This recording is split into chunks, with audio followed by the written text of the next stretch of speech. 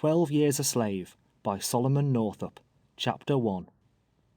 Having been born a freeman, and for more than 30 years enjoyed the blessings of liberty in a free state, and having at the end of that time been kidnapped and sold into slavery, where I remained until happily rescued in the month of January 1853 after a bondage of 12 years, it has been suggested that an account of my life and fortunes would not be uninteresting to the public. Since my return to liberty, I have not failed to perceive the increasing interest throughout the Northern States in regard to the subject of slavery. Works of fiction, professing to portray its features in their more pleasing as well as more repugnant aspects, have been circulated to an extent unprecedented, and, as I understand, have created a fruitful topic of comment and discussion. I can speak of slavery only so far as it came under my own observation, only so far as I have known and experienced it in my own person. My object is to give a candid and truthful statement of facts, to repeat the story of my life without exaggeration, leaving it for others to determine whether even the pages of fiction present a picture of more cruel wrong or a severer bondage.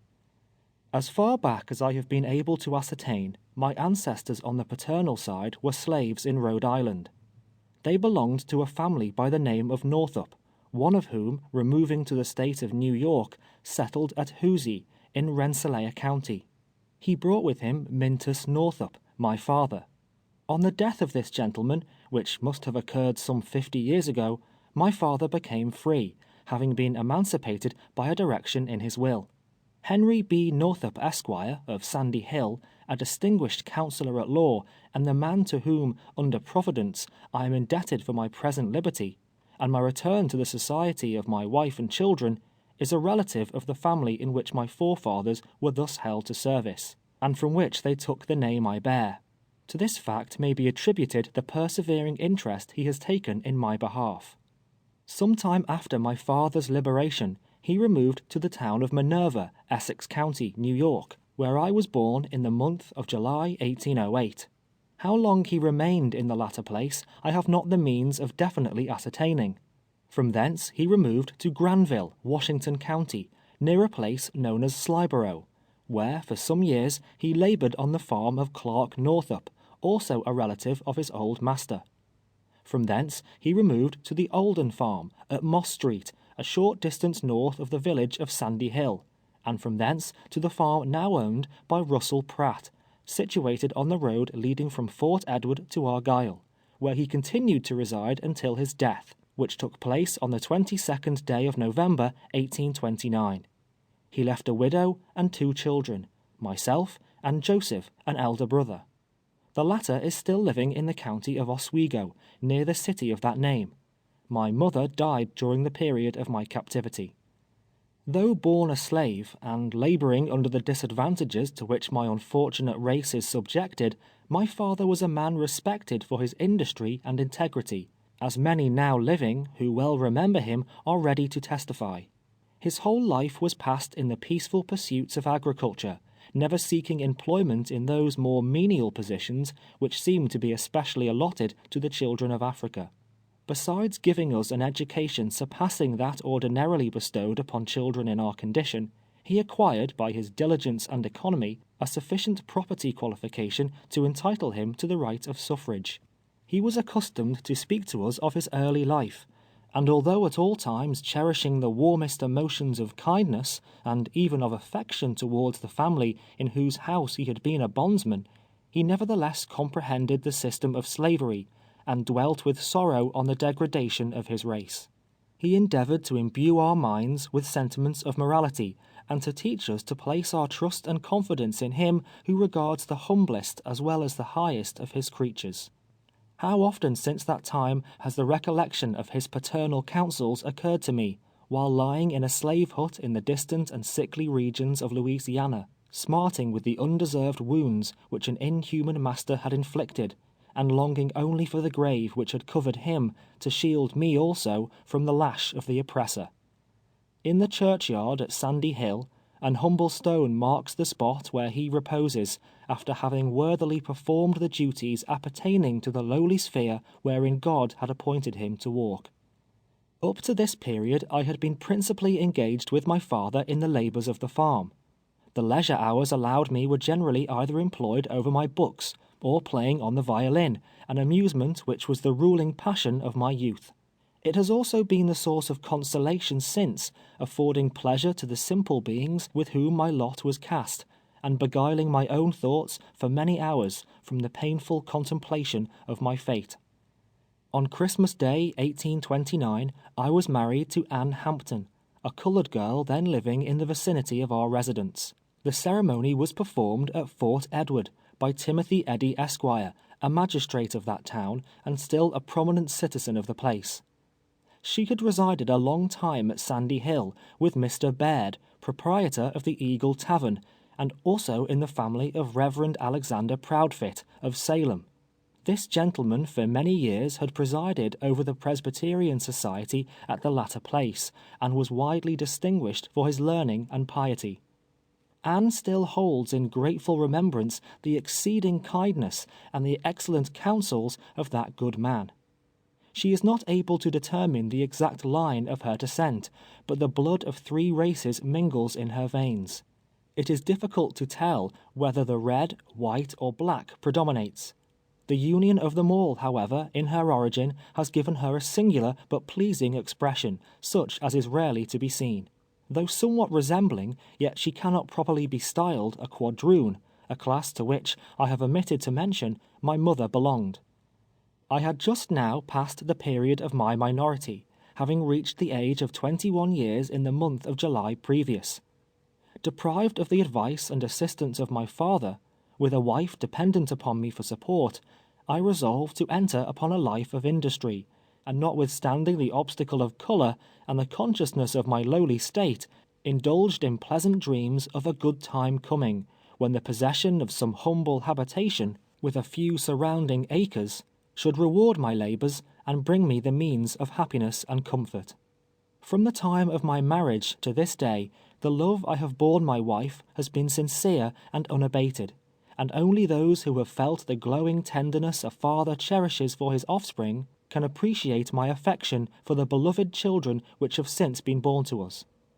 This much I deem appropriate and necessary to say, in order that those who read these pages may comprehend the poignancy of those sufferings I have been doomed to bear.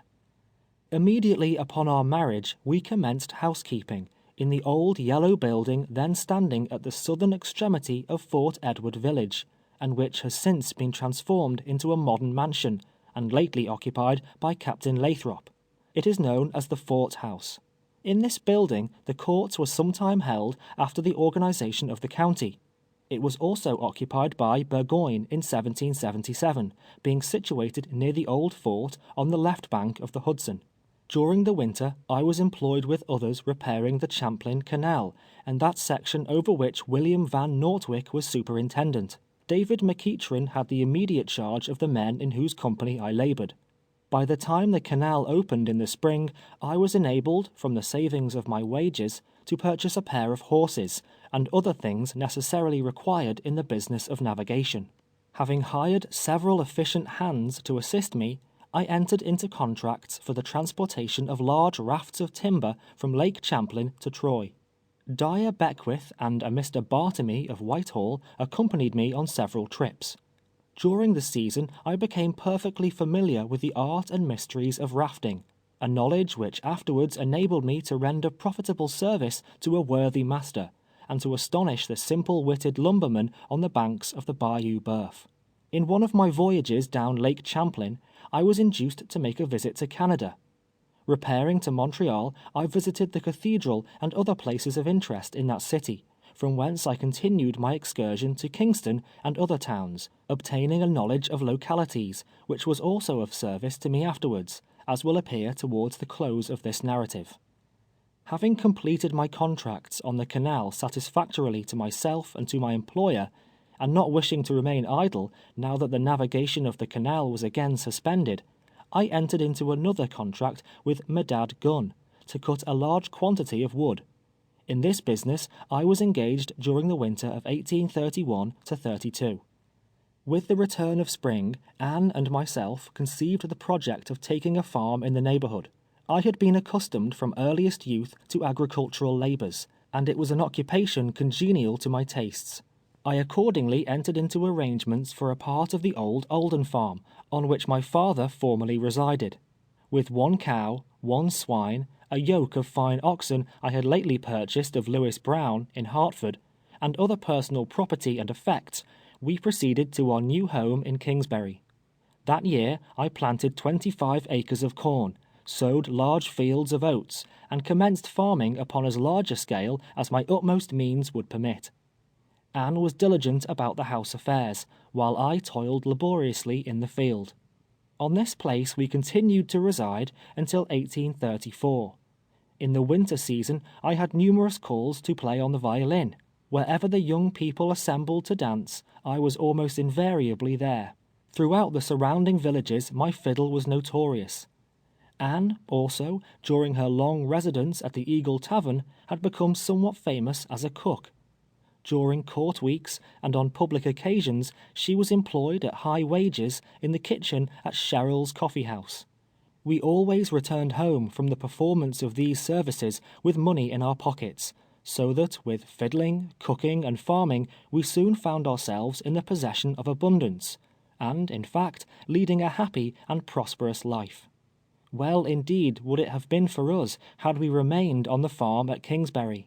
But the time came when the next step was to be taken towards the cruel destiny that awaited me.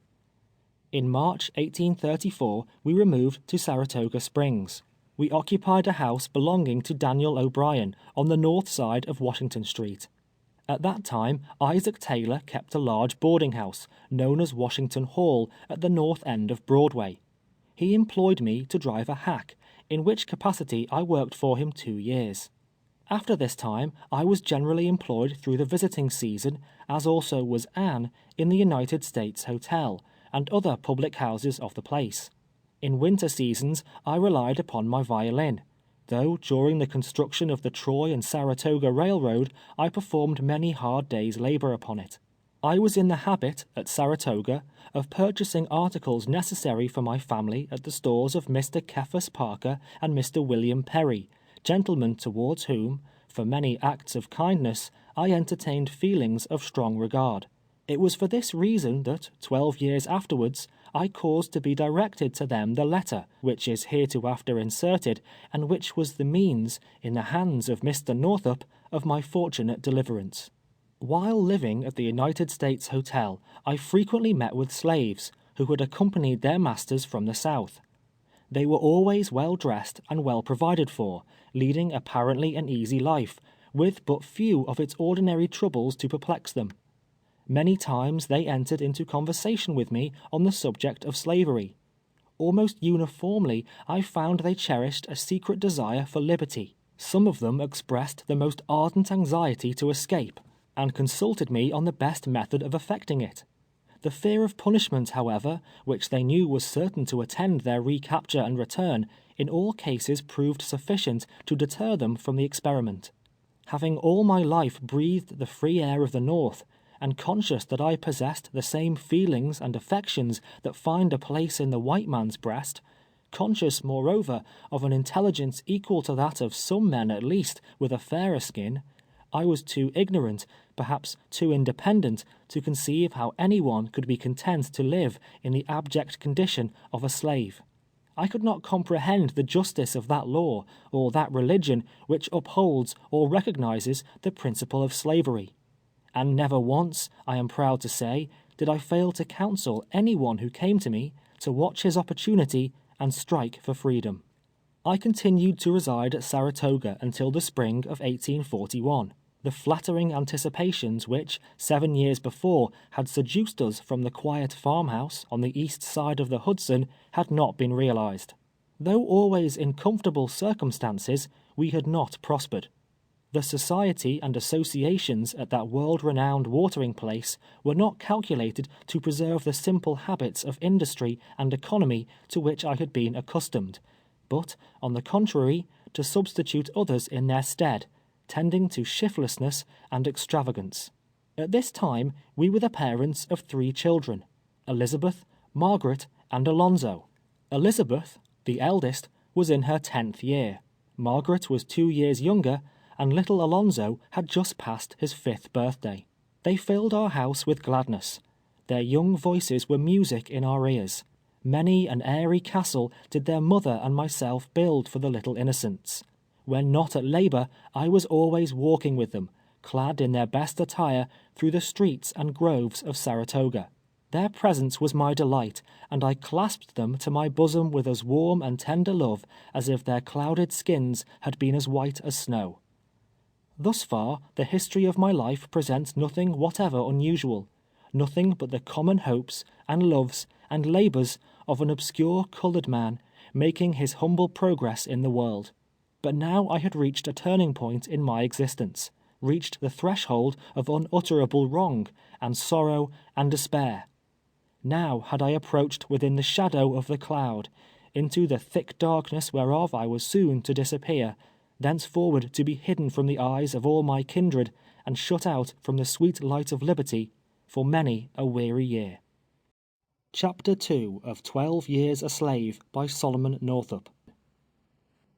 One morning, towards the latter part of the month of March 1841, having at that time no particular business to engage my attention, I was walking about the village of Saratoga Springs, thinking to myself where I might obtain some present employment, until the busy season should arrive. Anne, as was her usual custom, had gone over to Sandy Hill, a distance of some 20 miles, to take charge of the culinary department at Sherrill's Coffee House, during the session of the court. Elizabeth, I think, had accompanied her. Margaret and Alonzo were with their aunt at Saratoga. On the corner of Congress Street and Broadway, near the tavern, then, and for aught I know to the contrary, still kept by Mr. Moon, I was met by 2 gentlemen of respectable appearance, both of whom were entirely unknown to me. I have the impression that they were introduced to me by some one of my acquaintances, but who I have in vain endeavored to recall, with the remark that I was an expert player on the violin. At any rate, they immediately entered into conversation on that subject, making numerous inquiries touching my proficiency in that respect. My responses being to all appearances satisfactory, they proposed to engage my services for a short period, stating at the same time I was just such a person as their business required. Their names, as they afterwards gave them to me, were Merrill Brown and Abram Hamilton, though whether these were their true appellations I have strong reasons to doubt. The former was a man apparently 40 years of age, somewhat short and thick-set, with a countenance indicating shrewdness and intelligence. He wore a black frock-coat and black hat, and said he resided either at Rochester or at Syracuse. The latter was a young man of fair complexion and light eyes, and, I should judge, had not passed the age of 25. He was tall and slender, dressed in a snuff-colored coat, with glossy hat and vest of elegant pattern. His whole apparel was in the extreme of fashion. His appearance was somewhat effeminate, but prepossessing, and there was about him an easy air that showed he had mingled with the world. They were connected, as they informed me, with a circus company, then in the city of Washington, that they were on their way thither to rejoin it, having left it for a short time to make an excursion northward, for the purpose of seeing the country, and were paying their expenses by an occasional exhibition. They also remarked that they had found much difficulty in procuring music for their entertainments, and that if I would accompany them as far as New York, they would give me $1 for each day's services, and $3 in addition for every night I played at their performances, besides sufficient to pay the expenses of my return from New York to Saratoga. I at once accepted the tempting offer, both for the reward it promised, and from a desire to visit the metropolis. They were anxious to leave immediately. Thinking my absence would be brief, I did not deem it necessary to write to Anne whither I had gone, in fact supposing that my return, perhaps, would be as soon as hers. So taking a change of linen and my violin, I was ready to depart. The carriage was brought round, a covered one drawn by a pair of noble bays, altogether forming an elegant establishment. Their baggage, consisting of 3 large trunks, was fastened on the rack, and mounting to the driver's seat, while they took their places in the rear, I drove away from Saratoga on the road to Albany, elated with my new position, and happy as I had ever been on any day in all my life. We passed through Ballston, and striking the Ridge Road, as it is called if my memory correctly serves me, followed it direct to Albany. We reached that city before dark, and stopped at a hotel southward from the museum. This night I had an opportunity of witnessing one of their performances, the only one during the whole period I was with them. Hamilton was stationed at the door. I formed the orchestra, while Brown provided the entertainment. It consisted in throwing balls, dancing on the rope, frying pancakes in a hat, causing invisible pigs to squeal, and other like feats of ventriloquism and legerdemain. The audience was extraordinarily sparse, and not of the selectest character at that, and Hamilton's report of the proceeds presented but a beggarly account of empty boxes. Early next morning we renewed our journey. The burden of their conversation now was the expression of an anxiety to reach the circus without delay.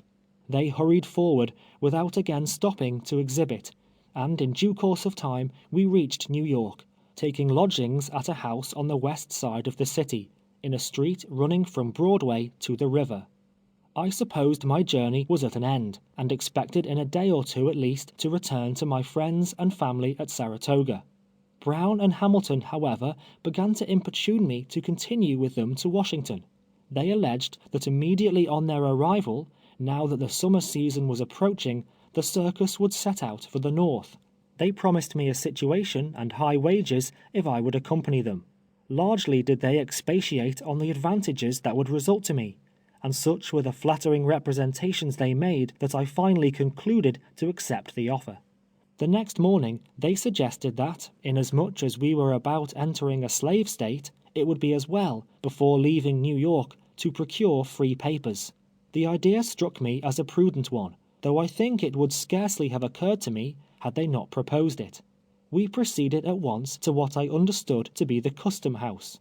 They made oath to certain facts showing I was a free man. A paper was drawn up and handed us, with the direction to take it to the clerk's office. We did so, and the clerk having added something to it, for which he was paid 6 shillings, we returned again to the custom house. Some further formalities were gone through with before it was completed, when, paying the officer $2, I placed the papers in my pocket and started with my 2 friends to our hotel.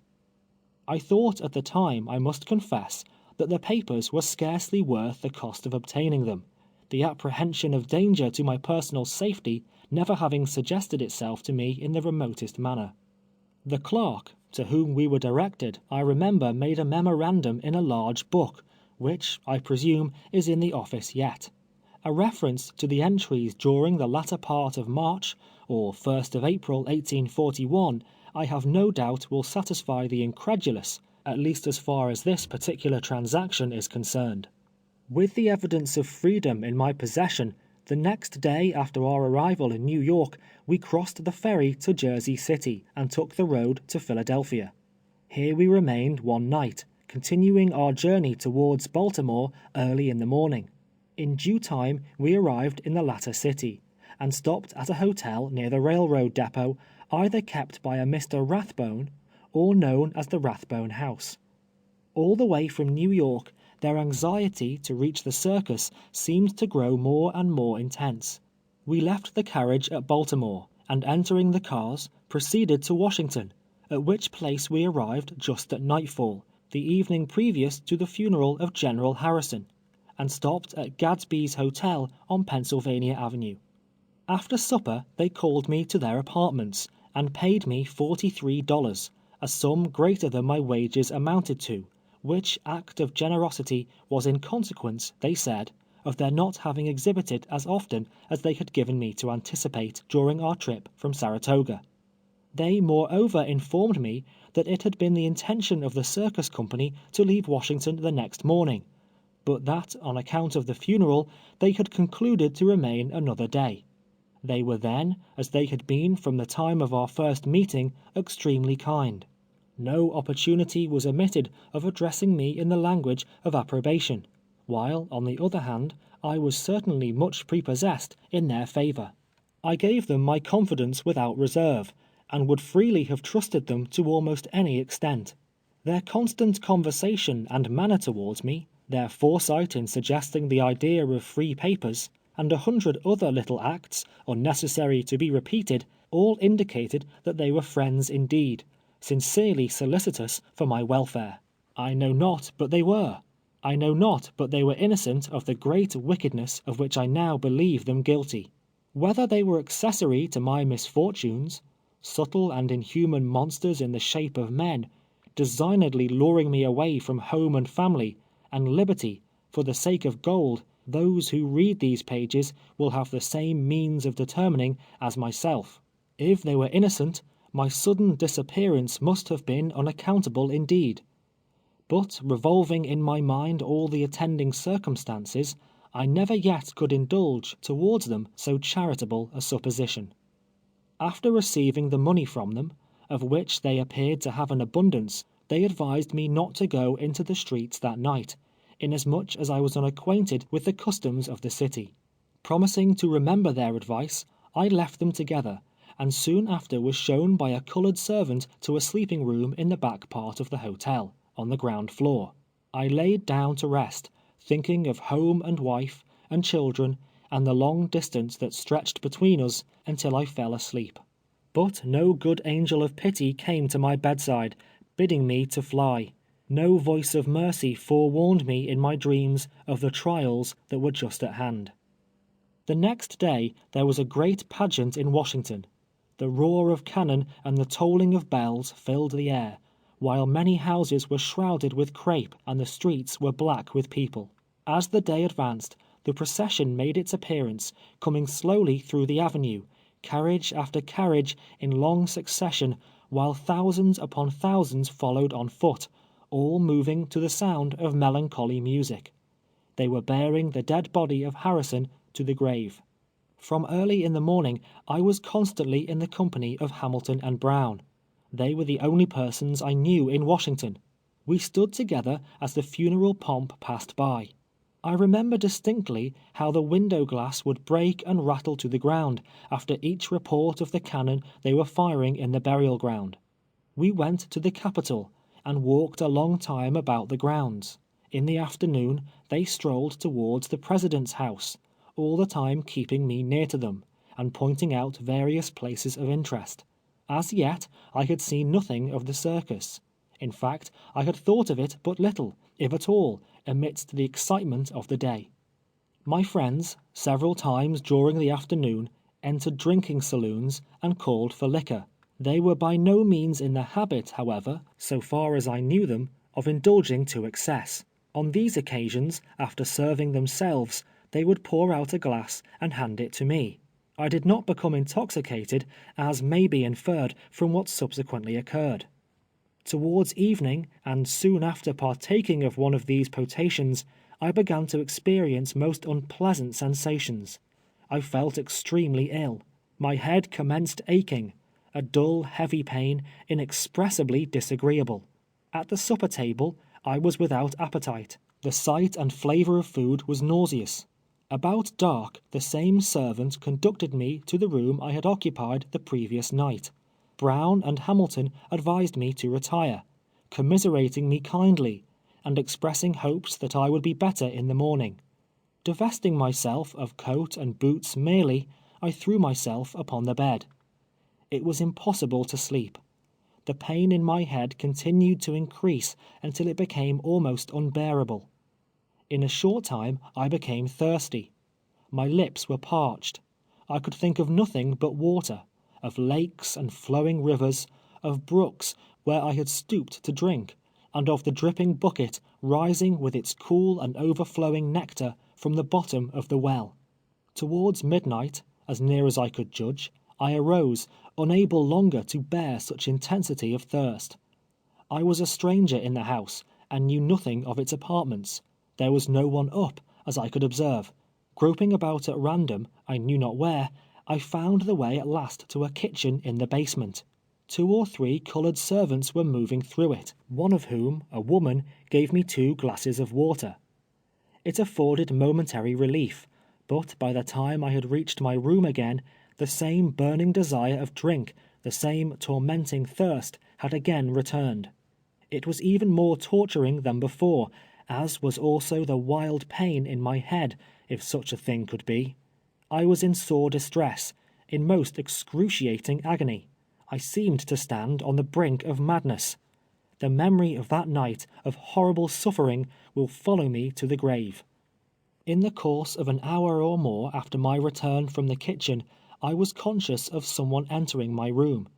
There seemed to be several, a mingling of various voices, but how many, or who they were, I cannot tell.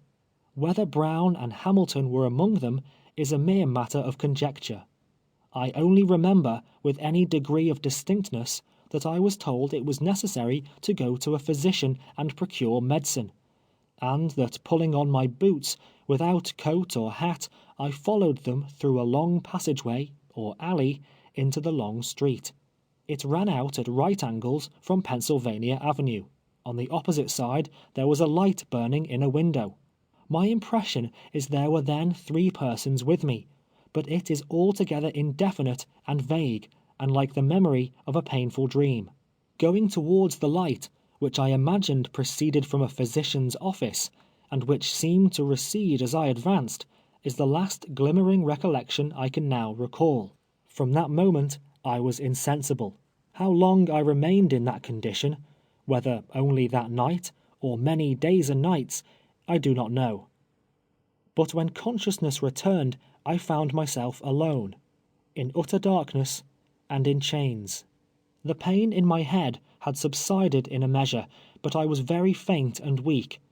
I was sitting upon a low bench, made of rough boards, and without coat or hat. I was handcuffed. Around my ankles also were a pair of heavy fetters. One end of a chain was fastened to a large ring in the floor, the other to the fetters on my ankles. I tried in vain to stand upon my feet. Waking from such a painful trance, it was some time before I could collect my thoughts. Where was I? What was the meaning of these chains? Where were Brown and Hamilton? What had I done to deserve imprisonment in such a dungeon? I could not comprehend. There was a blank of some indefinite period preceding my awakening in that lonely place, the events of which the utmost stretch of memory was unable to recall. I listened intently for some sign or sound of life, but nothing broke the oppressive silence save the clinking of my chains whenever I chanced to move. I spoke aloud, but the sound of my voice startled me. I felt of my pockets so far as the fetters would allow, far enough, indeed, to ascertain that I had not only been robbed of liberty, but that my money and free papers were also gone. Then did the idea begin to break upon my mind, at first dim and confused, that I had been kidnapped. But that, I thought, was incredible. There must have been some misapprehension, some unfortunate mistake. It could not be that a free citizen of New York, who had wronged no man, nor violated any law, should be dealt with thus inhumanly. The more I contemplated my situation, however, the more I became confirmed in my suspicions. It was a desolate thought indeed. I felt there was no trust or mercy in unfeeling man, and commending myself to the God of the oppressed, bowed my head upon my fettered hands, and wept most bitterly. Chapter 3 of 12 Years a Slave by Solomon Northup. Some 3 hours elapsed, during which time I remained seated on the low bench, absorbed in painful meditations. At length I heard the crowing of a cock, and soon a distant rumbling sound, as of carriages hurrying through the streets, came to my ears, and I knew that it was day. No ray of light, however, penetrated my prison.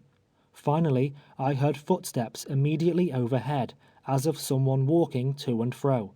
It occurred to me then that I must be in an underground apartment, and the damp, mouldy odors of the place confirmed the supposition. The noise above continued for at least an hour, when, at last, I heard footsteps approaching from without. A key rattled in the lock. A strong door swung back upon its hinges, admitting a flood of light, and 2 men entered and stood before me. One of them was a large, powerful man, 40 years of age perhaps, with dark, chestnut-colored hair, slightly interspersed with gray. His face was full, his complexion flush, his features grossly coarse, expressive of nothing but cruelty and cunning. He was about 5 feet 10 inches high, of full habit, and, without prejudice I must be allowed to say, was a man whose whole appearance was sinister and repugnant. His name was James H. Burch, as I learned afterwards, a well-known slave dealer in Washington, and then or lately connected in business, as a partner, with Theophilus Freeman of New Orleans. The person who accompanied him was a simple lackey, named Ebenezer Radburn, who acted merely in the capacity of turnkey. Both of these men still live in Washington, or did at the time of my return through that city from slavery in January last. The light admitted through the open door enabled me to observe the room in which I was confined. It was about 12 feet square, the walls of solid masonry. The floor was of heavy plank. There was one small window, crossed with great iron bars, with an outside shutter securely fastened. An iron-bound door led to an adjoining cell, or vault, wholly destitute of windows, or any means of admitting light. The furniture of the room in which I was consisted of the wooden bench on which I sat, an old-fashioned dirty box stove, and, besides these, in either cell there was neither bed, nor blanket, nor any other thing whatever.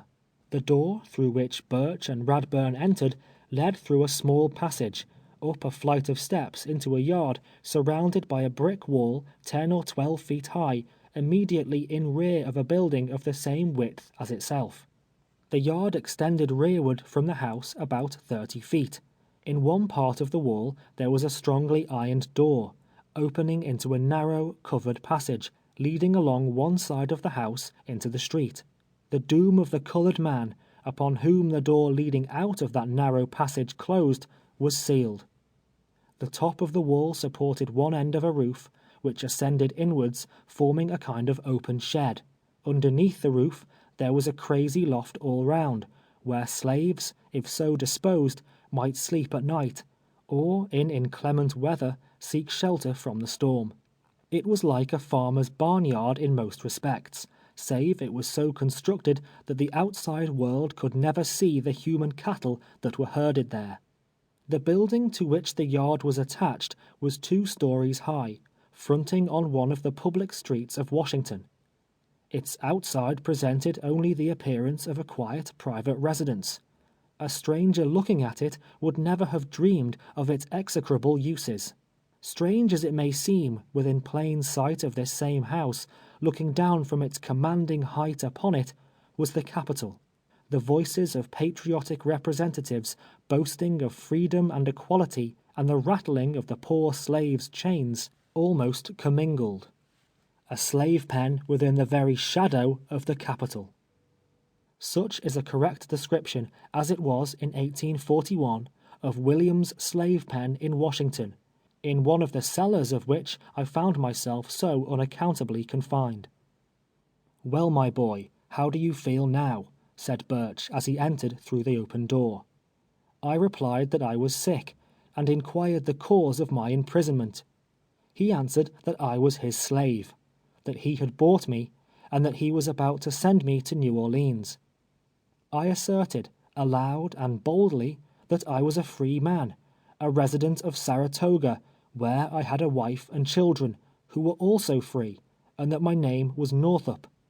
I complained bitterly of the strange treatment I had received, and threatened, upon my liberation, to have satisfaction for the wrong. He denied that I was free, and with an emphatic oath declared that I came from Georgia.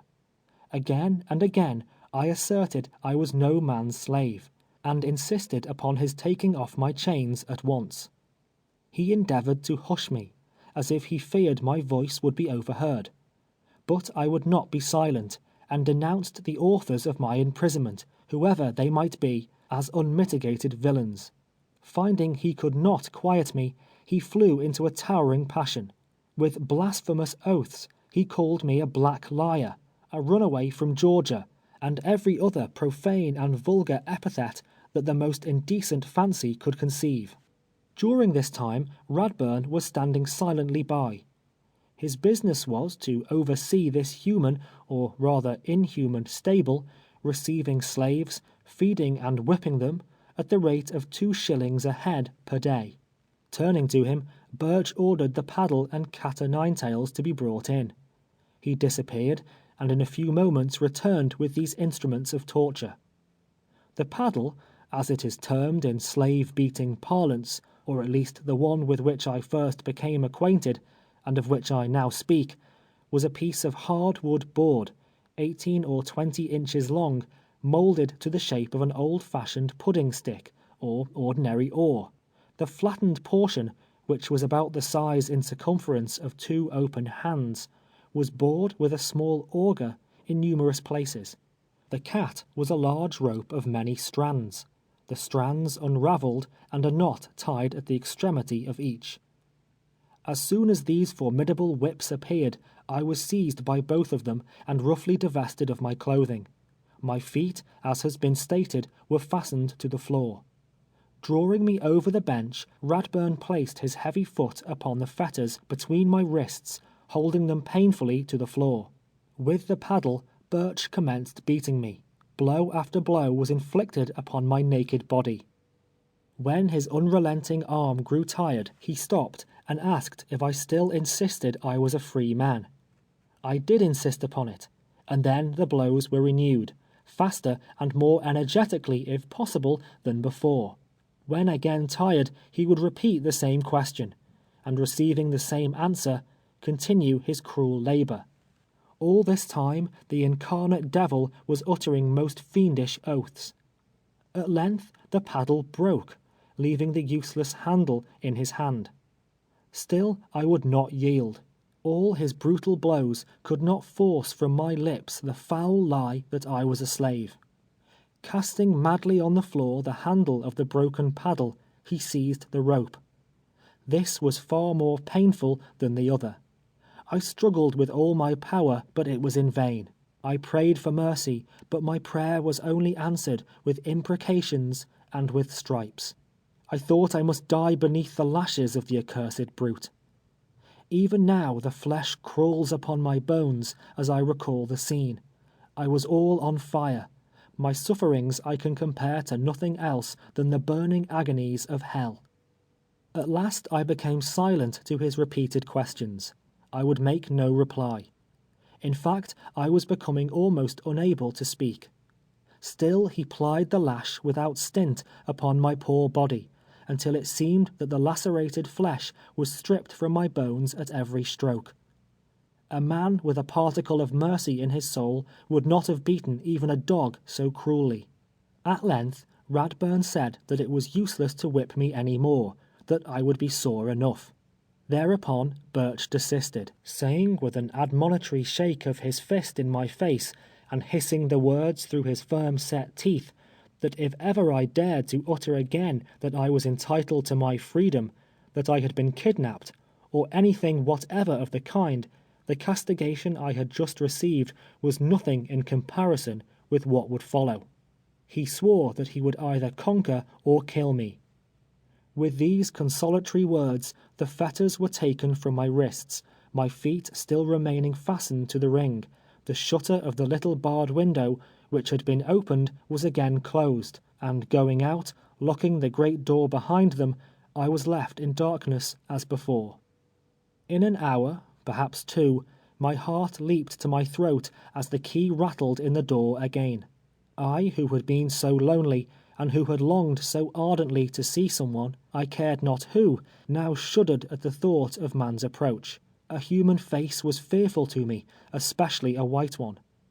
Radburn entered, bringing with him, on a tin plate, a piece of shrivelled fried pork, a slice of bread, and a cup of water.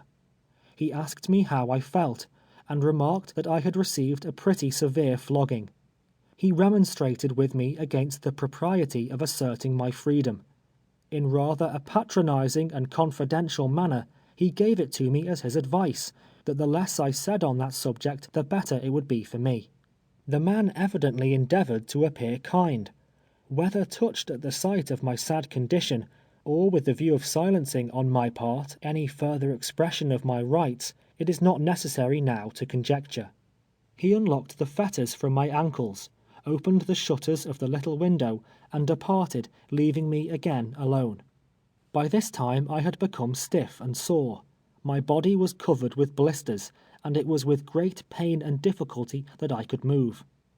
From the window I could observe nothing but the roof resting on the adjacent wall.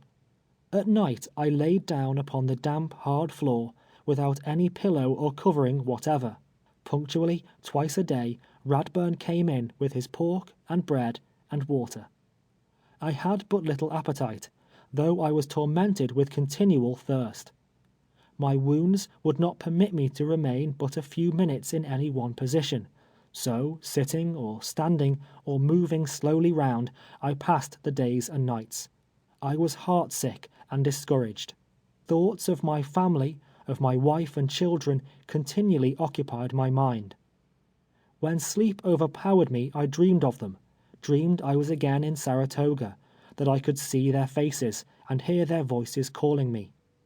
Awakening from the pleasant phantasms of sleep to the bitter realities around me, I could but groan and weep. Still, my spirit was not broken. I indulged the anticipation of escape, and that speedily. It was impossible, I reasoned, that men could be so unjust as to detain me as a slave, when the truth of my case was known. Burch, ascertaining I was no runaway from Georgia, would certainly let me go. Though suspicions of Brown and Hamilton were not unfrequent, I could not reconcile myself to the idea that they were instrumental to my imprisonment. Surely they would seek me out. They would deliver me from thraldom. Alas, I had not then learned the measure of man's inhumanity to man, nor to what limitless extent of wickedness he will go for the love of gain. In the course of several days, the outer door was thrown open, allowing me the liberty of the yard. There I found 3 slaves, one of them a lad of 10 years, the others young men of about 20 and 25. I was not long in forming an acquaintance, and learning their names and the particulars of their history. The eldest was a colored man named Clemens Ray. He had lived in Washington, had driven a hack, and worked in a livery stable there for a long time. He was very intelligent, and fully comprehended his situation. The thought of going south overwhelmed him with grief. Burch had purchased him a few days before, and had placed him there until such time as he was ready to send him to the New Orleans market. From him I learned for the first time that I was in Williams' slave pen, a place I had never heard of previously. He described to me the uses for which it was designed. I repeated to him the particulars of my unhappy story, but he could only give me the consolation of his sympathy. He also advised me to be silent henceforth on the subject of my freedom, for, knowing the character of Burch, he assured me that it would only be attended with renewed whipping. The next eldest was named John Williams. He was raised in Virginia, not far from Washington. Burch had taken him in payment of a debt, and he constantly entertained the hope that his master would redeem him, a hope that was subsequently realized. The lad was a sprightly child, that answered to the name of Randall.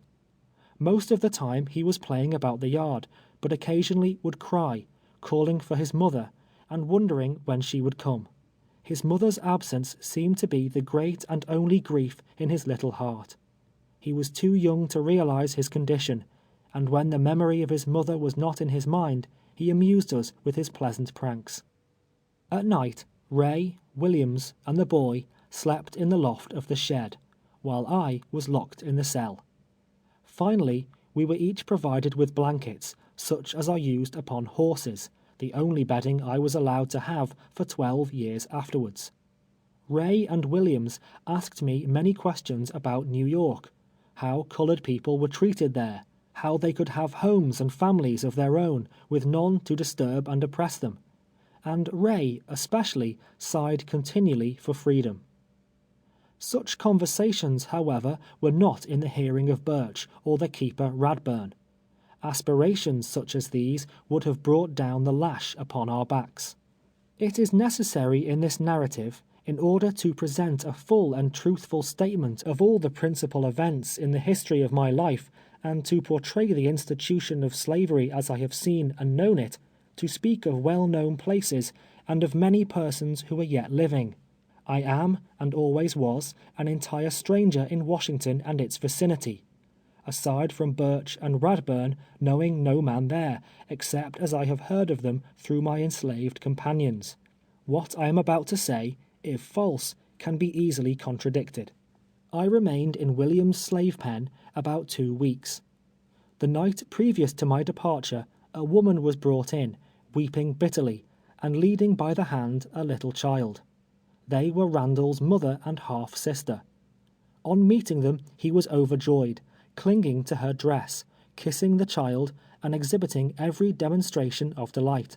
The mother also clasped him in her arms, embraced him tenderly, and gazed at him fondly through her tears, calling him by many an endearing name. Emily, the child, was 7 or 8 years old, of light complexion, and with a face of admirable beauty. Her hair fell in curls around her neck, while the style and richness of her dress, and the neatness of her whole appearance, indicated she had been brought up in the midst of wealth.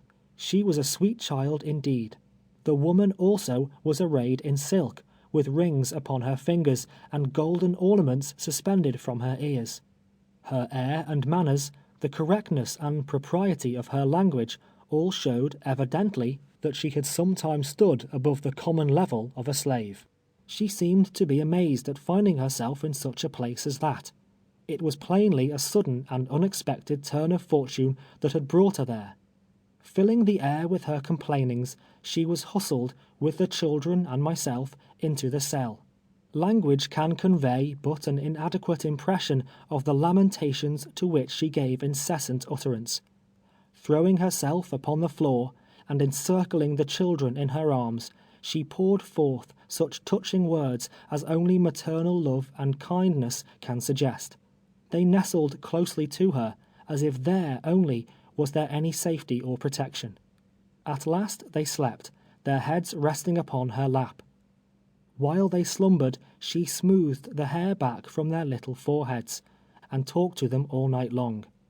She called them her darlings, her sweet babes, poor innocent things that knew not the misery they were destined to endure.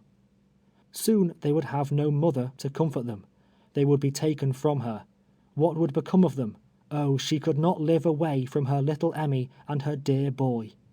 They had always been good children and had such loving ways. It would break her heart, God knew, she said, if they were taken from her.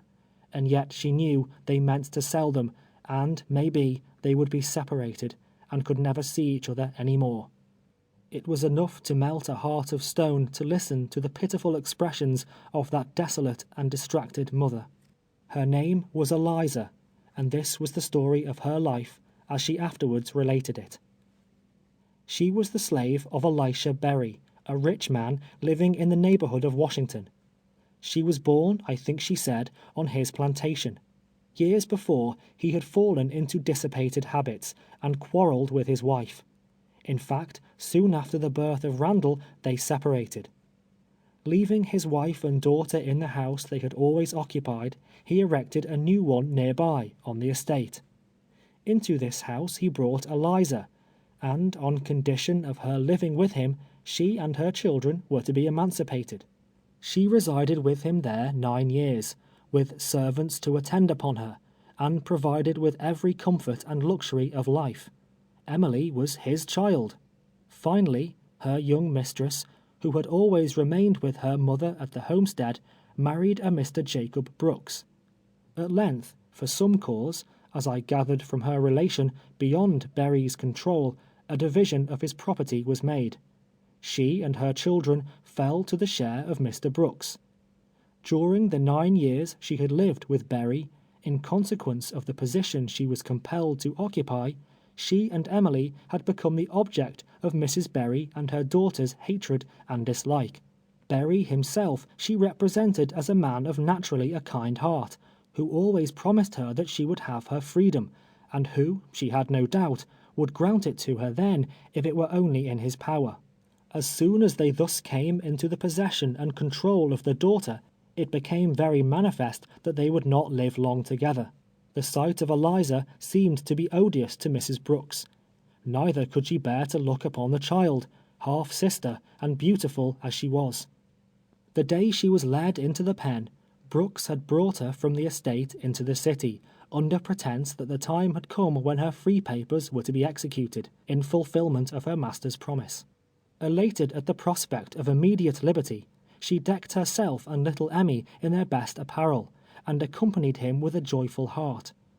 On their arrival in the city, instead of being baptized into the family of freemen, she was delivered to the trader Birch.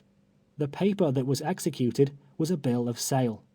The hope of years was blasted in a moment.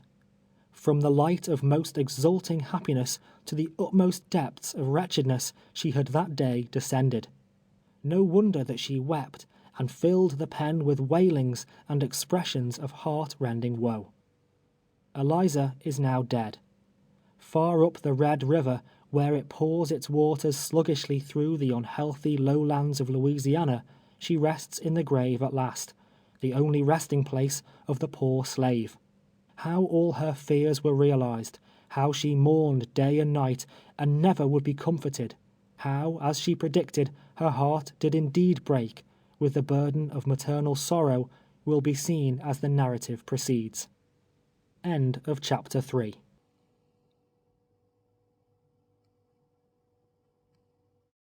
Chapter 4 of 12 Years a Slave by Solomon Northup.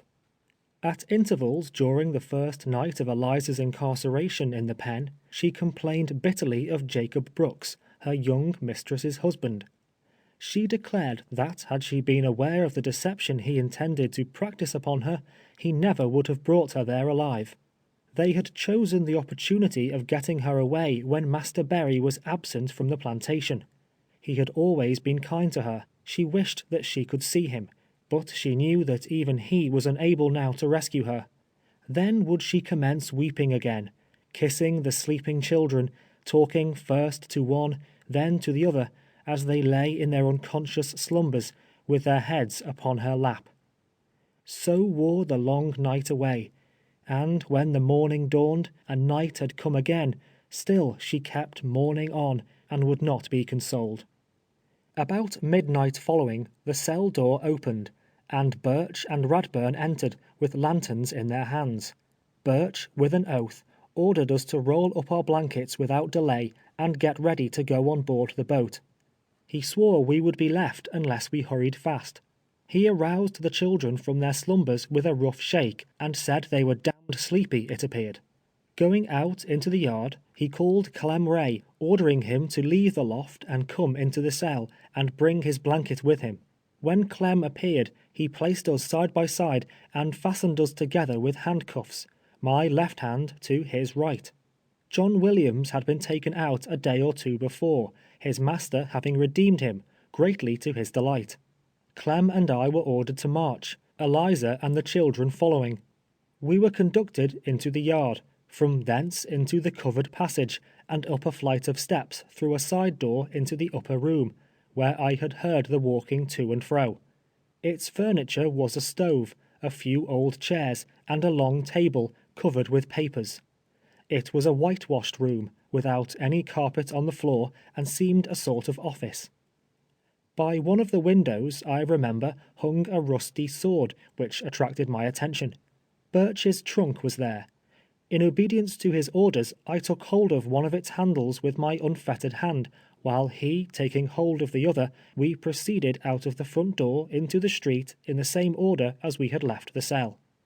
It was a dark night. All was quiet. I could see lights, or the reflection of them, over towards Pennsylvania Avenue, but there was no one, not even a straggler, to be seen. I was almost resolved to attempt to break away. Had I not been handcuffed, the attempt would certainly have been made, whatever consequence might have followed. Radburn was in the rear, carrying a large stick, and hurrying up the children as fast as the little ones could walk. So we passed, handcuffed and in silence, through the streets of Washington, through the capital of a nation whose theory of government, we are told, rests on the foundation of man's inalienable right to life, liberty, and the pursuit of happiness. Hail Columbia, happy land indeed. Reaching the steamboat, we were quickly hustled into the hold, among barrels and boxes of freight. A colored servant brought a light, the bell rung, and soon the vessel started down the Potomac, carrying us we knew not where. The bell tolled as we passed the tomb of Washington. Birch, no doubt with uncovered head, bowed reverently before the sacred ashes of the man who devoted his illustrious life to the liberty of his country. None of us slept that night but Randall and little Emmy. For the first time Clem Ray was wholly overcome. To him the idea of going south was terrible in the extreme. He was leaving the friends and associations of his youth, everything that was dear and precious to his heart, in all probability never to return. He and Eliza mingled their tears together, bemoaning their cruel fate. For my own part, difficult as it was, I endeavored to keep up my spirits. I resolved in my mind 100 plans of escape, and fully determined to make the attempt the first desperate chance that offered. I had by this time become satisfied, however, that my true policy was to say nothing further on the subject of my having been born a freeman. It would but expose me to maltreatment, and diminish the chances of liberation. After sunrise in the morning, we were called up on deck to breakfast. Birch took our handcuffs off, and we sat down to table. He asked Eliza if she would take a dram. She declined, thanking him politely. During the meal we were all silent. Not a word passed between us. A mulatto woman who served at table seemed to take an interest in our behalf, told us to cheer up and not to be so cast down. Breakfast over, the handcuffs were restored, and Birch ordered us out on the stern deck. We sat down together on some boxes, still saying nothing in Birch's presence. Occasionally a passenger would walk out to where we were, look at us for a while, then silently return. It was a very pleasant morning. The fields along the river were covered with verdure, far in advance of what I had been accustomed to see at that season of the year. The sun shone out warmly. The birds were singing in the trees. The happy birds. I envied them. I wished for wings like them, that I might cleave the air to where my birdlings waited vainly for their father's coming, in the cooler region of the north. In the forenoon the steamer reached Aquia Creek. There the passengers took stages, Birch and his 5 slaves occupying one exclusively. He laughed with the children, and at one stopping place went so far as to purchase them a piece of gingerbread. He told me to hold up my head and look smart, that I might perhaps get a good master if I behaved myself. I made him no reply. His face was hateful to me, and I could not bear to look upon it. I sat in the corner, cherishing in my heart the hope, not yet extinct, of some day meeting the tyrant on the soil of my native state. At Fredericksburg, we were transferred from the stagecoach to a car, and before dark arrived in Richmond, the chief city of Virginia. At this city we were taken from the cars, and driven through the street to a slave pen, between the railroad depot and the river, kept by a Mr. Goodin. This pen is similar to Williams's in Washington, except it is somewhat larger, and besides, there were 2 small houses standing at opposite corners within the yard. These houses are usually found within slave yards, being used as rooms for the examination of human chattels by purchasers before concluding a bargain. Unsoundness in a slave, as well as in a horse, detracts materially from his value. If no warranty is given, a close examination is a matter of particular importance to the negro jockey. We were met at the door of Goodin's yard by that gentleman himself, a short, fat man with a round, plump face, black hair and whiskers, and a complexion almost as dark as some of his own negroes. He had a hard, stern look, and was perhaps about 50 years of age. Birch and he met with great cordiality. They were evidently old friends. Shaking each other warmly by the hand, Birch remarked he had brought some company, inquired at what time the brig would leave, and was answered that it would probably leave the next day at such an hour. Goodin then turned to me, took hold of my arm, turned me partly round, looked at me sharply with the air of one who considered himself a good judge of property, and as if estimating in his own mind about how much I was worth. "Well, boy, where did you come from?" Forgetting myself for a moment, I answered, "From New York." "New York? Hell! What have you been doing up there?" was his astonished interrogatory. Observing Birch at this moment looking at me with an angry expression that conveyed a meaning it was not difficult to understand, I immediately said, "Oh, I have only been up that way a piece," in a manner intended to imply that although I might have been as far as New York, yet I wished it distinctly understood that I did not belong to that free state, nor to any other. Goodin then turned to Clem, and then to Eliza and the children, examining them severally, and asking various questions. He was pleased with Emily, as was every one who saw the child's sweet countenance. She was not as tidy as when I first beheld her. Her hair was now somewhat dishevelled, but through its unkempt and soft profusion there still beamed a little face of most surpassing loveliness. "Altogether we were a fair lot, a devilish good lot," he said, enforcing that opinion with more than one emphatic adjective not found in the Christian vocabulary. Thereupon we passed into the yard. Quite a number of slaves, as many as 30 I should say, were moving about, or sitting on benches under the shed. They were all cleanly dressed, the men with hats, the women with handkerchiefs tied about their heads. Birch and Goodin, after separating from us, walked up the steps at the back part of the main building, and sat down upon the door-sill. They entered into conversation, but the subject of it I could not hear. Presently Birch came down into the yard, unfettered me, and led me into one of the small houses. "You told that man you came from New York," said he. I replied, I told him I had been up as far as New York, to be sure, but did not tell him I belonged there, nor that I was a freeman. I meant no harm at all, Master Birch. I would not have said it had I thought. He looked at me a moment as if he was ready to devour me, then turning round, went out. In a few minutes he returned. "If ever I hear you say a word about New York, or about your freedom, I will be the death of you. I will kill you, you may rely on that," he ejaculated fiercely. I doubt not he understood then, better than I did, the danger and the penalty of selling a free man into slavery. He felt the necessity of closing my mouth against the crime he knew he was committing. Of course, my life would not have weighed a feather, in any emergency requiring such a sacrifice. Undoubtedly, he meant precisely what he said. Under the shed on one side of the yard there was constructed a rough table, while overhead were sleeping lofts, the same as in the pen at Washington. After partaking at this table of our supper of pork and bread, I was handcuffed to a large yellow man, quite stout and fleshy, with a countenance expressive of the utmost melancholy. He was a man of intelligence and information. Chained together, it was not long before we became acquainted with each other's history. His name was Robert. Like myself, he had been born free, and had a wife and 2 children in Cincinnati. He said he had come south with 2 men, who had hired him in the city of his residence. Without free papers, he had been seized at Fredericksburg, placed in confinement, and beaten until he had learned, as I had, the necessity and the policy of silence. He had been in Goodin's pen about 3 weeks. To this man I became much attached. We could sympathize with and understand each other.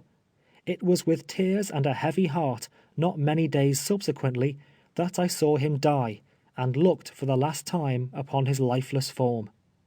Robert and myself, with Clem, Eliza, and her children, slept that night upon our blankets, in one of the small houses in the yard. There were 4 others, all from the same plantation, who had been sold, and were now on their way south, who also occupied it with us. David and his wife, Caroline, both mulattoes, were exceedingly affected. They dreaded the thought of being put into the cane and cotton fields, but their greatest source of anxiety was the apprehension of being separated. Mary, a tall, lithe girl, of a most jetty black, was listless and apparently indifferent. Like many of the class, she scarcely knew there was such a word as freedom. Brought up in the ignorance of a brute, she possessed but little more than a brute's intelligence.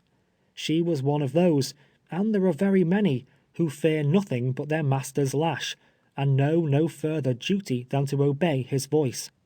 The other was Lethe. She was of an entirely different character. She had long, straight hair, and bore more the appearance of an Indian than a negro woman. She had sharp and spiteful eyes, and continually gave utterance to the language of hatred and revenge.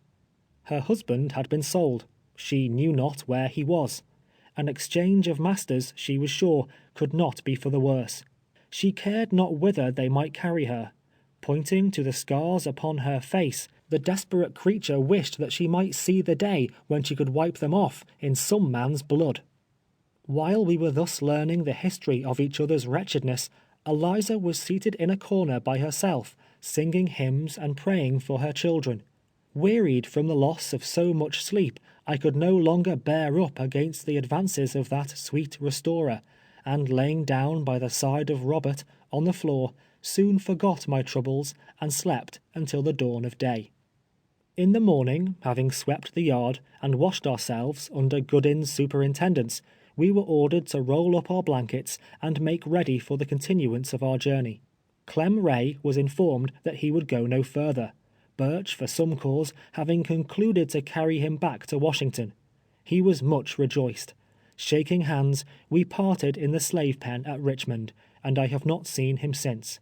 But, much to my surprise, since my return, I learned that he had escaped from bondage, and on his way to the free soil of Canada, lodged one night at the house of my brother-in-law in Saratoga, informing my family of the place and the condition in which he left me. In the afternoon we were drawn up, two abreast, Robert and myself in advance, and in this order driven by Birch and Goodin from the yard, through the streets of Richmond to the brig Orleans. She was a vessel of respectable size, full rigged, and freighted principally with tobacco. We were all on board by 5 o'clock. Birch brought us each a tin cup and a spoon. There were 40 of us in the brig, being all, except Clem, that were in the pen. With a small pocket knife that had not been taken from me, I began cutting the initials of my name upon the tin cup. The others immediately flocked round me, requesting me to mark theirs in a similar manner. In time I gratified them all, of which they did not appear to be forgetful. We were all stowed away in the hold at night, and the hatch barred down. We laid on boxes, or wherever there was room enough to stretch our blankets on the floor. Birch accompanied us no farther than Richmond, returning from that point to the capital with Clem. Not until the lapse of almost 12 years, to wit, in January last, in the Washington police office, did I set my eyes upon his face again.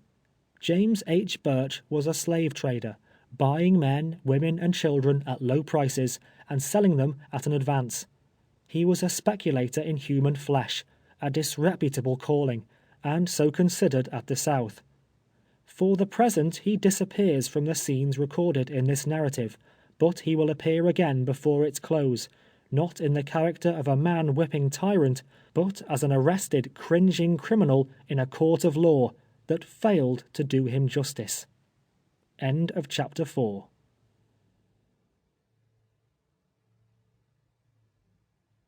Chapter 5 of 12 Years a Slave by Solomon Northup. After we were all on board the brig Orleans proceeded down James River. Passing into Chesapeake Bay, we arrived next day opposite the city of Norfolk. While lying at anchor, a lighter approached us from the town, bringing 4 more slaves.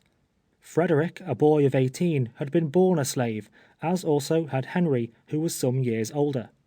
They had both been house servants in the city. Maria was a rather genteel-looking colored girl, with a faultless form, but ignorant and extremely vain. The idea of going to New Orleans was pleasing to her. She entertained an extravagantly high opinion of her own attractions. Assuming a haughty mien, she declared to her companions that immediately on our arrival in New Orleans, she had no doubt some wealthy single gentleman of good taste would purchase her at once. But the most prominent of the 4 was a man named Arthur. As the lighter approached, he struggled stoutly with his keepers. It was with main force that he was dragged aboard the brig. He protested in a loud voice against the treatment he was receiving, and demanded to be released. His face was swollen and covered with wounds and bruises, and indeed one side of it was a complete raw sore. He was forced, with all haste, down the hatchway into the hold. I caught an outline of his story as he was borne struggling along, of which he afterwards gave me a more full relation, and it was as follows. He had long resided in the city of Norfolk, and was a free man. He had a family living there, and was a mason by trade. Having been unusually detained, he was returning late one night to his house in the suburbs of the city, when he was attacked by a gang of persons in an unfrequented street. He fought until his strength failed him. Overpowered at last, he was gagged and bound with ropes, and beaten until he became insensible. For several days they secreted him in the slave pen at Norfolk, a very common establishment, it appears, in the cities of the South. The night before, he had been taken out and put on board the lighter, which, pushing out from shore, had awaited our arrival. For some time he continued his protestations, and was altogether irreconcilable. At length, however, he became silent. He sank into a gloomy and thoughtful mood, and appeared to be counseling with himself. There was in the man's determined face something that suggested the thought of desperation. After leaving Norfolk, the handcuffs were taken off, and during the day we were allowed to remain on deck. The captain selected Robert as his waiter, and I was appointed to superintend the cooking department and the distribution of food and water. I had 3 assistants, Jim, Cuffy, and Jenny. Jenny's business was to prepare the coffee, which consisted of cornmeal scorched in a kettle, boiled and sweetened with molasses. Jim and Cuffy baked the hoe cake and boiled the bacon. Standing by a table, formed of a wide board resting on the heads of the barrels, I cut and handed to each a slice of meat and a "dodger" of the bread, and from Jenny's kettle also dipped out for each a cup of the coffee. The use of plates was dispensed with, and their sable fingers took the place of knives and forks. Jim and Cuffy were very demure and attentive to business, somewhat inflated with their situation as second cooks, and without doubt feeling that there was a great responsibility resting on them. I was called steward, a name given me by the captain. The slaves were fed twice a day, at 10 and 5 o'clock, always receiving the same kind and quantity of fare, and in the same manner as above described. At night we were driven into the hold, and securely fastened down. Scarcely were we out of sight of land before we were overtaken by a violent storm. The brig rolled and plunged until we feared she would go down. Some were seasick, others on their knees praying, while some were fast holding to each other, paralyzed with fear. The seasickness rendered the place of our confinement loathsome and disgusting. It would have been a happy thing for most of us. It would have saved the agony of many 100 lashes and miserable deaths at last, had the compassionate sea snatched us that day from the clutches of remorseless men. The thought of Randall and little Emmy sinking down among the monsters of the deep is a more pleasant contemplation than to think of them as they are now, perhaps, dragging out lives of unrequited toil. When in sight of the Bahama banks, at a place called Old Point Compass, or the Hole in the Wall, we were becalmed 3 days. There was scarcely a breath of air. The waters of the Gulf presented a singularly white appearance, like lime water. In the order of events, I come now to the relation of an occurrence which I never call to mind but with sensations of regret. I thank God, who has since permitted me to escape from the thraldom of slavery, that through his merciful interposition I was prevented from imbruing my hands in the blood of his creatures. Let not those who have never been placed in like circumstances judge me harshly. Until they have been chained and beaten, until they find themselves in the situation I was, borne away from home and family towards a land of bondage, let them refrain from saying what they would not do for liberty. How far I should have been justified in the sight of God and man, it is unnecessary now to speculate upon. It is enough to say that I am able to congratulate myself upon the harmless termination of an affair which threatened, for a time, to be attended with serious results. Towards evening, on the first day of the calm, Arthur and myself were in the bow of the vessel, seated on the windlass. We were conversing together of the probable destiny that awaited us, and mourning together over our misfortunes. Arthur said, and I agreed with him, that death was far less terrible than the living prospect that was before us. For a long time we talked of our children, our past lives, and of the probabilities of escape. Obtaining possession of the brig was suggested by one of us. We discussed the possibility of our being able, in such an event, to make our way to the harbor of New York. I knew little of the compass, but the idea of risking the experiment was eagerly entertained. The chances, for and against us, in an encounter with the crew, was canvassed. Who could be relied upon, and who could not? The proper time and manner of the attack were all talked over and over again. From the moment the plot suggested itself, I began to hope. I revolved it constantly in my mind. As difficulty after difficulty arose, some ready conceit was at hand, demonstrating how it could be overcome. While others slept, Arthur and I were maturing our plans. At length, with much caution, Robert was gradually made acquainted with our intentions. He approved of them at once, and entered into the conspiracy with a zealous spirit. There was not another slave we dared to trust. Brought up in fear and ignorance as they are, it can scarcely be conceived how servilely they will cringe before a white man's look.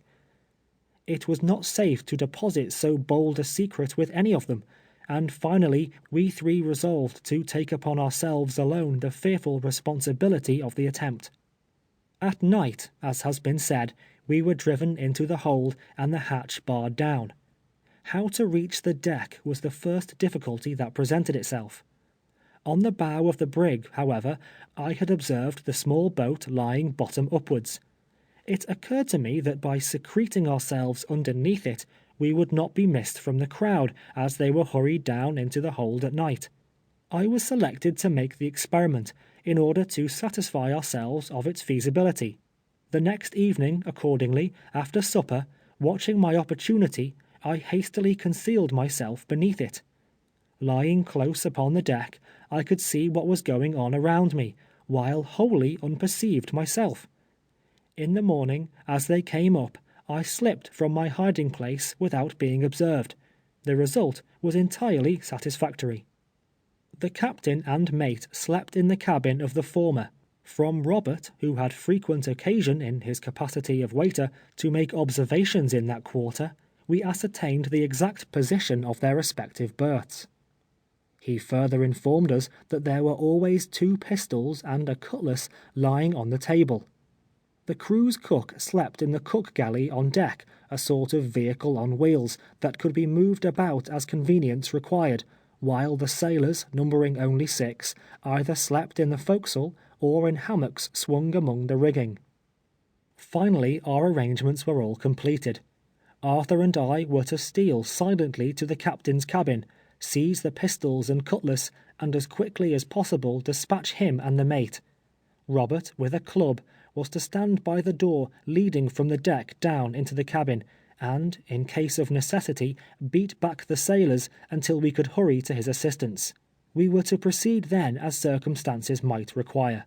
Should the attack be so sudden and successful as to prevent resistance, the hatch was to remain barred down.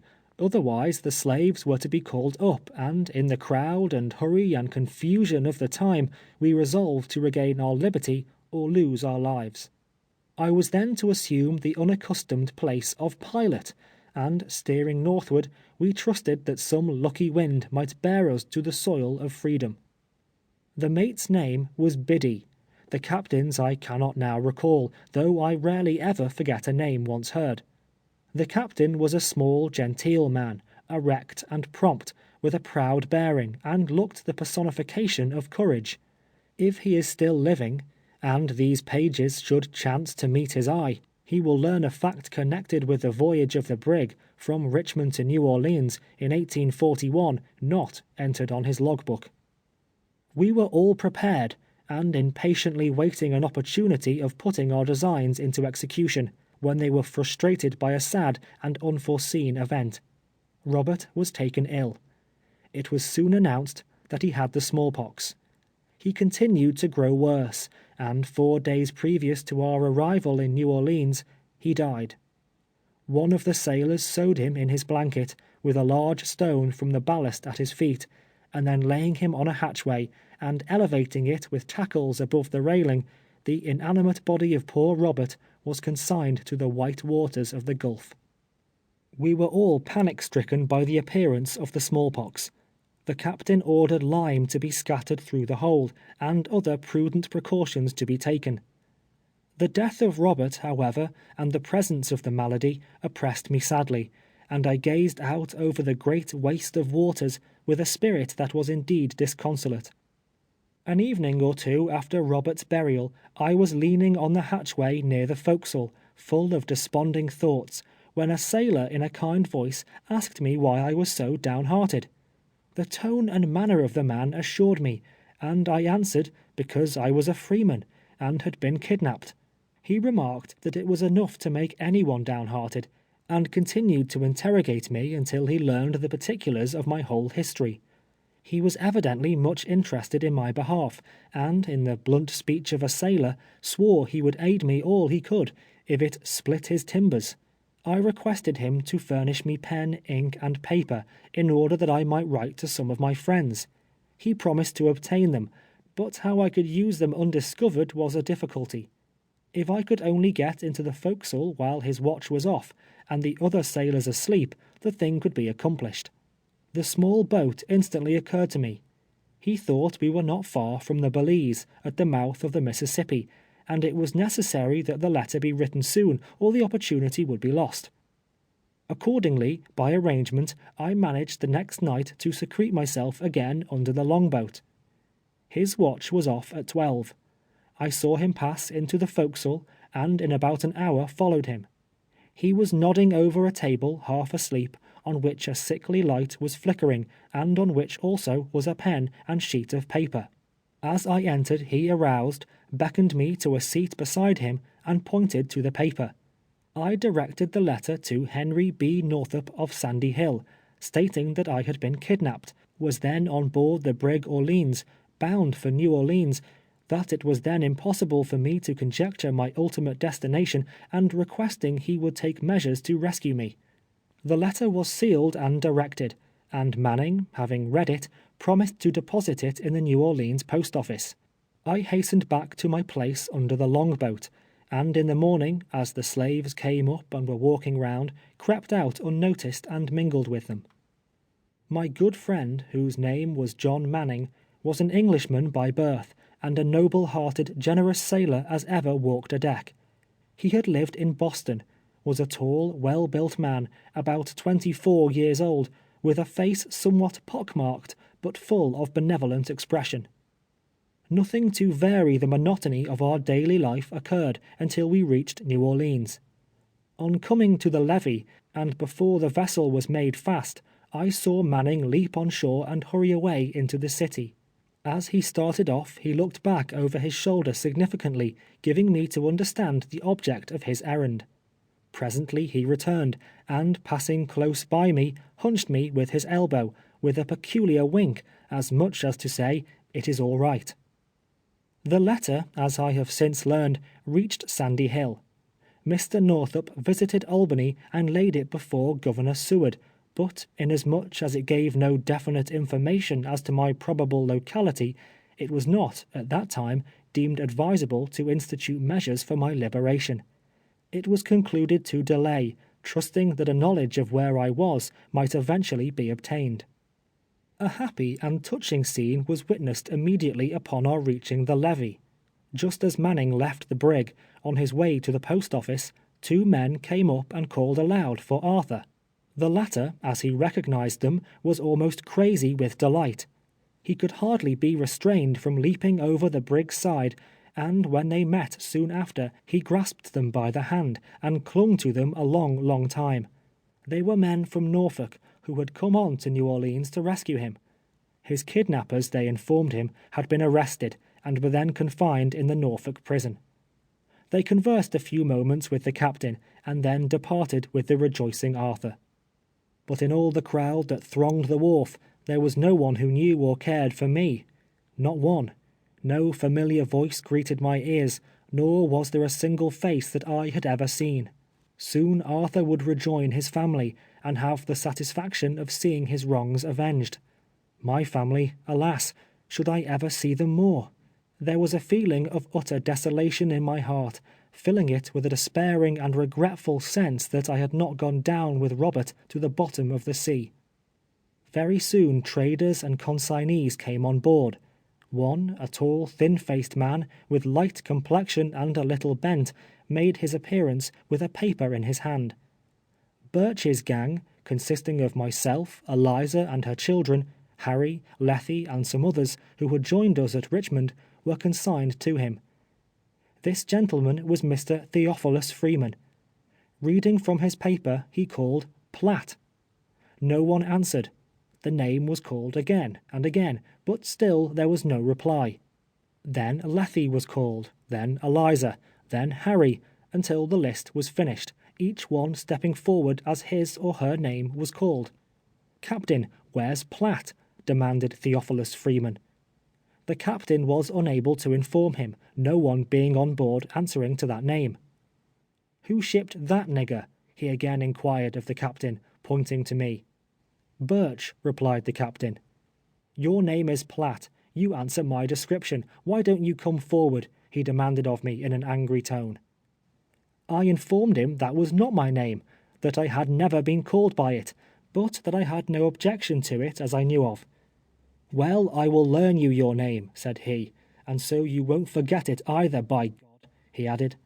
Mr. Theophilus Freeman, by the way, was not a whit behind his partner, Birch, in the matter of blasphemy.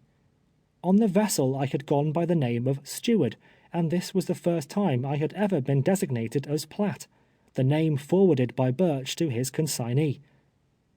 From the vessel I observed the chain gang at work on the levee. We passed near them as we were driven to Freeman's slave pen.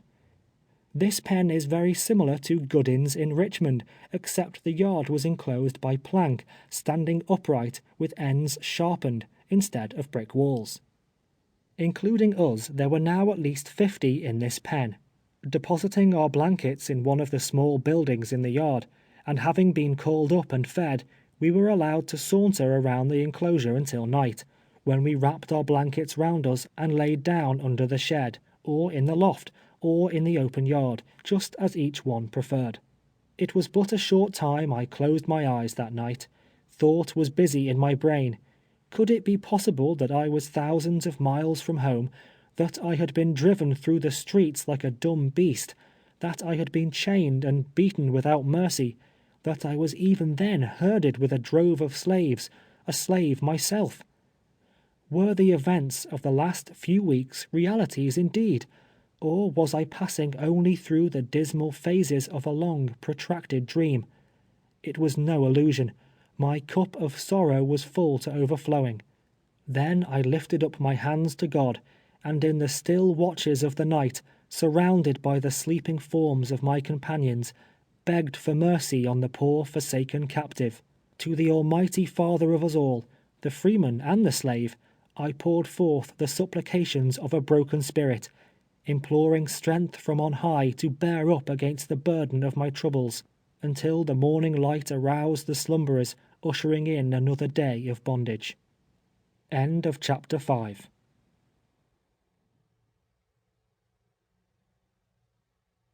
Chapter 6 of 12 Years a Slave by Solomon Northup. The very amiable, pious-hearted Mr. Theophilus Freeman, partner or consignee of James H. Birch, and keeper of the slave pen in New Orleans, was out among his animals early in the morning. With an occasional kick of the older men and women, and many a sharp crack of the whip about the ears of the younger slaves, it was not long before they were all astir and wide awake. Mr. Theophilus Freeman bustled about in a very industrious manner, getting his property ready for the sales-room, intending, no doubt, to do that day a rousing business. In the first place, we were required to wash thoroughly, and those with beards to shave. We were then furnished with a new suit each, cheap but clean. The men had hat, coat, shirt, pants, and shoes, the women frocks of calico and handkerchiefs to bind about their heads. We were now conducted into a large room in the front part of the building to which the yard was attached, in order to be properly trained before the admission of customers. The men were arranged on one side of the room, the women on the other. The tallest was placed at the head of the row, then the next tallest, and so on in the order of their respective heights. Emily was at the foot of the line of women. Freeman charged us to remember our places, exhorted us to appear smart and lively, sometimes threatening, and again holding out various inducements. During the day he exercised us in the art of looking smart, and of moving to our places with exact precision. After being fed, in the afternoon, we were again paraded and made to dance. Bob, a colored boy, who had some time belonged to Freeman, played on the violin. Standing near him, I made bold to inquire if he could play the Virginia reel. He answered he could not, and asked me if I could play. Replying in the affirmative, he handed me the violin. I struck up a tune, and finished it. Freeman ordered me to continue playing, and seemed well pleased, telling Bob that I far excelled him, a remark that seemed to grieve my musical companion very much. Next day many customers called to examine Freeman's new lot. The latter gentleman was very loquacious, dwelling at much length upon our several good points and qualities. He would make us hold up our heads, walk briskly back and forth, while customers would feel of our hands and arms and bodies, turn us about, ask us what we could do, make us open our mouths and show our teeth, precisely as a jockey examines a horse, which he is about to barter for or purchase. Sometimes a man or woman was taken back to the small house in the yard, stripped, and inspected more minutely. Scars upon a slave's back were considered evidence of a rebellious or unruly spirit, and hurt his sale. One old gentleman, who said he wanted a coachman, appeared to take a fancy to me. From his conversation with Burch, I learned he was a resident in the city. I very much desired that he would buy me, because I conceived it would not be difficult to make my escape from New Orleans on some northern vessel. Freeman asked him $1,500 for me. The old gentleman insisted it was too much, as times were very hard. Freeman, however, declared that I was sound and healthy, of a good constitution, and intelligent. He made it a point to enlarge upon my musical attainments. The old gentleman argued quite adroitly that there was nothing extraordinary about the nigger, and finally, to my regret, went out, saying he would call again. During the day, however, a number of sales were made. David and Caroline were purchased together by a Natchez planter. They left us, grinning broadly and in the most happy state of mind, caused by the fact of their not being separated. Lethe was sold to a planter of Baton Rouge, her eyes flashing with anger as she was led away. The same man also purchased Randall. The little fellow was made to jump and run across the floor, and perform many other feats, exhibiting his activity and condition. All the time the trade was going on, Eliza was crying aloud and wringing her hands. She besought the man not to buy him, unless he also bought herself and Emily. She promised, in that case, to be the most faithful slave that ever lived. The man answered that he could not afford it, and then Eliza burst into a paroxysm of grief, weeping plaintively. Freeman turned round to her, savagely, with his whip in his uplifted hand, ordering her to stop her noise, or he would flog her. He would not have such work, such snivelling, and unless she ceased that minute, he would take her to the yard and give her 100 lashes. Yes, he would take the nonsense out of her pretty quick. If he didn't, might he be damned. Eliza shrunk before him, and tried to wipe away her tears, but it was all in vain. She wanted to be with her children, she said, the little time she had to live. All the frowns and threats of Freeman could not wholly silence the afflicted mother. She kept on begging and beseeching them most piteously not to separate the three. Over and over again she told them how she loved her boy. A great many times she repeated her former promises, how very faithful and obedient she would be, how hard she would labor day and night to the last moment of her life, if he would only buy them all together. But it was of no avail. The man could not afford it. The bargain was agreed upon, and Randall must go alone. Then Eliza ran to him, embraced him passionately, kissed him again and again, told him to remember her, all the while her tears falling in the boy's face like rain. Freeman damned her, calling her a blubbering, bawling wench, and ordered her to go to her place, and behave herself, and be somebody. He swore he wouldn't stand such stuff but a little longer. He would soon give her something to cry about if she was not mighty careful, and that she might depend upon. The planter from Baton Rouge, with his new purchases, was ready to depart. "Don't cry, mamma. I will be a good boy. Don't cry," said Randall, looking back, as they passed out of the door. What has become of the lad, God knows. It was a mournful scene indeed. I would have cried myself, if I had dared. That night, nearly all who came in on the brig Orleans were taken ill. They complained of violent pain in the head and back. Little Emily, a thing unusual with her, cried constantly. In the morning a physician was called in, but was unable to determine the nature of our complaint. While examining me, and asking questions touching my symptoms, I gave it as my opinion that it was an attack of smallpox, mentioning the fact of Robert's death as the reason of my belief. It might be so indeed, he thought, and he would send for the head physician of the hospital.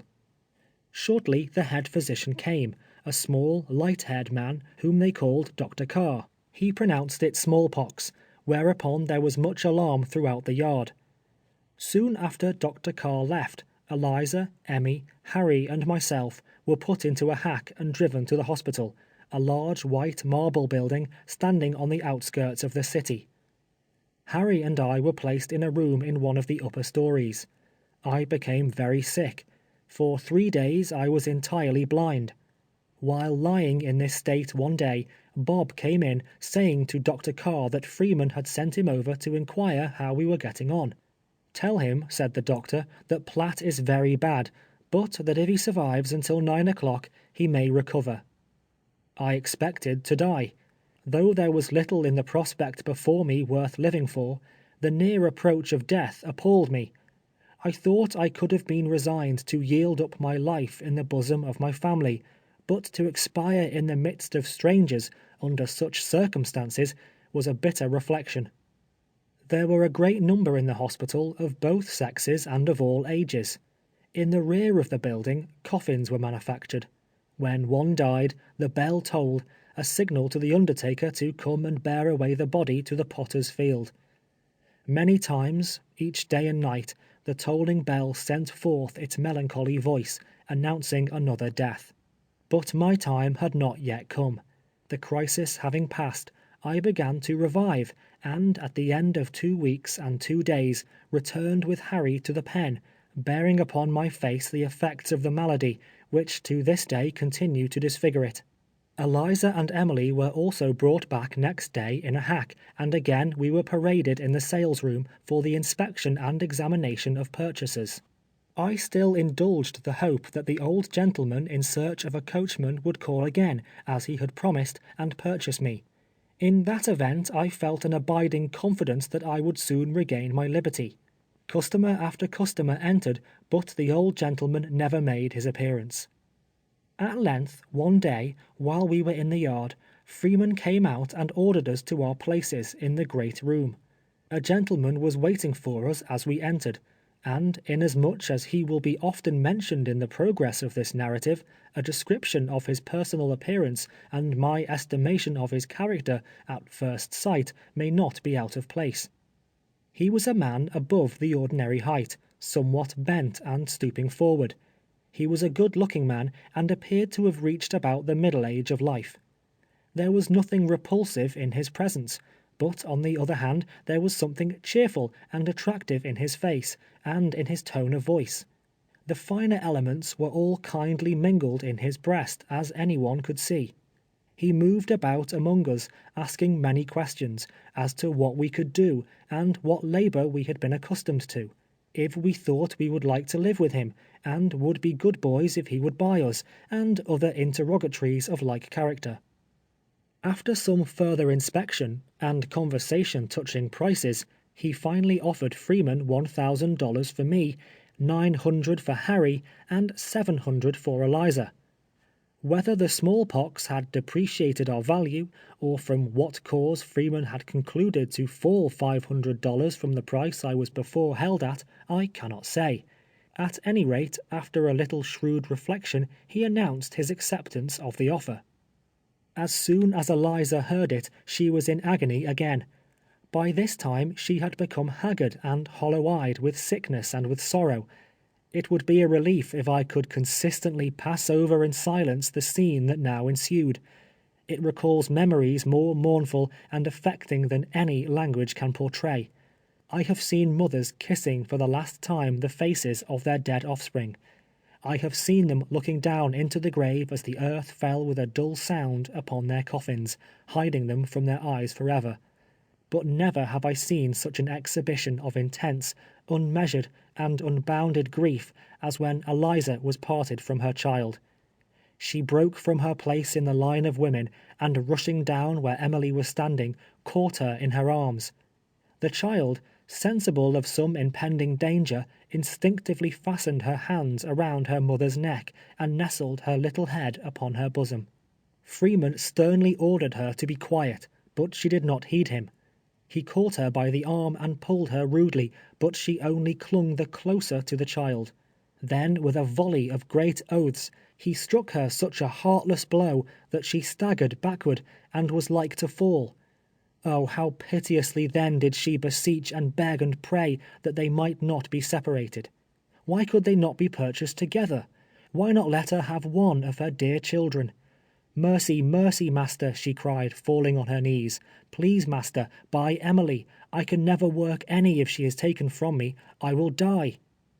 Freeman interfered again, but disregarding him, she still pled most earnestly, telling how Randall had been taken from her, how she never would see him again, and now it was too bad, oh God, it was too bad, too cruel, to take her away from Emily, her pride, her only darling, that could not live, it was so young, without its mother. Finally, after much more of supplication, the purchaser of Eliza stepped forward, evidently affected, and said to Freeman he would buy Emily, and asked him what her price was. "What is her price? Buy her?" was the responsive interrogatory of Theophilus Freeman, and instantly answering his own inquiry, he added, "I won't sell her, she's not for sale." The man remarked he was not in need of one so young, that it would be of no profit to him, but since the mother was so fond of her, rather than see them separated, he would pay a reasonable price. But to this humane proposal Freeman was entirely deaf. He would not sell her then on any count whatever. There were heaps and piles of money to be made of her, he said, when she was a few years older. There were men enough in New Orleans who would give $5,000 for such an extra, handsome, fancy piece as Emily would be, rather than not get her. No, no, he would not sell her then. She was a beauty, a picture, a doll, one of the regular bloods, none of your thick-lipped, bullet-headed, cotton-picking niggers. If she was, might he be damned. When Eliza heard Freeman's determination not to part with Emily, she became absolutely frantic. "I will not go without her. They shall not take her from me," she fairly shrieked, her shrieks commingling with the loud and angry voice of Freeman commanding her to be silent. Meantime, Harry and myself had been to the yard and returned with our blankets, and were at the front door ready to leave. Our purchaser stood near us, gazing at Eliza with an expression indicative of regret at having bought her at the expense of so much sorrow. We waited some time, when, finally, Freeman, out of patience, tore Emily from her mother by main force, the two clinging to each other with all their might. "Don't leave me, mamma, don't leave me," screamed the child, as its mother was pushed harshly forward. "Don't leave me, come back, mamma," she still cried, stretching forth her little arms imploringly. But she cried in vain. Out of the door and into the street we were quickly hurried. Still we could hear her calling to her mother, "Come back, don't leave me, come back, mamma," until her infant voice grew faint and still more faint, and gradually died away, as distance intervened, and finally was wholly lost. Eliza never after saw or heard of Emily or Randall. Day nor night, however, were they ever absent from her memory. In the cotton field, in the cabin, always and everywhere she was talking of them, often to them as if they were actually present. Only when absorbed in that illusion, or asleep, did she ever have a moment's comfort afterwards. She was no common slave, as has been said. To a large share of natural intelligence which she possessed, was added a general knowledge and information on most subjects. She had enjoyed opportunities such as are afforded to very few of her oppressed class. She had been lifted up into the regions of a higher life. Freedom for herself and for her offspring, for many years had been her cloud by day, her pillar of fire by night. In her pilgrimage through the wilderness of bondage, with eyes fixed upon that hope-inspiring beacon, she had at length ascended to the top of Pisgah, and beheld the land of promise. In an unexpected moment she was utterly overwhelmed with disappointment and despair. The glorious vision of liberty faded from her sight as they led her away into captivity. Now she weepeth sore in the night, and tears are on her cheeks. All her friends have dealt treacherously with her. They have become her enemies. End of chapter 6.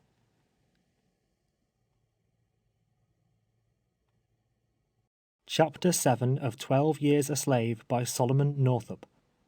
On leaving the New Orleans slave pen, Harry and I followed our new master through the streets, while Eliza, crying and turning back, was forced along by Freeman and his minions, until we found ourselves on board the steamboat Rodolph, then lying at the levee. In the course of half an hour, we were moving briskly up the Mississippi, bound for some point on Red River. There were quite a number of slaves on board beside ourselves, just purchased in the New Orleans market. I remember a Mr. Kelso, who was said to be a well-known and extensive planter, had in charge a gang of women. Our master's name was William Ford. He resided then in the Great Pine Woods, in the parish of Avoyelles, situated on the right bank of Red River, in the heart of Louisiana. He is now a Baptist preacher. Throughout the whole parish of Avoyelles, and especially along both shores of Bayou Boeuf, where he is more intimately known, he is accounted by his fellow citizens as a worthy minister of God. In many northern minds, perhaps, the idea of a man holding his brother man in servitude, and the traffic in human flesh, may seem altogether incompatible with their conceptions of a moral or religious life. From descriptions of such men as Birch and Freeman, and others hereinafter mentioned, they are led to despise and execrate the whole class of slaveholders indiscriminately. But I was some time his slave, and had an opportunity of learning well his character and disposition, and it is but simple justice to him when I say, in my opinion, there never was a more kind, noble, candid, Christian man than William Ford. The influences and associations that had always surrounded him, blinded him to the inherent wrong at the bottom of the system of slavery. He never doubted the moral right of one man holding another in subjection. Looking through the same medium with his fathers before him, he saw things in the same light. Brought up under other circumstances and other influences, his notions would undoubtedly have been different. Nevertheless, he was a model master, walking uprightly according to the light of his understanding, and fortunate was the slave who came to his possession. Were all men such as he, slavery would be deprived of more than half its bitterness. We were 2 days and 3 nights on board the steamboat Rodolph, during which time nothing of particular interest occurred. I was now known as Platt, the name given me by Birch, and by which I was designated through the whole period of my servitude. Eliza was sold by the name of Drady. She was so distinguished in the conveyance to Ford, now on record in the recorder's office in New Orleans. On our passage I was constantly reflecting on my situation, and consulting with myself on the best course to pursue in order to effect my ultimate escape. Sometimes, not only then, but afterwards, I was almost on the point of disclosing fully to Ford the facts of my history. I am inclined now to the opinion it would have resulted in my benefit. This course was often considered, but through fear of its miscarriage never put into execution, until eventually my transfer and his pecuniary embarrassments rendered it evidently unsafe. Afterwards, under other masters, unlike William Ford, I knew well enough the slightest knowledge of my real character would consign me at once to the remoter depths of slavery. I was too costly a chattel to be lost, and was well aware that I would be taken farther on, into some by-place, over the Texan border perhaps, and sold. That I would be disposed of as the thief disposes of his stolen horse, if my right to freedom was even whispered. So I resolved to lock the secret closely in my heart, never to utter one word or syllable as to who or what I was, trusting in Providence and my own shrewdness for deliverance. At length we left the steamboat Rodolph at a place called Alexandria, 700 miles from New Orleans. It is a small town on the southern shore of Red River. Having remained there overnight, we entered the morning train of cars and were soon at Bayou Lamourie, a still smaller place, distant 18 miles from Alexandria. At that time it was the termination of the railroad. Ford's plantation was situated on the Texas road, 12 miles from Lamourie in the Great Pine Woods. This distance, it was announced to us, must be traveled on foot, there being public conveyances no farther. Accordingly, we all set out in the company of Ford. It was an excessively hot day. Harry, Eliza, and myself were yet weak, and the bottoms of our feet were very tender from the effects of the smallpox. We proceeded slowly, Ford telling us to take our time and sit down and rest whenever we desired, a privilege that was taken advantage of quite frequently. After leaving Lamourie and crossing 2 plantations, one belonging to Mr. Carnell, the other to a Mr. Flint, we reached the Pine Woods, a wilderness that stretches to the Sabine River. The whole country about Red River is low and marshy. The Pine Woods, as they are called, is comparatively upland, with frequent small intervals, however, running through them. This upland is covered with numerous trees, the white oak, the chinkapin, resembling chestnut, but principally the yellow pine. They are of great size, running up 60 feet, and perfectly straight. The woods were full of cattle, very shy and wild, dashing away in herds, with a loud snuff at our approach. Some of them were marked or branded, the rest appeared to be in their wild and untamed state. They are much smaller than northern breeds, and the peculiarity about them that most attracted my attention was their horns. They stand out from the sides of the head precisely straight, like 2 iron spikes. At noon, we reached a cleared piece of ground containing 3 or 4 acres. Upon it was a small unpainted wooden house, a corn crib, or, as we would say, a barn, and a log kitchen, standing about a rod from the house. It was the summer residence of Mr. Martin. Rich planters, having large establishments on Bayou Boeuf, are accustomed to spend the warmer season in these woods. Here they find clear water and delightful shades. In fact, these retreats are to the planters of that section of the country what Newport and Saratoga are to the wealthier inhabitants of northern cities. We were sent around into the kitchen, and supplied with sweet potatoes, cornbread, and bacon, while Master Ford dined with Martin in the house. There were several slaves about the premises. Martin came out and took a look at us, asking Ford the price of each, if we were green hands, and so forth, and making inquiries in relation to the slave market generally. After a long rest we set forth again, following the Texas road, which had the appearance of being very rarely traveled. For 5 miles we passed through continuous woods, without observing a single habitation. At length, just as the sun was sinking in the west, we entered another opening, containing some 12 or 15 acres. In this opening stood a house much larger than Mr. Martin's. It was 2 stories high, with a piazza in front. In the rear of it was also a log kitchen, poultry house, corn cribs, and several negro cabins. Near the house was a peach orchard, and gardens of orange and pomegranate trees. The space was entirely surrounded by woods, and covered with a carpet of rich, rank verdure. It was a quiet, lonely, pleasant place, literally a green spot in the wilderness. It was the residence of my master, William Ford. As we approached, a yellow girl, her name was Rose, was standing on the piazza. Going to the door, she called her mistress, who presently came running out to meet her lord. She kissed him and laughingly demanded if he had bought "those niggers."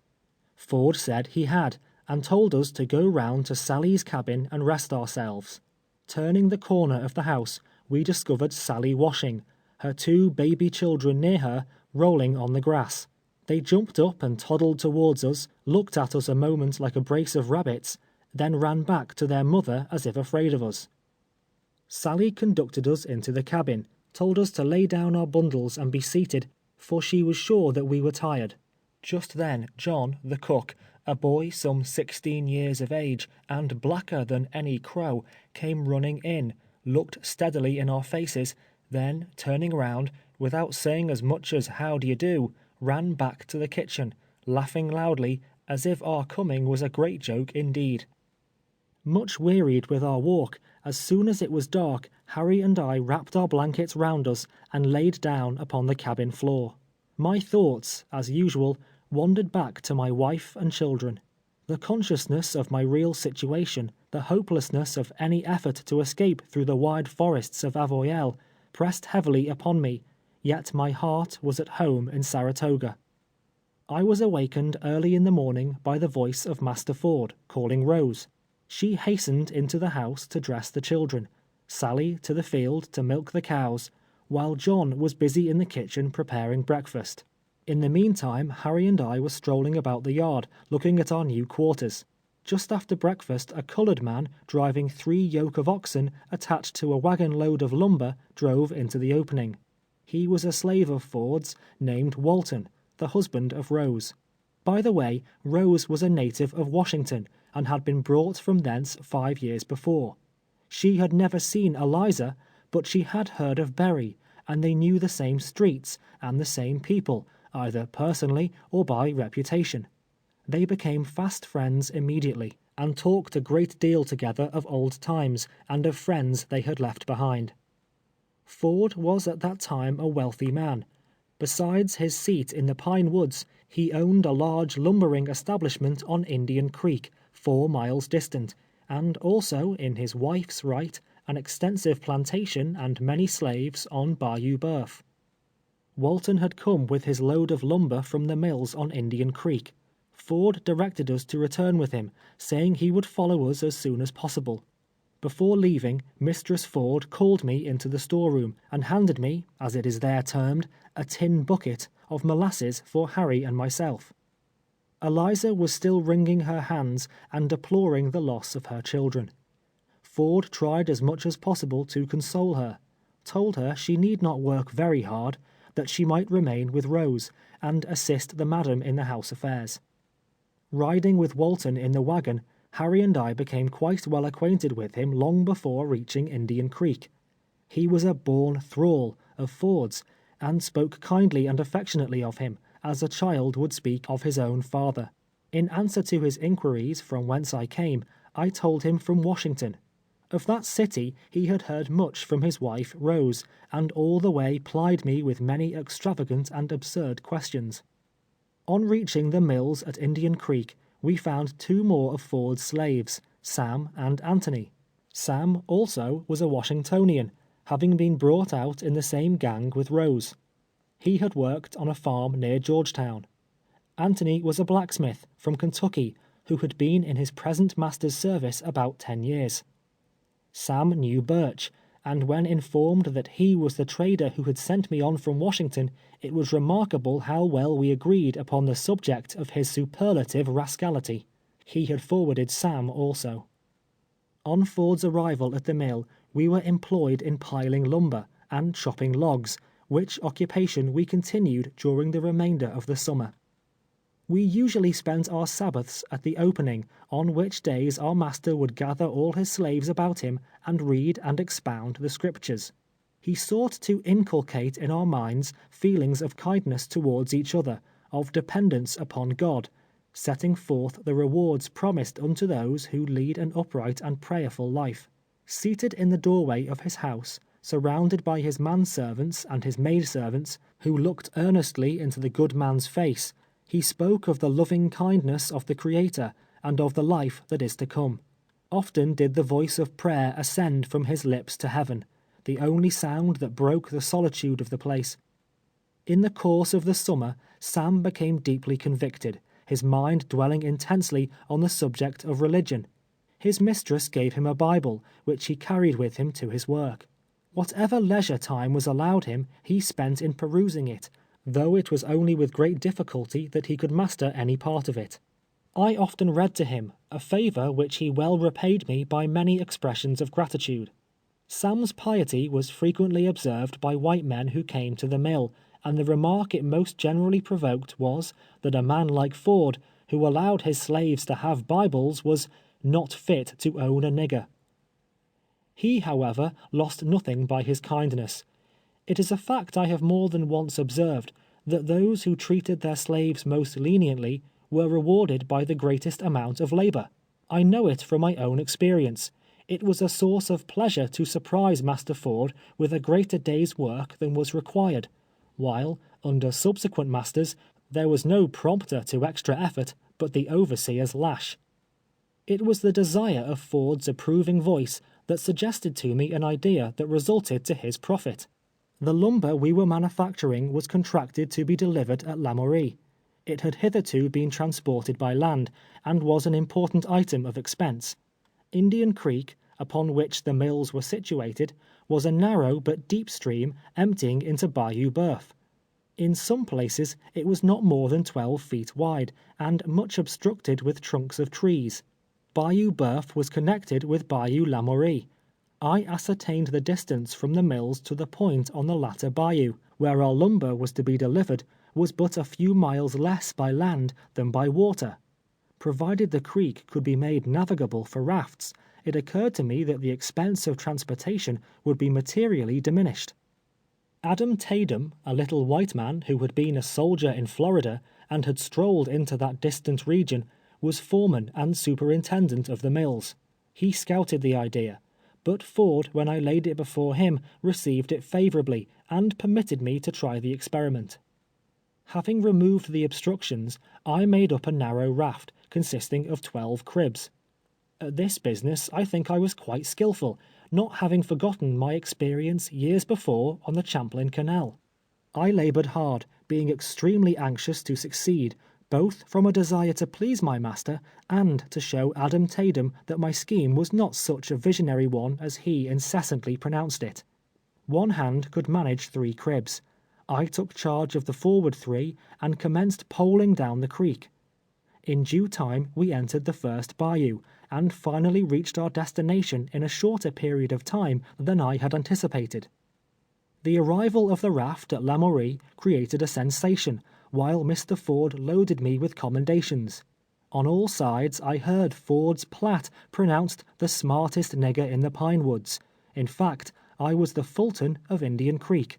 I was not insensible to the praise bestowed upon me, and enjoyed especially my triumph over Tatum, whose half-malicious ridicule had stung my pride. From this time the entire control of bringing the lumber to Lamourie was placed in my hands until the contract was fulfilled. Indian Creek, in its whole length, follows through a magnificent forest. There dwells on its shore a tribe of Indians, a remnant of the Chickasaws, or Chickapees, if I remember rightly. They live in simple huts, 10 or 12 feet square, constructed of pine poles and covered with bark. They subsist principally on the flesh of the deer, the coon, and opossum, all of which are plenty in these woods. Sometimes they exchange venison for a little corn and whiskey with the planters on the bayous. Their usual dress is buckskin breeches and calico hunting shirts of fantastic colors, buttoned from belt to chin. They wear brass rings on their wrists and in their ears and noses. The dress of the squaws is very similar. They are fond of dogs and horses, owning many of the latter, of a small, tough breed, and are skillful riders. Their bridles, girths, and saddles were made of raw skins of animals, their stirrups of a certain kind of wood. Mounted astride their ponies, men and women, I have seen them dash out into the woods at the utmost of their speed, following narrow winding paths and dodging trees in a manner that eclipsed the most miraculous feats of civilized equestrianism. Circling away in various directions, the forest echoing and re-echoing with their whoops, they would presently return at the same dashing, headlong speed with which they started. Their village was on Indian Creek, known as Indian Castle, but their range extended to the Sabine River. Occasionally a tribe from Texas would come over on a visit, and then there was indeed a carnival in the great pine woods.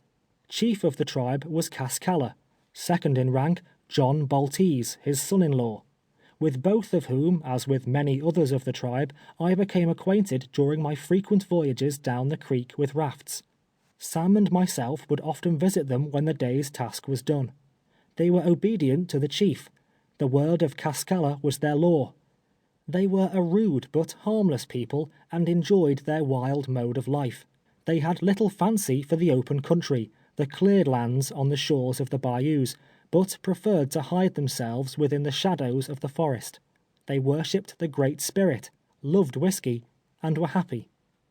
On one occasion I was present at a dance when a roving herd from Texas had encamped in their village. The entire carcass of a deer was roasting before a large fire, which threw its light a long distance among the trees under which they were assembled. When they had formed in a ring, men and squaws alternately, a sort of Indian fiddle set up an indescribable tune. It was a continuous, melancholy kind of wavy sound, with the slightest possible variation. At the first note, if indeed there was more than one note in the whole tune, they circled around, trotting after each other, and giving utterance to a guttural, sing-song noise, equally as nondescript as the music of the fiddle. At the end of the third circuit, they would stop suddenly, whoop as if their lungs would crack, then break from the ring, forming in couples, man and squaw, each jumping backwards as far as possible from the other, then forwards, each jumping backwards as far as possible from the other, then forwards, which graceful feat having been twice or thrice accomplished, they would form in a ring, and go trotting round again. The best dancer appeared to be considered the one who could whoop the loudest, jump the farthest, and utter the most excruciating noise. At intervals, one or more would leave the dancing circle, and going to the fire, cut from the roasting carcass a slice of venison. In a hole, shaped like a mortar, cut in the trunk of a fallen tree, they pounded corn with a wooden pestle, and of the meal made cake. Alternately they danced and ate. Thus were the visitors from Texas entertained by the dusky sons and daughters of the Chickapees, and such is a description, as I saw it, of an Indian ball in the pine woods of Avoyelles. In the autumn I left the mills, and was employed at the opening. One day the mistress was urging Ford to procure a loom, in order that Sally might commence weaving cloth for the winter garments of the slaves. He could not imagine where one was to be found, when I suggested that the easiest way to get one would be to make it, informing him at the same time that I was a sort of jack of all trades, and would attempt it with his permission. It was granted very readily, and I was allowed to go to a neighboring planter's to inspect one before commencing the undertaking. At length it was finished, and pronounced by Sally to be perfect.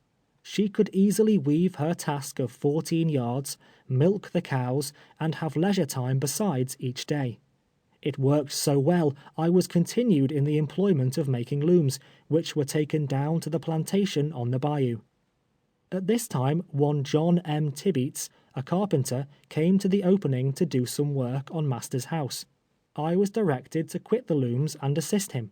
For 2 weeks I was in his company, planing and matching boards for ceiling, a plastered room being a rare thing in the parish of Avoyelles. John M. Tibeats was the opposite of Ford in all respects. He was a small, crabbed, quick-tempered, spiteful man. He had no fixed residence that I ever heard of, but passed from one plantation to another wherever he could find employment. He was without standing in the community, not esteemed by white men, nor even respected by slaves. He was ignorant withal, and of a revengeful disposition. He left the parish long before I did, and I know not whether he is at present alive or dead. Certain it is, it was a most unlucky day for me that brought us together. During my residence with Master Ford, I had seen only the bright side of slavery. His was no heavy hand crushing us to the earth. He pointed upwards, and with benign and cheering words addressed us as his fellow mortals, accountable, like himself, to the Maker of us all. I think of him with affection, and had my family been with me, could have borne his gentle servitude without murmuring all my days. But clouds were gathering in the horizon, forerunners of a pitiless storm that was soon to break over me. I was doomed to endure such bitter trials as the poor slave only knows, and to lead no more the comparatively happy life which I had led in the great pine woods. End of chapter 7.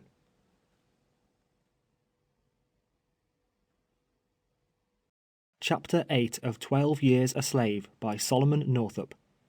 William Ford unfortunately became embarrassed in his pecuniary affairs. A heavy judgment was rendered against him in consequence of his having become security for his brother, Franklin Ford, residing on Red River above Alexandria, and who had failed to meet his liabilities. He was also indebted to John M. Tibeats to a considerable amount in consideration of his services in building the mills on Indian Creek, and also a weaving house, corn mill, and other erections on the plantation at Bayou Boeuf, not yet completed. It was therefore necessary, in order to meet these demands, to dispose of 18 slaves, myself among the number. 17 of them, including Sam and Harry, were purchased by Peter Compton, a planter also residing on Red River. I was sold to Tibeats, in consequence, undoubtedly, of my slight skill as a carpenter. This was in the winter of 1842. The deed of myself from Freeman to Ford, as I ascertained from the public records in New Orleans on my return, was dated June 23rd, 1841. At the time of my sale to Tibeats, the price agreed to be given for me being more than the debt, Ford took a chattel mortgage of $400. I am indebted for my life, as will hereafter be seen, to that mortgage. I bade farewell to my good friends at the opening, and departed with my new master Tibeats. We went down to the plantation on Bayou Boeuf, distant 27 miles from the pine woods, to complete the unfinished contract. Bayou Boeuf is a sluggish, winding stream, one of those stagnant bodies of water common in that region, setting back from Red River. It stretches from a point not far from Alexandria, in a southeasterly direction, and following its tortuous course is more than 50 miles in length. Large cotton and sugar plantations line each shore, extending back to the borders of interminable swamps. It is alive with alligators, rendering it unsafe for swine, or unthinking slave children to stroll along its banks. Upon a bend in this bayou, a short distance from Cheneyville, was situated the plantation of Madam Ford, her brother Peter Tanner, a great landholder, living on the opposite side. On my arrival at Bayou Boeuf, I had the pleasure of meeting Eliza, whom I had not seen for several months. She had not pleased Mrs. Ford, being more occupied in brooding over her sorrows than in attending to her business, and had, in consequence, been sent down to work in the field on the plantation. She had grown feeble and emaciated, and was still mourning for her children. She asked me if I had forgotten them, and a great many times inquired if I still remembered how handsome little Emily was, how much Randall loved her, and wondered if they were living still, and where the darlings could then be. She had sunk beneath the weight of an excessive grief. Her drooping form and hollow cheeks too plainly indicated that she had well nigh reached the end of her weary road. Ford's overseer on this plantation, and who had the exclusive charge of it, was a Mr. Chapin, a kindly disposed man and a native of Pennsylvania. In common with others, he held Tibeats in light estimation, which fact, in connection with the $400 mortgage, was fortunate for me. I was now compelled to labor very hard. From earliest dawn until late at night, I was not allowed to be a moment idle. Notwithstanding which, Tibeats was never satisfied. He was continually cursing and complaining. He never spoke to me a kind word. I was his faithful slave, and earned him large wages every day, and yet I went to my cabin nightly, loaded with abuse and stinging epithets. We had completed the corn mill, the kitchen, and so forth, and were at work upon the weaving house, when I was guilty of an act, in that state punishable with death. It was my first fight with Tibeats. The weaving house we were erecting stood in the orchard a few rods from the residence of Chapin, or the Great House, as it was called. One night, having worked until it was too dark to see, I was ordered by Tibeats to rise very early in the morning, procure a keg of nails from Chapin, and commence putting on the clapboards. I retired to the cabin extremely tired, and having cooked a supper of bacon and corn cake, and conversed a while with Eliza, who occupied the same cabin, as also did Lawson and his wife Mary, and a slave named Bristol, laid down upon the ground floor, little dreaming of the sufferings that awaited me on the morrow. Before daylight I was on the piazza of the great house, awaiting the appearance of Overseer Chapin. To have aroused him from his slumbers and stated my errand would have been an unpardonable boldness. At length he came out. Taking off my hat, I informed him Master Tibeats had directed me to call upon him for a keg of nails. Going into the storeroom, he rolled it out, at the same time saying if Tibeats preferred a different size, he would endeavor to furnish them, but that I might use those until further directed. Then mounting his horse, which stood saddled and bridled at the door, he rode away into the field, whither the slaves had preceded him, while I took the keg on my shoulder and proceeded to the weaving house, broke in the head, and commenced nailing on the clapboards. As the day began to open, Tibeats came out of the house to where I was, hard at work. He seemed to be that morning even more morose and disagreeable than usual. He was my master, entitled by law to my flesh and blood, and to exercise over me such tyrannical control as his mean nature prompted. But there was no law that could prevent my looking upon him with intense contempt. I despised both his disposition and his intellect. I had just come round to the keg for a further supply of nails as he reached the weaving house. "I thought I told you to commence putting on weatherboards this morning," he remarked. "Yes, master, and I am about it," I replied. "Where?" he demanded. "On the other side," was my answer. He walked round to the other side, examined my work for a while, muttering to himself in a fault-finding tone. "Didn't I tell you last night to get a keg of nails of Chapin?" he broke forth again. "Yes, master, and so I did, and Overseer said he would get another size for you, if you wanted them, when he came back from the field." Tibeats walked to the keg, looked a moment at the contents, then kicked it violently. Coming towards me, in a great passion, he exclaimed, "God damn you! I thought you knowed something." I made answer, "I tried to do as you told me, master. I didn't mean anything wrong. Overseer said—" But he interrupted me with such a flood of curses that I was unable to finish the sentence. At length he ran towards the house, and going to the piazza, took down one of the overseer's whips. The whip had a short wooden stock, braided over with leather, and was loaded at the butt. The lash was 3 feet long, or thereabouts, and made of rawhide strands. At first I was somewhat frightened, and my impulse was to run. There was no one about except Rachel, the cook, and Chapin's wife, and neither of them were to be seen. The rest were in the field. I knew he intended to whip me, and it was the first time anyone had attempted it since my arrival at Avoyelles. I felt, moreover, that I had been faithful, that I was guilty of no wrong whatever, and deserved commendation rather than punishment. My fear changed to anger, and before he reached me, I had made up my mind fully not to be whipped, let the result be life or death. Winding the lash around his hand, and taking hold of the small end of the stock, he walked up to me, and with a malignant look, ordered me to strip. "Master Tibeats," said I, looking him boldly in the face, "I will not." I was about to say something further in justification, but with concentrated vengeance he sprang upon me, seizing me by the throat with one hand, raising the whip with the other, in the act of striking. Before the blow descended, however, I had caught him by the collar of the coat, and drawn him closely to me. Reaching down, I seized him by the ankle, and pushing him back with the other hand, he fell over on the ground.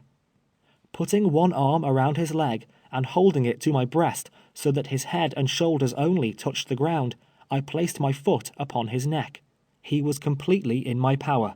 My blood was up. It seemed to course through my veins like fire. In the frenzy of my madness, I snatched the whip from his hand. He struggled with all his power, swore that I should not live to see another day, and that he would tear out my heart. But his struggles and his threats were alike in vain. I cannot tell how many times I struck him. Blow after blow fell fast and heavy upon his wriggling form.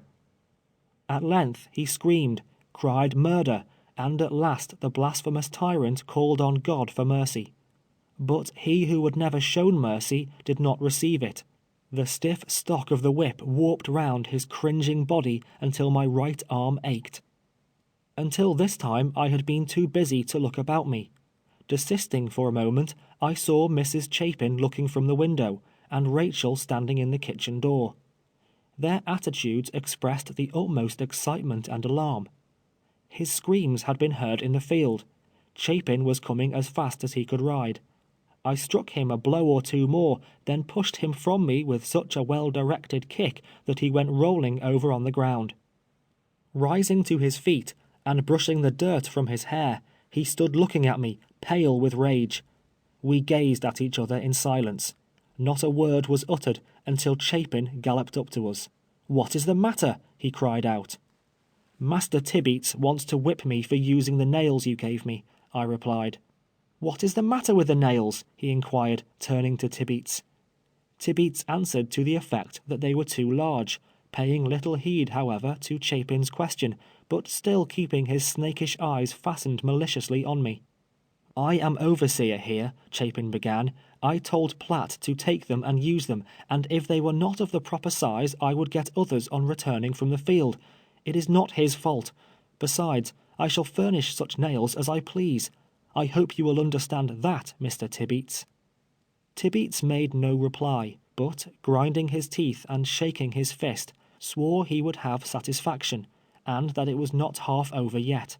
Thereupon he walked away, followed by the overseer, and entered the house, the latter talking to him all the while in a suppressed tone, and with earnest gestures.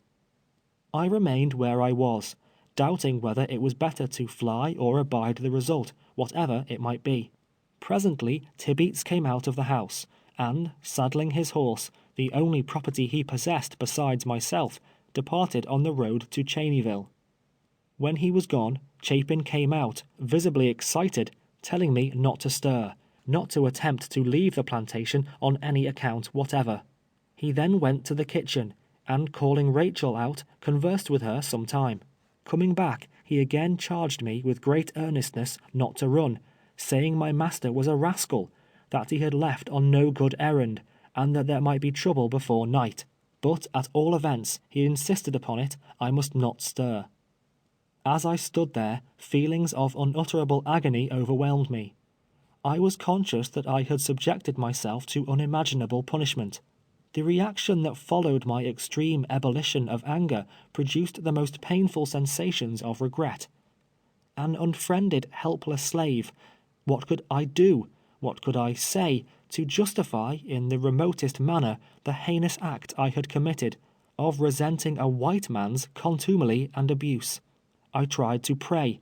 I tried to beseech my Heavenly Father to sustain me in my sore extremity, but emotion choked my utterance, and I could only bow my head upon my hands and weep. For at least an hour I remained in this situation, finding relief only in tears, when, looking up, I beheld Tibeats, accompanied by 2 horsemen, coming down the bayou. They rode into the yard, jumped from their horses, and approached me with large whips, one of them also carrying a coil of rope. "Cross your hands," commanded Tibeats, with the addition of such a shuddering expression of blasphemy as is not decorous to repeat. "You need not bind me, Master Tibeats. I am ready to go with you anywhere," said I. One of his companions then stepped forward, swearing if I made the least resistance he would break my head, he would tear me limb from limb, he would cut my black throat, and giving wide scope to other similar expressions. Perceiving any importunity altogether vain, I crossed my hands, submitting humbly to whatever disposition they might please to make of me. Thereupon Tibeats tied my wrists, drawing the rope around them with his utmost strength. Then he bound my ankles in the same manner. In the meantime, the other 2 had slipped a cord within my elbows, running it across my back, and tying it firmly. It was utterly impossible to move hand or foot. With a remaining piece of rope, Tibeats made an awkward noose, and placed it about my neck. "Now then," inquired one of Tibeats' companions, "where shall we hang the nigger?" One proposed such a limb, extending from the body of a peach tree near the spot where we were standing. His comrade objected to it, alleging it would break, and proposed another. Finally, they fixed upon the latter. During this conversation, and all the time they were binding me, I uttered not a word. Overseer Chapin, during the progress of the scene, was walking hastily back and forth on the piazza. Rachel was crying by the kitchen door, and Mrs. Chapin was still looking from the window. Hope died within my heart. Surely my time had come. I should never behold the light of another day, never behold the faces of my children, the sweet anticipation I had cherished with such fondness. I should that hour struggle through the fearful agonies of death. None would mourn for me, none revenge me. Soon my form would be mouldering in that distant soil, or perhaps be cast to the slimy reptiles that filled the stagnant waters of the bayou. Tears flowed down my cheeks, but they only afforded a subject of insulting comment for my executioners. At length, as they were dragging me towards the tree, Chapin, who had momentarily disappeared from the piazza, came out of the house and walked towards us. He had a pistol in each hand, and, as near as I can now recall to mind, spoke in a firm, determined manner, as follows: "Gentlemen, I have a few words to say. You had better listen to them. Whoever moves that slave another foot from where he stands is a dead man. In the first place, he does not deserve this treatment. It is a shame to murder him in this manner. I never knew a more faithful boy than Platt. You, Tibeats, are in the fault yourself. You are pretty much of a scoundrel, and I know it, and you richly deserve the flogging you have received. In the next place, I have been overseer on this plantation 7 years, and, in the absence of William Ford, am master here. My duty is to protect his interests, and that duty I shall perform. You are not responsible. You are a worthless fellow. Ford holds a mortgage on Platt of $400. If you hang him, he loses his debt. Until that is cancelled, you have no right to take his life. You have no right to take it anyway. There is a law for the slave as well as for the white man. You are no better than a murderer. As for you," addressing Cook and Ramsey, a couple of overseers from neighboring plantations, "as for you, be gone. If you have any regard for your own safety, I say, be gone." Cook and Ramsey, without a further word, mounted their horses and rode away. Tibeats, in a few minutes, evidently in fear and overawed by the decided tone of Chapin, sneaked off like a coward, as he was, and mounting his horse, followed his companions. I remained standing where I was, still bound, with the rope around my neck. As soon as they were gone, Chapin called Rachel, ordering her to run to the field and tell Lawson to hurry to the house without delay, and bring the brown mule with him, an animal much prized for its unusual fleetness. Presently the boy appeared. "Lawson," said Chapin, "you must go to the pine woods. Tell your master Ford to come here at once, that he must not delay a single moment. Tell him they are trying to murder Platt. Now hurry, boy. Be at the pine woods by noon if you kill the mule." Chapin stepped into the house and wrote a pass. When he returned, Lawson was at the door, mounted on his mule.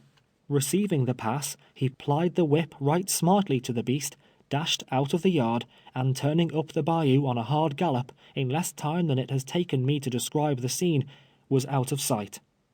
End of chapter 8.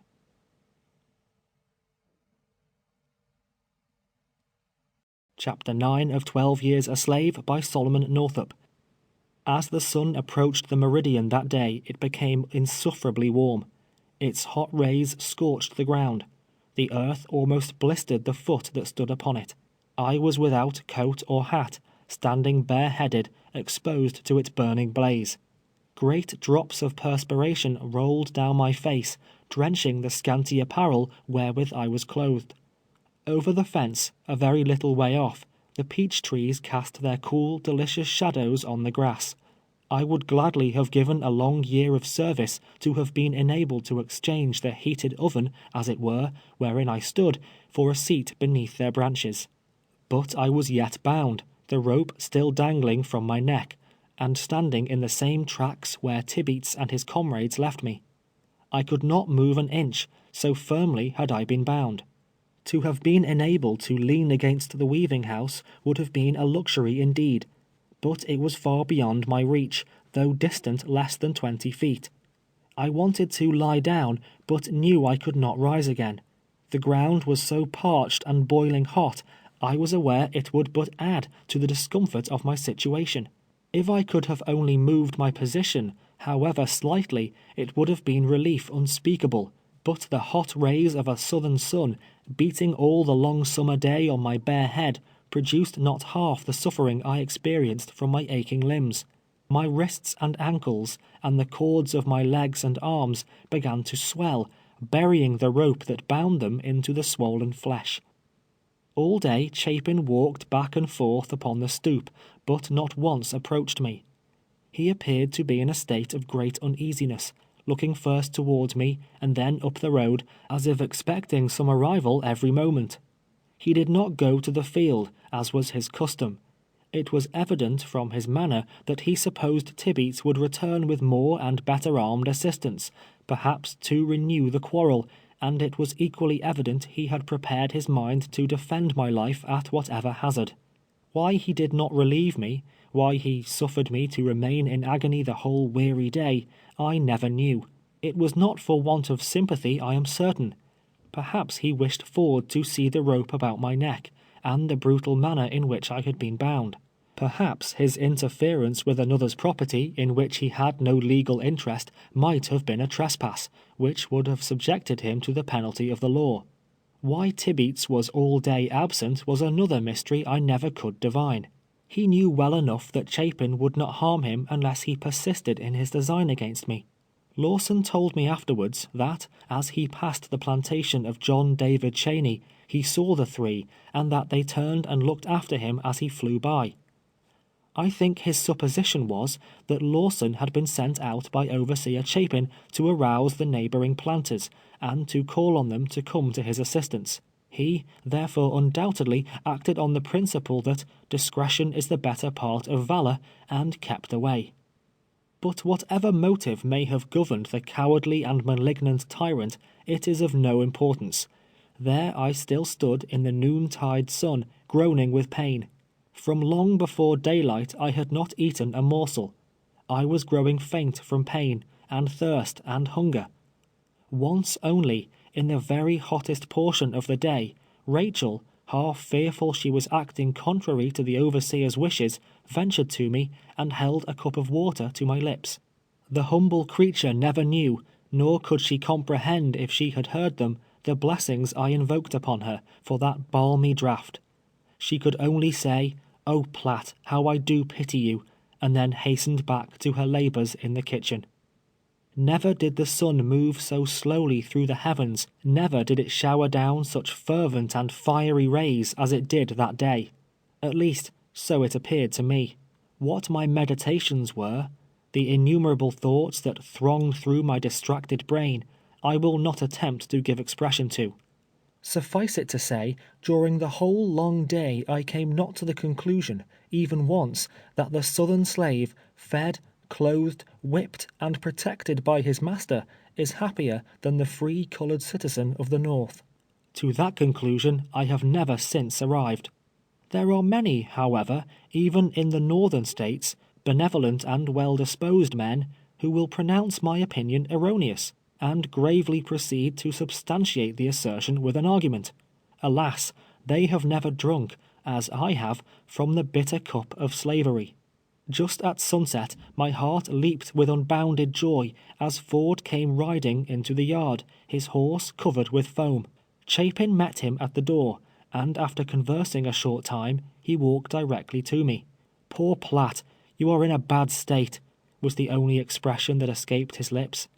"Thank God," said I, "thank God, Master Ford, that you have come at last." Drawing a knife from his pocket, he indignantly cut the cord from my wrists, arms, and ankles, and slipped the noose from my neck. I attempted to walk, but staggered like a drunken man, and fell partially to the ground. Ford returned immediately to the house, leaving me alone again. As he reached the piazza, Tibeats and his two friends rode up. A long dialogue followed. I could hear the sound of their voices, the mild tones of Ford mingling with the angry accents of Tibeats, but was unable to distinguish what was said. Finally the three departed again, apparently not well pleased. I endeavored to raise the hammer, thinking to show Ford how willing I was to work, by proceeding with my labors on the weaving house, but it fell from my nerveless hand. At dark I crawled into the cabin and laid down. I was in great misery, all sore and swollen, the slightest movement producing excruciating suffering. Soon the hands came in from the field. Rachel, when she went after Lawson, had told them what had happened. Eliza and Mary broiled me a piece of bacon, but my appetite was gone. They then scorched some cornmeal and made coffee. It was all that I could take. Eliza consoled me and was very kind. It was not long before the cabin was full of slaves. They gathered round me, asking many questions about the difficulty with Tibeats in the morning, and the particulars of all the occurrences of the day. Then Rachel came in, and in her simple language repeated it over again, dwelling emphatically on the kick that sent Tibeats rolling over on the ground, whereupon there was a general titter throughout the crowd. Then she described how Chapin walked out with his pistols and rescued me, and how Master Ford cut the ropes with his knife, just as if he was mad. By this time Lawson had returned. He had to regale them with an account of his trip to the Pine Woods, how the brown mule bore him faster than a streak o' lightning, how he astonished everybody as he flew along, how Master Ford started right away, how he said Platt was a good nigger, and they shouldn't kill him, concluding with pretty strong intimations that there was not another human being in the wide world who could have created such a universal sensation on the road, or performed such a marvelous John Gilpin feat as he had done that day on the brown mule. The kind creatures loaded me with the expression of their sympathy, saying Tibeats was a hard, cruel man, and hoping Massa Ford would get me back again. In this manner they passed the time, discussing, chatting, talking over and over again the exciting affair, until suddenly Chapin presented himself at the cabin door and called me. "Platt," said he, "you will sleep on the floor in the great house tonight. Bring your blanket with you." I arose as quickly as I was able, took my blanket in my hand, and followed him. On the way he informed me that he should not wonder if Tibeats was back again before morning, that he intended to kill me, and that he did not mean he should do it without witnesses. Had he stabbed me to the heart in the presence of 100 slaves, not one of them, by the law of Louisiana, could have given evidence against him. I laid down on the floor in the great house, the first and last time such a sumptuous resting place was granted me during my 12 years of bondage, and tried to sleep. Near midnight the dog began to bark. Chapin arose, looked from the window, but could discover nothing. At length the dog was quiet. As he returned to his room, he said, "I believe, Platt, that scoundrel is skulking about the premises somewhere. If the dog barks again, and I am sleeping, wake me." I promised to do so. After the lapse of an hour or more, the dog recommenced his clamor, running towards the gate, then back again, all the while barking furiously. Chapin was out of bed without waiting to be called. On this occasion he stepped forth upon the piazza, and remained standing there a considerable length of time. Nothing, however, was to be seen, and the dog returned to his kennel. We were not disturbed again during the night. The excessive pain that I had suffered, and the dread of some impending danger, prevented any rest whatever. Whether or not Tibeats did actually return to the plantation that night, seeking an opportunity to wreak his vengeance upon me, is a secret known only to himself, perhaps. I thought then, however, and have the strong impression still, that he was there. At all events, he had the disposition of an assassin, cowering before a brave man's words, but ready to strike his helpless or unsuspecting victim in the back, as I had reason afterwards to know. At daylight in the morning, I arose, sore and weary, having rested little. Nevertheless, after partaking breakfast, which Mary and Eliza had prepared for me in the cabin, I proceeded to the weaving house and commenced the labors of another day. It was Chapin's practice, as it is the practice of overseers generally, immediately on rising, to bestride his horse, always saddled and bridled and ready for him, the particular business of some slave, and ride into the field. This morning, on the contrary, he came to the weaving house, asking if I had seen anything of Tibeats yet. Replying in the negative, he remarked there was something not right about the fellow. There was bad blood in him, that I must keep a sharp watch of him, or he would do me wrong some day when I least expected it. While he was yet speaking, Tibeats rode in, hitched his horse, and entered the house.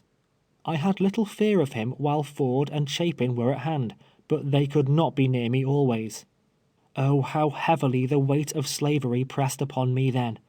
I must toil day after day, endure abuse and taunts and scoffs, sleep on the hard ground, live on the coarsest fare, and not only this, but live the slave of a blood-seeking wretch, of whom I must stand henceforth in continued fear and dread. Why had I not died in my young years, before God had given me children to love and live for? What unhappiness and suffering and sorrow it would have prevented! I sighed for liberty, but the bondsman's chain was round me and could not be shaken off. I could only gaze wistfully towards the north, and think of the thousands of miles that stretched between me and the soil of freedom, over which a black freeman may not pass.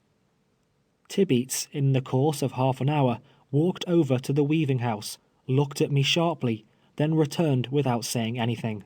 Most of the forenoon he sat on the piazza, reading a newspaper and conversing with Ford. After dinner, the latter left for the pine woods, and it was indeed with regret that I beheld him depart from the plantation. Once more during the day, Tibeats came to me, gave me some order, and returned. During the week the weaving house was completed, Tibeats in the meantime making no allusion whatever to the difficulty, when I was informed he had hired me to Peter Tanner to work under another carpenter by the name of Myers. This announcement was received with gratification, as any place was desirable that would relieve me of his hateful presence. Peter Tanner, as the reader has already been informed, lived on the opposite shore, and was the brother of Mistress Ford. He is one of the most extensive planters on Bayou Boeuf, and owns a large number of slaves. Over I went to Tanner's, joyfully enough. He had heard of my late difficulties. In fact, I ascertained the flogging of Tibeats was soon blazoned far and wide. This affair, together with my rafting experiment, had rendered me somewhat notorious. More than once I heard it said that Platt Ford, now Platt Tibeats, a slave's name changes with his change of master, was a devil of a nigger. But I was destined to make a still further noise, as will presently be seen, throughout the little world of Bayou Boeuf. Peter Tanner endeavored to impress upon me the idea that he was quite severe, though I could perceive there was a vein of good humor in the old fellow after all. "You're the nigger," he said to me on my arrival. "You're the nigger that flogged your master, eh?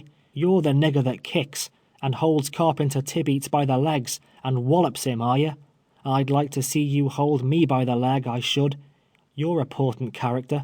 You're a great nigger, very remarkable nigger, ain't you? I'd lash you. I'd take the tantrums out of you. Jest take hold of my leg, if you please. None of your pranks here, my boy, remember that. Now go to work, you kicking rascal," concluded Peter Tanner, unable to suppress a half-comical grin at his own wit and sarcasm. After listening to this salutation, I was taken charge of by Myers, and labored under his direction for a month, to his and my own satisfaction. Like William Ford, his brother-in-law, Tanner was in the habit of reading the Bible to his slaves on the Sabbath, but in a somewhat different spirit. He was an impressive commentator on the New Testament. The first Sunday after my coming to the plantation, he called them together and began to read the 12th chapter of Luke. When he came to the 47th verse, he looked deliberately around him, and continued, "And that servant which knew his Lord's will," Here he paused, looking around more deliberately than before, and again proceeded, which knew his Lord's will, and prepared not himself. Here was another pause. Prepared not himself, neither did according to his will, shall be beaten with many stripes. D'ye hear that? Demanded Peter emphatically. Stripes, he repeated, slowly and distinctly, taking off his spectacles, preparatory to making a few remarks. That nigger that don't take care, that don't obey his lord, that's his master, d'ye see? That 'ere nigger shall be beaten with many stripes. Now, many signifies a great many. 40, 100, 150 lashes. That's scripter. And so Peter continued to elucidate the subject for a great length of time, much to the edification of his sable audience.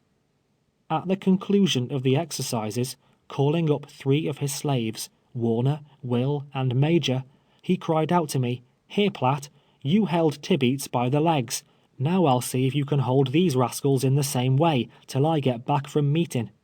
Thereupon he ordered them to the stocks, a common thing on plantations in the Red River country. The stocks are formed of 2 planks, the lower one made fast at the ends to 2 short posts, driven firmly into the ground. At regular distances, half circles are cut in the upper edge. The other plank is fastened to one of the posts by a hinge, so that it can be opened or shut down, in the same manner as the blade of a pocket knife is shut or opened. In the lower edge of the upper plank, corresponding half circles are also cut, so that when they close, a row of holes is formed large enough to admit a negro's leg above the ankle, but not large enough to enable him to draw out his foot. The other end of the upper plank, opposite the hinge, is fastened to its post by lock and key. The slave is made to sit upon the ground, when the uppermost plank is elevated, his legs, just above the ankles, placed in the sub-half circles, and shutting it down again, and locking it, he is held secure and fast. Very often the neck instead of the ankle is enclosed. In this manner they are held during the operation of whipping. Warner, Will, and Major, according to Tanner's account of them, were melon-stealing, Sabbath-breaking niggers, and not approving of such wickedness, he felt it his duty to put them in the stocks. Handing me the key, himself, Myers, Mistress Tanner, and the children entered the carriage and drove away to church at Cheneyville. When they were gone, the boys begged me to let them out. I felt sorry to see them sitting on the hot ground, and remembered my own sufferings in the sun. Upon their promise to return to the stocks at any moment they were required to do so, I consented to release them. Grateful for the lenity shown them, and in order in some measure to repay it, they could do no less, of course, than pilot me to the melon patch. Shortly before Tanner's return, they were in the stocks again. Finally he drove up, and looking at the boys, said, with a chuckle, "Aha! You haven't been strolling about much today, anyway. I'll teach you what's what. I'll tire you of eating watermelons on the Lord's day, ye Sabbath-breaking niggers." Peter Tanner prided himself upon his strict religious observances. He was a deacon in the church. But I have now reached a point in the progress of my narrative when it becomes necessary to turn away from these light descriptions to the more grave and weighty matter of the second battle with Master Tibeats, and the flight through the great Pacoudry swamp. End of chapter 9.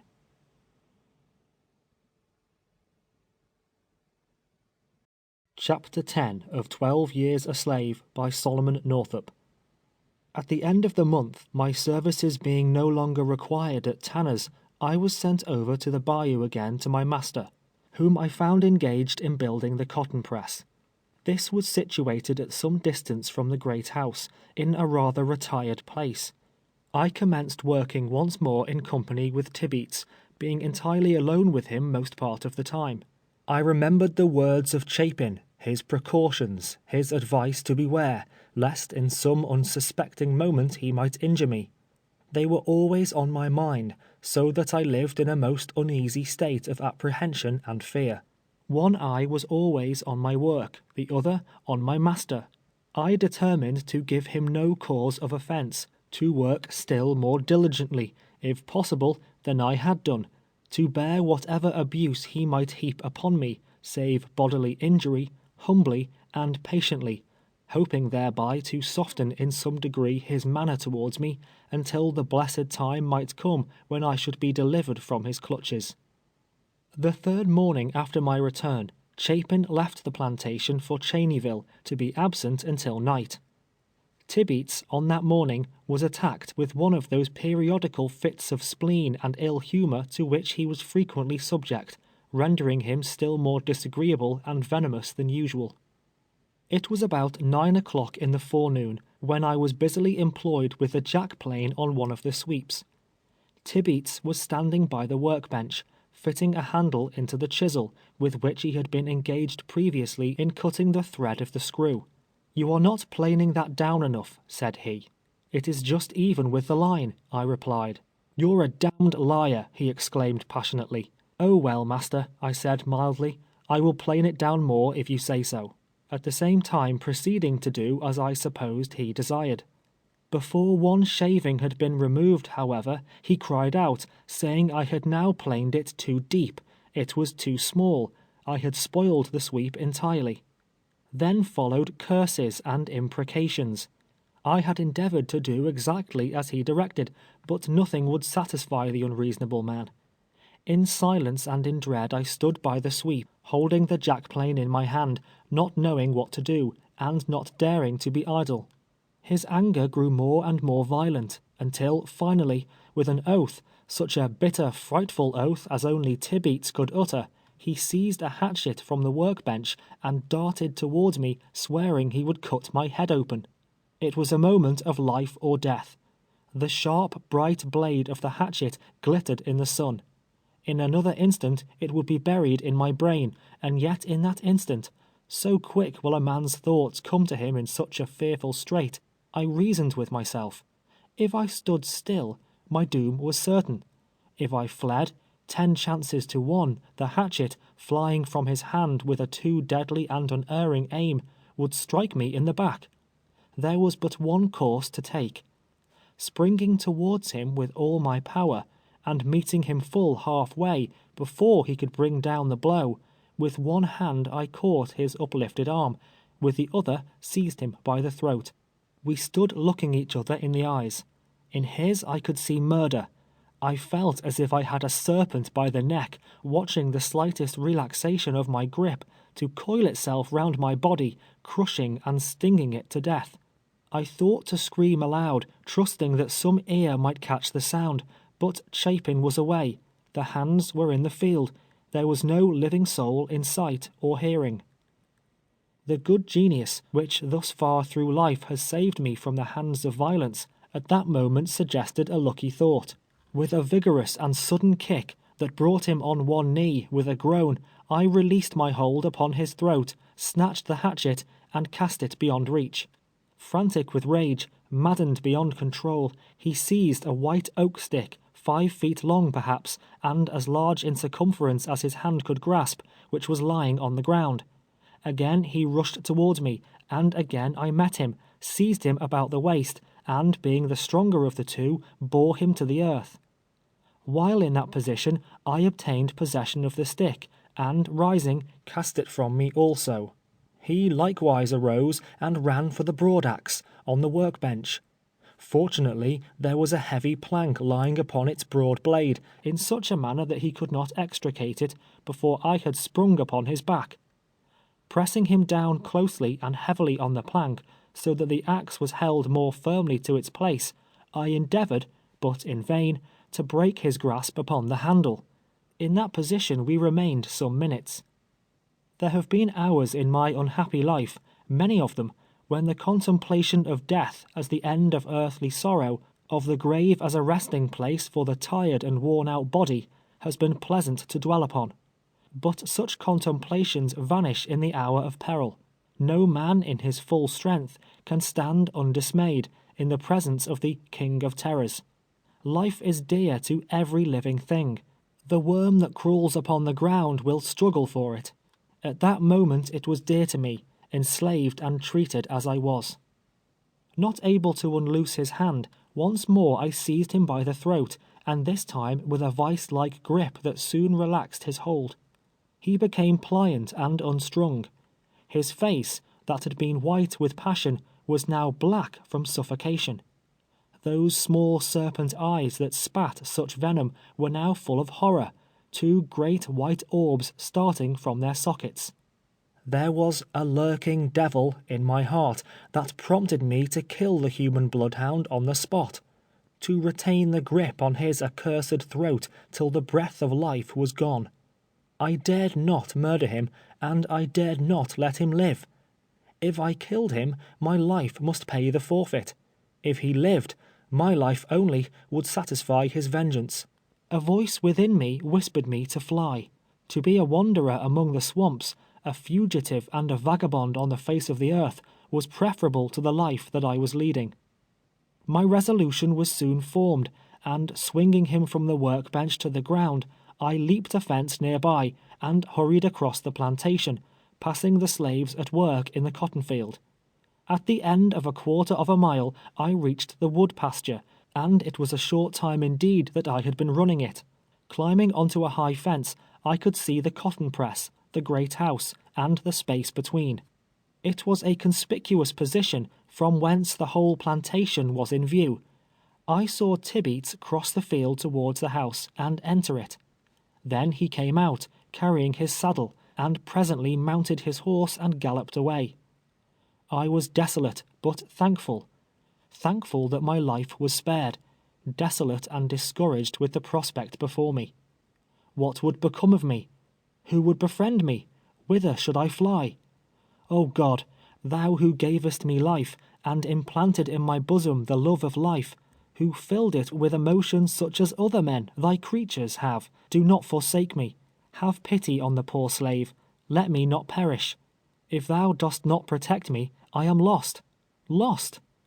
Such supplications, silently and unuttered, ascended from my inmost heart to heaven.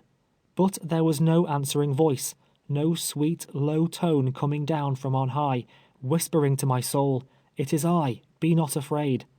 I was the forsaken of God, it seemed, the despised and hated of men.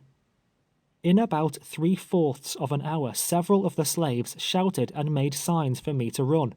Presently, looking up the bayou, I saw Tibeats and two others on horseback coming at a fast gait, followed by a troop of dogs. There were as many as 8 or 10. Distant as I was, I knew them. They belonged on the adjoining plantation. The dogs used on Bayou Boeuf for hunting slaves are a kind of bloodhound, but a far more savage breed than is found in the northern states. They will attack a negro at their master's bidding, and cling to him as the common bulldog will cling to a 4-footed animal.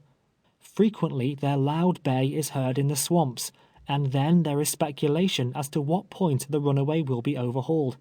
The same as a New York hunter stops to listen to the hounds coursing along the hillsides, and suggests to his companion that the fox will be taken at such a place. I never knew a slave escaping with his life from Bayou Boeuf. One reason is, they are not allowed to learn the art of swimming, and are incapable of crossing the most inconsiderable stream. In their flight they can go in no direction but a little way, without coming to a bayou, when the inevitable alternative is presented of being drowned or overtaken by the dogs.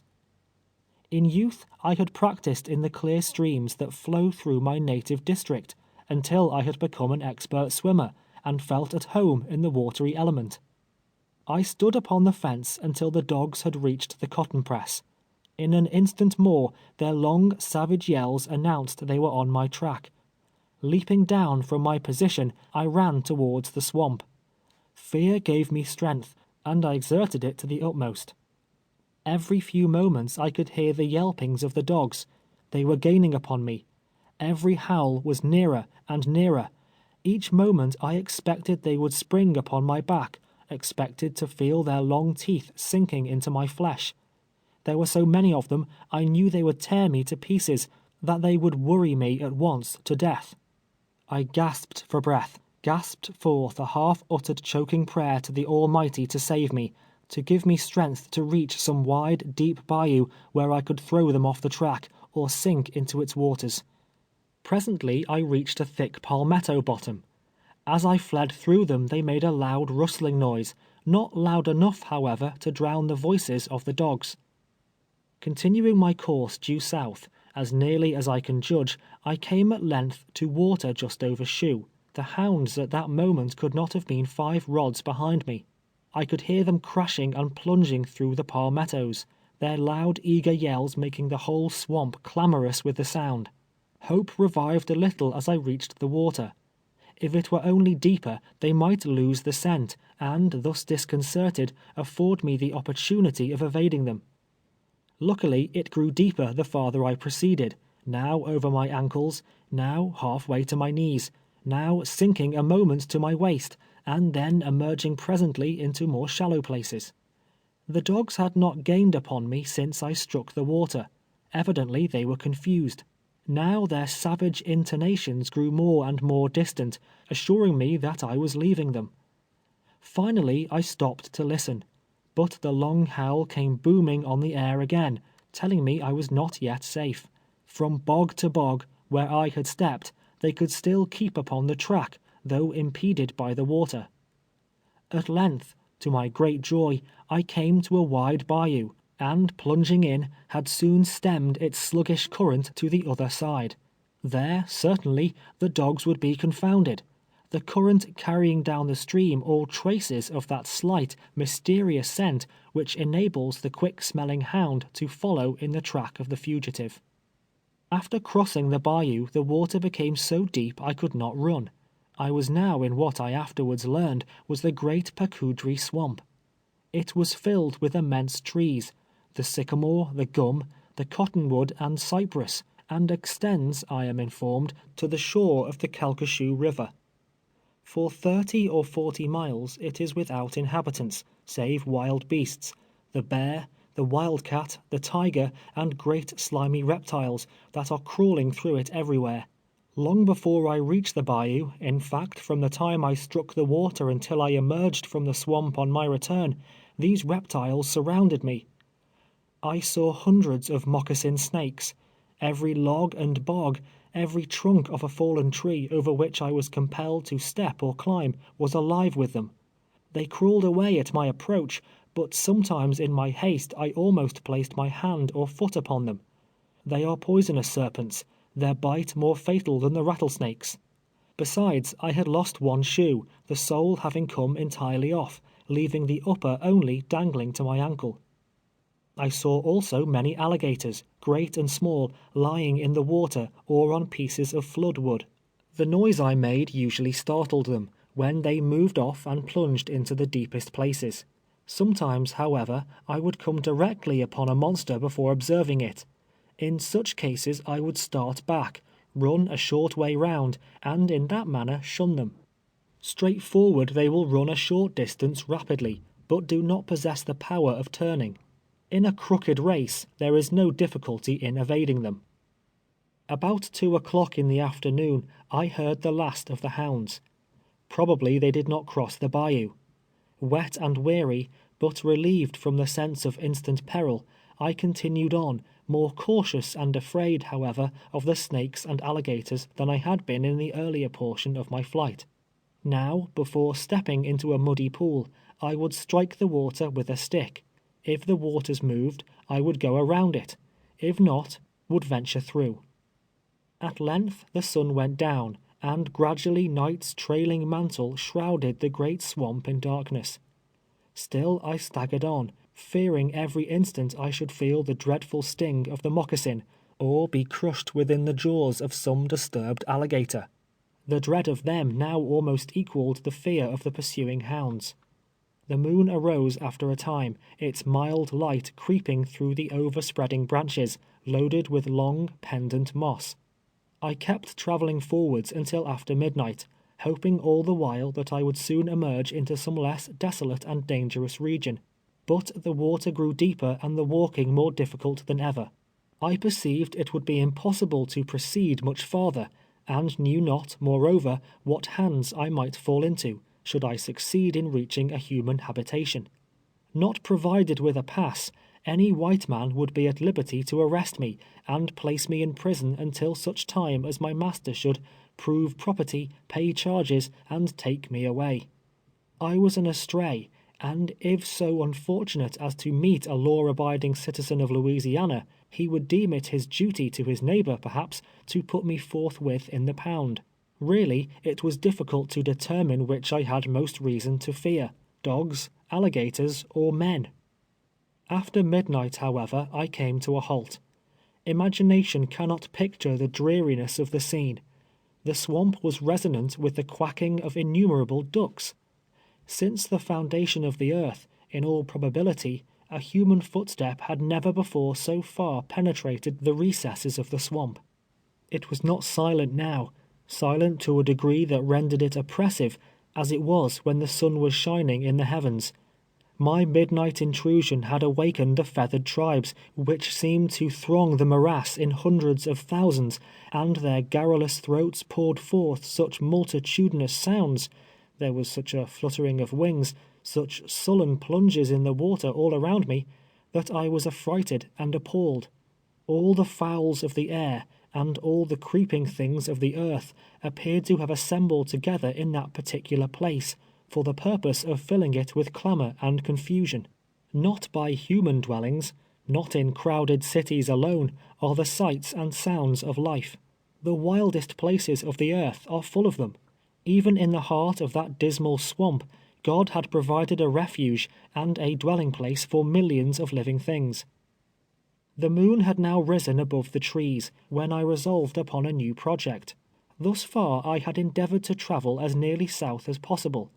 Turning about, I proceeded in a northwest direction, my object being to strike the pine woods in the vicinity of Master Ford's. Once within the shadow of his protection, I felt I would be comparatively safe. My clothes were in tatters, my hands, face, and body covered with scratches received from the sharp knots of fallen trees, and in climbing over piles of brush and floodwood. My bare foot was full of thorns. I was besmeared with muck and mud, and the green slime that had collected on the surface of the dead water, in which I had been immersed to the neck many times during the day and night. Hour after hour, and tiresome indeed had they become, I continued to plod along on my northwest course. The water began to grow less deep, and the ground more firm under my feet. At last I reached the Pacoudry, the same wide bayou I had swam while outward bound. I swam it again, and shortly after thought I heard a cock crow, but the sound was faint, and it might have been a mockery of the ear. The water receded from my advancing footsteps. Now I had left the bogs behind me. Now I was on dry land that gradually ascended to the plain, and I knew I was somewhere in the great pine woods. Just at daybreak I came to an opening, a sort of small plantation, but one I had never seen before. In the edge of the woods I came upon two men, a slave and his young master, engaged in catching wild hogs. The white man I knew would demand my pass, and not able to give him one, would take me into possession. I was too wearied to run again, and too desperate to be taken, and therefore adopted a ruse that proved entirely successful. Assuming a fierce expression, I walked directly towards him, looking him steadily in the face. As I approached, he moved backwards with an air of alarm. It was plain he was much affrighted, that he looked upon me as some infernal goblin just arisen from the bowels of the swamp. "Where does William Ford live?" I demanded in no gentle tone. "He lives 7 miles from here," was the reply. "Which is the way to his place?" I again demanded, trying to look more fiercely than ever. "Do you see those pine trees yonder?" he asked, pointing to 2, a mile distant, that rose far above their fellows, like a couple of tall sentinels overlooking the broad expanse of forest. "I see them," was the answer. "At the feet of those pine trees," he continued, "runs the Texas road. Turn to the left, and it will lead you to William Ford's." Without further parley, I hastened forward, happy as he was, no doubt, to place the widest possible distance between us. Striking the Texas road, I turned to the left hand, as directed, and soon passed a great fire, where a pile of logs were burning. I went to it, thinking I would dry my clothes, but the gray light of the morning was fast breaking away. Some passing white man might observe me. Besides, the heat overpowered me with the desire of sleep, so, lingering no longer, I continued my travels, and finally, about 8 o'clock, reached the house of Master Ford. The slaves were all absent from the quarters, at their work. Stepping on to the piazza, I knocked at the door, which was soon opened by Mistress Ford. My appearance was so changed, I was in such a woe-begone and forlorn condition, she did not know me. Inquiring if Master Ford was at home, that good man made his appearance before the question could be answered. I told him of my flight, and all the particulars connected with it. He listened attentively, and when I had concluded, spoke to me kindly and sympathetically, and taking me to the kitchen, called John and ordered him to prepare me food. I had tasted nothing since daylight the previous morning.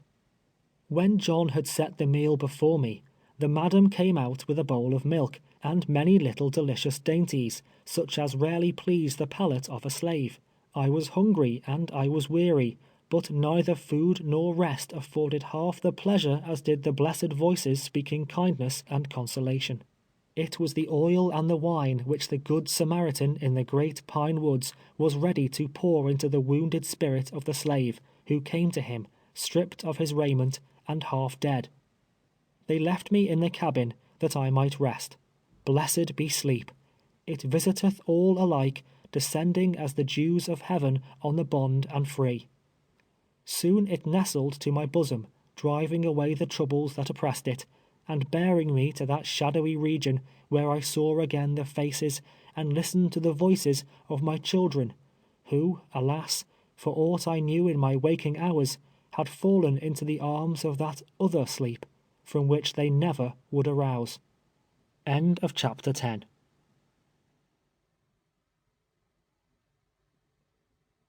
Chapter 11 of 12 Years a Slave by Solomon Northup. After a long sleep, sometime in the afternoon I awoke, refreshed but very sore and stiff. Sally came in and talked with me, while John cooked me some dinner. Sally was in great trouble, as well as myself, one of her children being ill, and she feared it could not survive. Dinner over, after walking about the quarters for a while, visiting Sally's cabin and looking at the sick child, I strolled into the madam's garden. Though it was a season of the year when the voices of the birds are silent, and the trees are stripped of their summer glories in more frigid climes, yet the whole variety of roses were then blooming there, and the long luxuriant vines creeping over the frames. The crimson and golden fruit hung half hidden amidst the younger and older blossoms of the peach, the orange, the plum, and the pomegranate. For in that region of almost perpetual warmth, the leaves are falling and the buds bursting into bloom the whole year long. I indulged the most grateful feelings towards Master and Mistress Ford, and wishing in some manner to repay their kindness, commenced trimming the vines, and afterwards weeding out the grass from among the orange and pomegranate trees.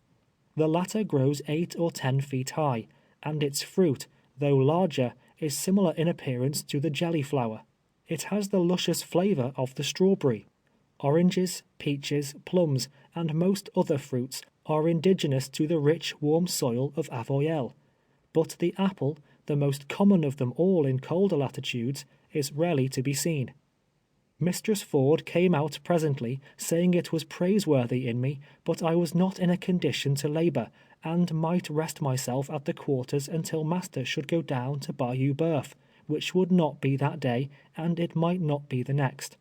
I said to her, to be sure I felt bad, and was stiff, and that my foot pained me, the stubs and thorns having so torn it, but thought such exercise would not hurt me, and that it was a great pleasure to work for so good a mistress. Thereupon she returned to the great house, and for 3 days I was diligent in the garden, cleaning the walks, weeding the flower beds, and pulling up the rank grass beneath the jessamine vines, which the gentle and generous hand of my protectress had taught to clamber along the walls. The 4th morning, having become recruited and refreshed, Master Ford ordered me to make ready to accompany him to the bayou. There was but one saddle horse at the opening, all the others with the mules having been sent down to the plantation. I said I could walk, and bidding Sally and John good bye, left the opening, trotting along by the horse's side. That little paradise in the great pine woods was the oasis in the desert, towards which my heart turned lovingly during many years of bondage. I went forth from it now with regret and sorrow, not so overwhelming, however, as if it had then been given me to know that I should never return to it again. Master Ford urged me to take his place occasionally on the horse, to rest me, but I said no, I was not tired, and it was better for me to walk than him. He said many kind and cheering things to me on the way, riding slowly, in order that I might keep pace with him. The goodness of God was manifest, he declared, in my miraculous escape from the swamp. As Daniel came forth unharmed from the den of lions, and as Jonah had been preserved in the whale's belly, even so had I been delivered from evil by the Almighty. He interrogated me in regard to the various fears and emotions I had experienced during the day and night, and if I had felt at any time a desire to pray.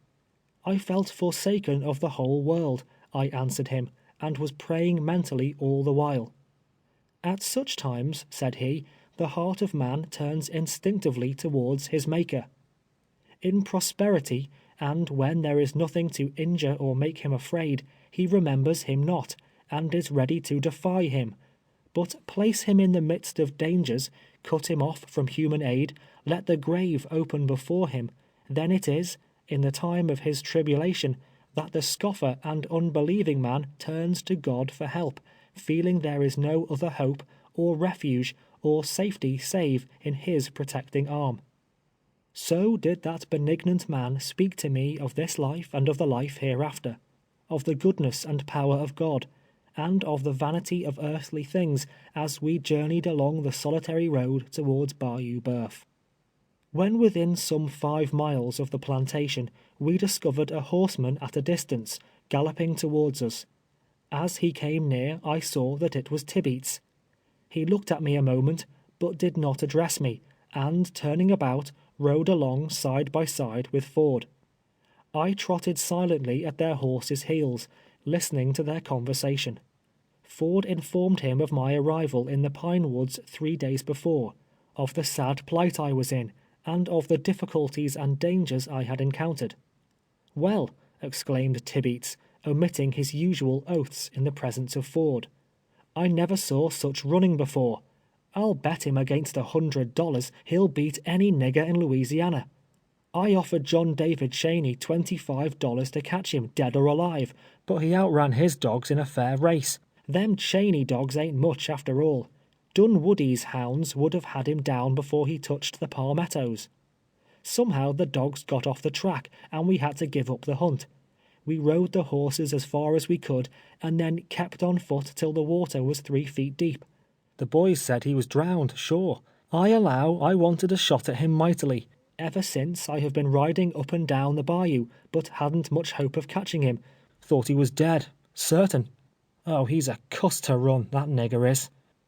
In this way Tibeats ran on, describing his search in the swamp, the wonderful speed with which I had fled before the hounds, and when he had finished, Master Ford responded by saying I had always been a willing and faithful boy with him, that he was sorry we had such trouble, that according to Platt's story, he had been inhumanly treated, and that he, Tibeats, was himself in fault. Using hatchets and broadaxes upon slaves was shameful and should not be allowed, he remarked. This is no way of dealing with them, when first brought into the country. It will have a pernicious influence and set them all running away. The swamps will be full of them. A little kindness would be far more effectual in restraining them and rendering them obedient, than the use of such deadly weapons. Every planter on the bayou should frown upon such inhumanity. It is for the interest of all to do so. It is evident enough, Mr. Tibeats, that you and Platt cannot live together.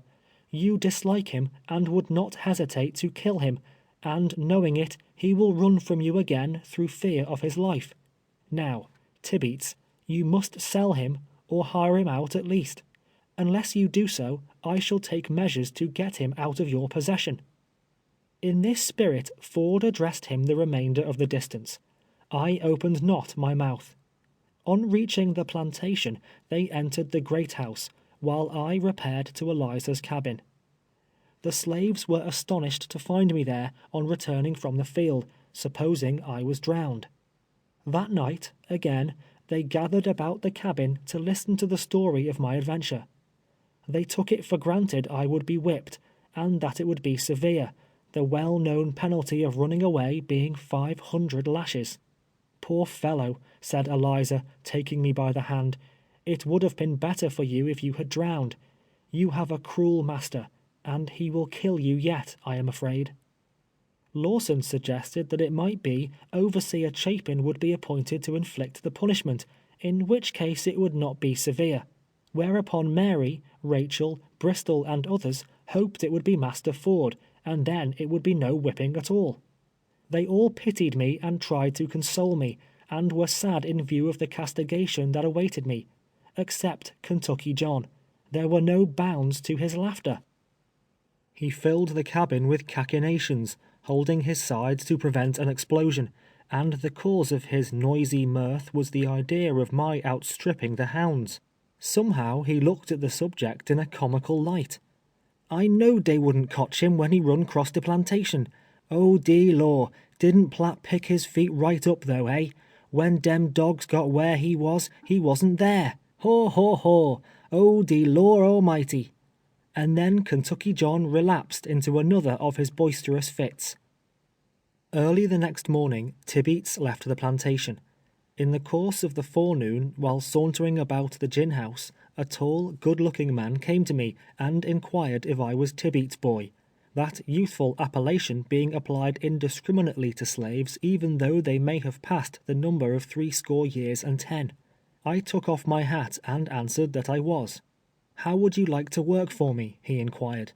"Oh, I would like to, very much," said I, inspired with a sudden hope of getting away from Tibeats. "You worked under Myers at Peter Tanner's, didn't you?" I replied I had, adding some complimentary remarks that Myers had made concerning me. "Well, boy," said he, "I have hired you of your master to work for me in the Big Cane Break, 38 miles from here, down on Red River." This man was Mr. Eldret, who lived below Ford's, on the same side of the bayou. I accompanied him to his plantation, and in the morning started with his slave Sam and a wagon load of provisions, drawn by 4 mules, for the Big Cane, Eldret and Myers having preceded us on horseback. This Sam was a native of Charleston, where he had a mother, brother, and sisters. He allowed, a common word among both black and white, that Tibeats was a mean man, and hoped, as I most earnestly did also, that his master would buy me. We proceeded down the south shore of the bayou, crossing it at Carey's plantation, from thence to Huff Power, passing which we came upon the Bayou Rouge road, which runs towards Red River. After passing through Bayou Rouge swamp, and just at sunset, turning from the highway, we struck into the Big Cane Break. We followed an unbeaten track, scarcely wide enough to admit the wagon. The cane, such as are used for fishing rods, were as thick as they could stand. A person could not be seen through them the distance of a rod. The paths of wild beasts run through them in various directions, the bear and the American tiger abounding in these breaks, and wherever there is a basin of stagnant water, it is full of alligators. We kept on our lonely course through the Big Cane several miles, when we entered a clearing known as Sutton's Field. Many years before, a man by the name of Sutton had penetrated the wilderness of Cane to this solitary place. Tradition has it that he fled thither, a fugitive, not from service, but from justice.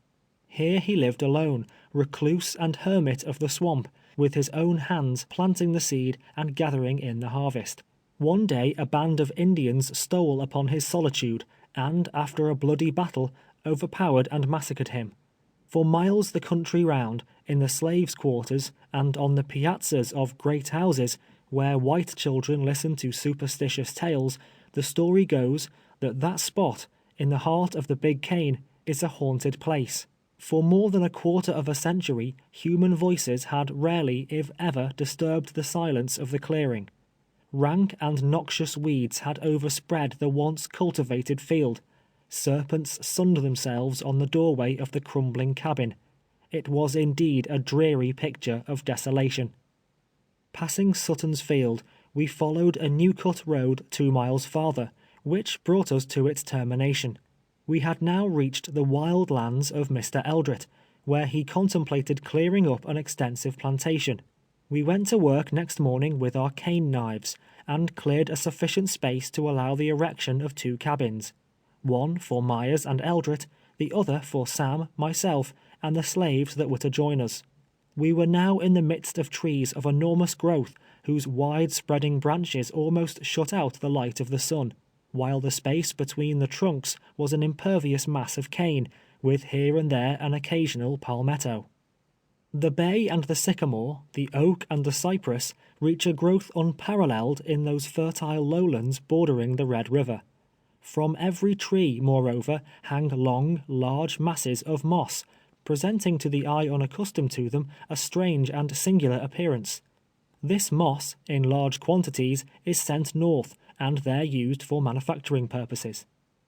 We cut down oaks, split them into rails, and with these erected temporary cabins. We covered the roofs with the broad palmetto leaf, an excellent substitute for shingles, as long as they last. The greatest annoyance I met with here were small flies, gnats, and mosquitoes. They swarmed the air. They penetrated the porches of the ear, the nose, the eyes, the mouth. They sucked themselves beneath the skin. It was impossible to brush or beat them off. It seemed indeed as if they would devour us, carry us away piecemeal in their small, tormenting mouths. A lonelier spot, or one more disagreeable than the center of the Big Cane Brake, it would be difficult to conceive. Yet to me it was a paradise, in comparison with any other place in the company of Master Tibeats. I labored hard, and oft-times was weary and fatigued, yet I could lie down at night in peace, and arise in the morning without fear.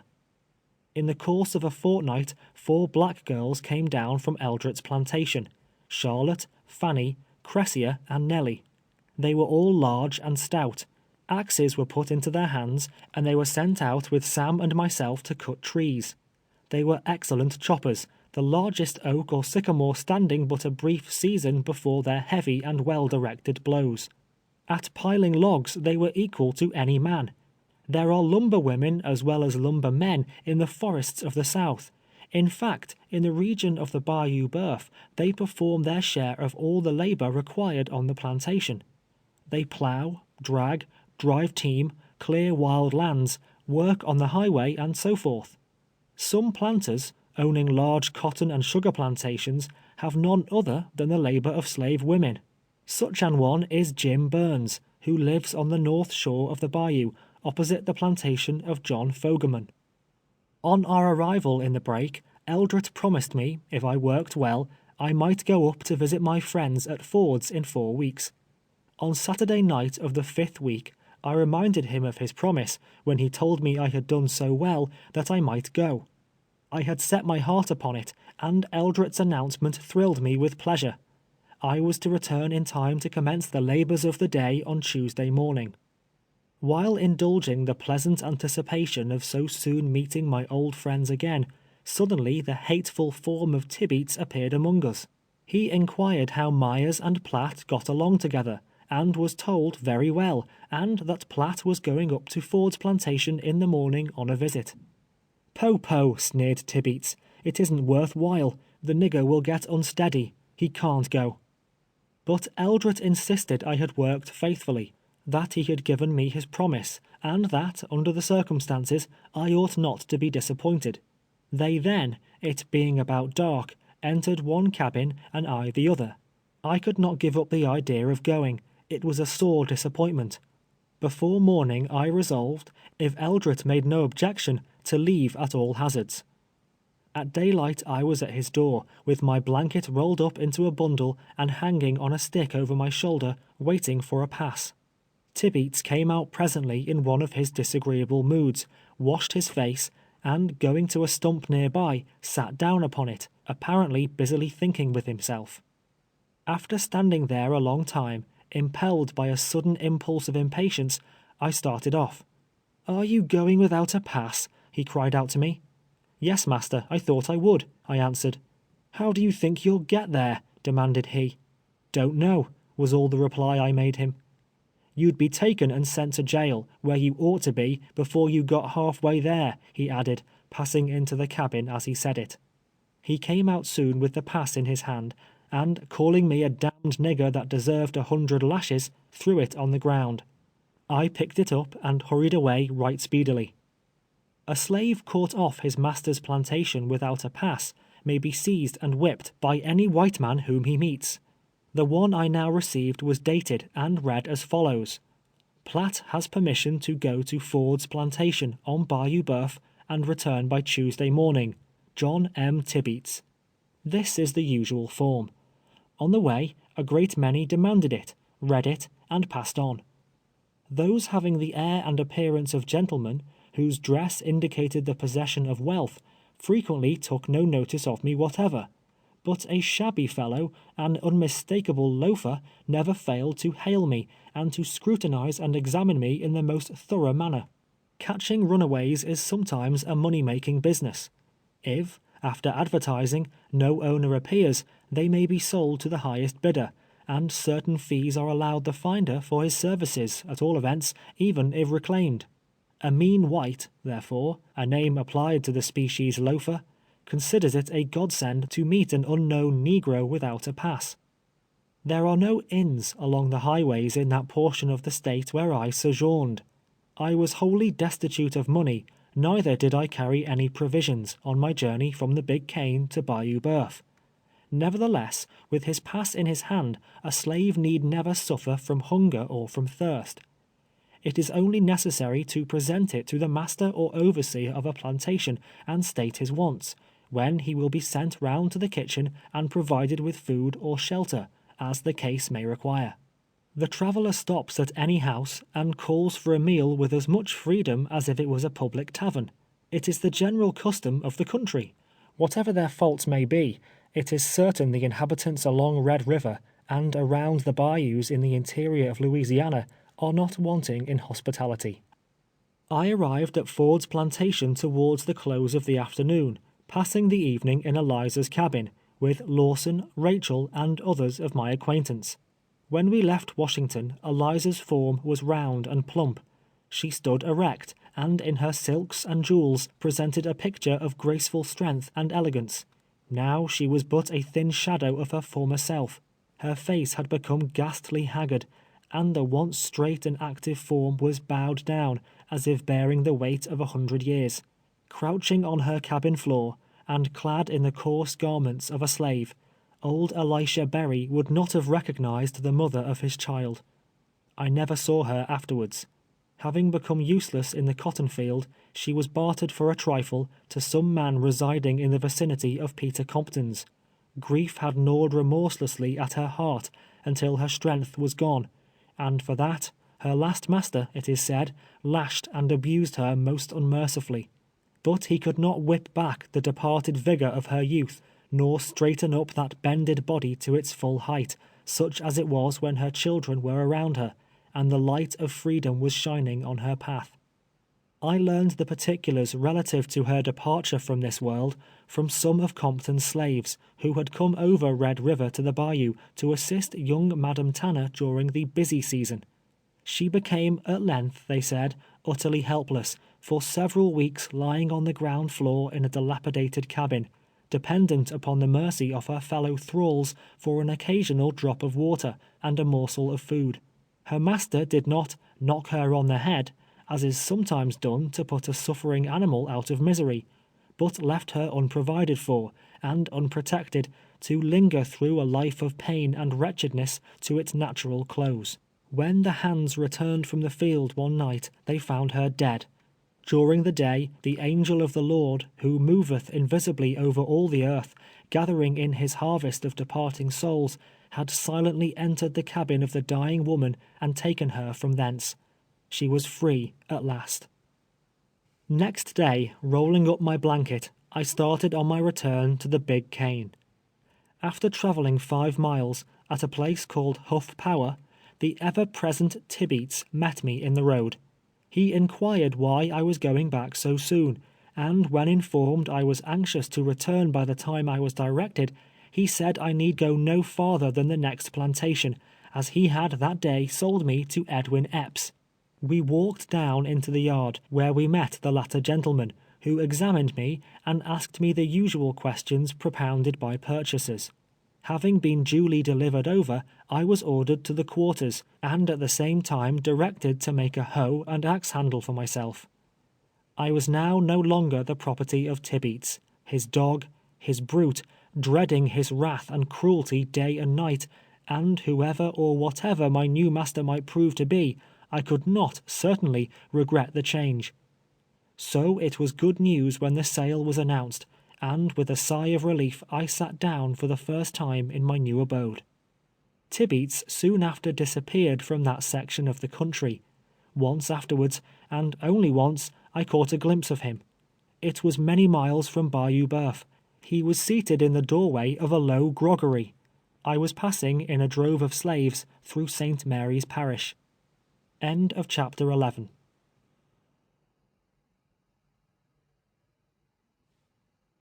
Chapter 12 of 12 Years a Slave by Solomon Northup.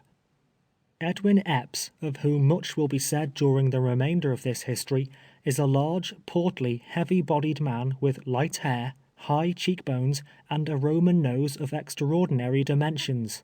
He has blue eyes, a fair complexion, and is, as I should say, full 6 feet high. He has the sharp, inquisitive expression of a jockey.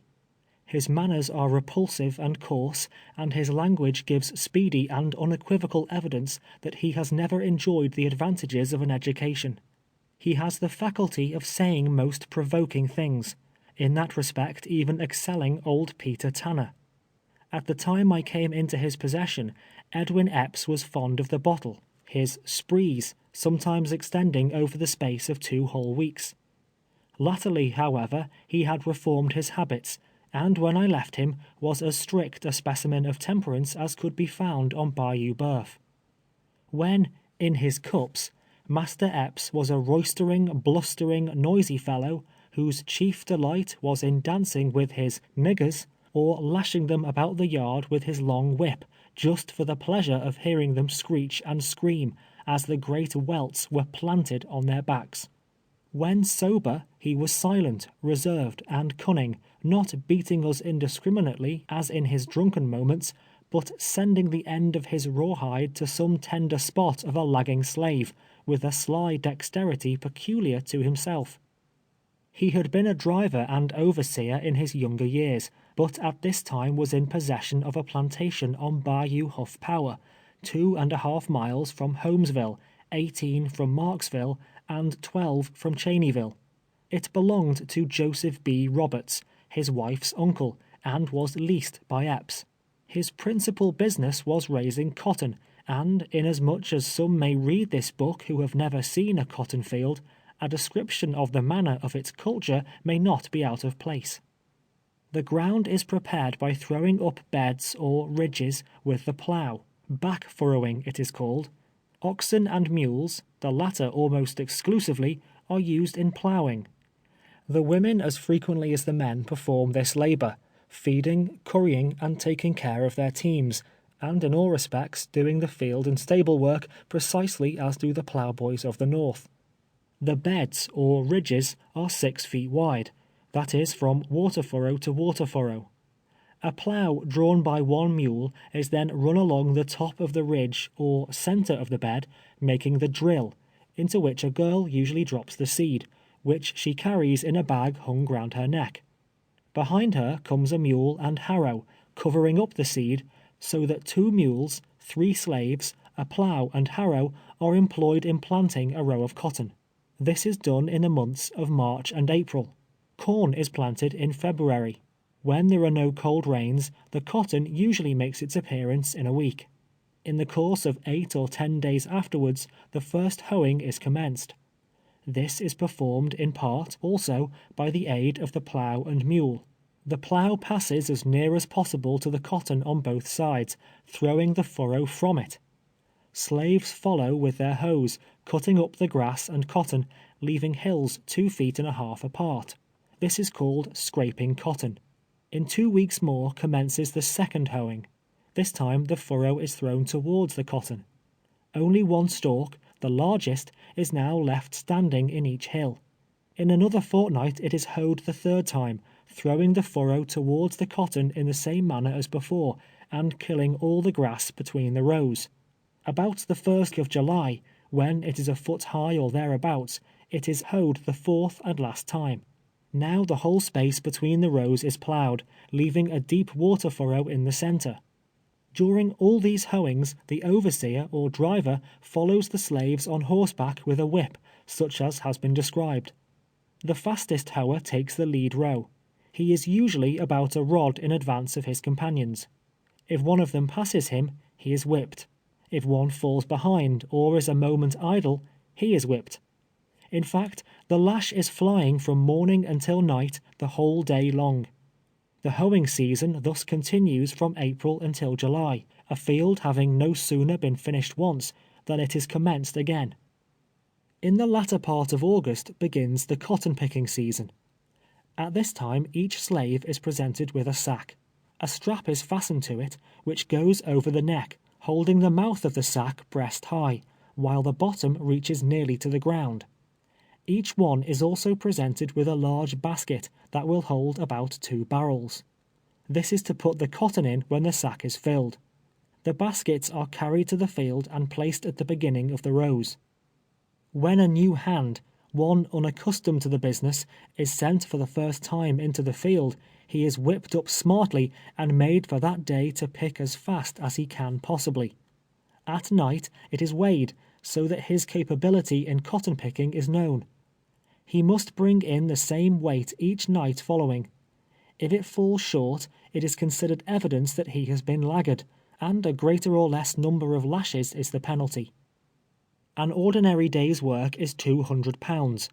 A slave who is accustomed to picking is punished if he or she brings in a less quantity than that. There is a great difference among them as regards this kind of labor.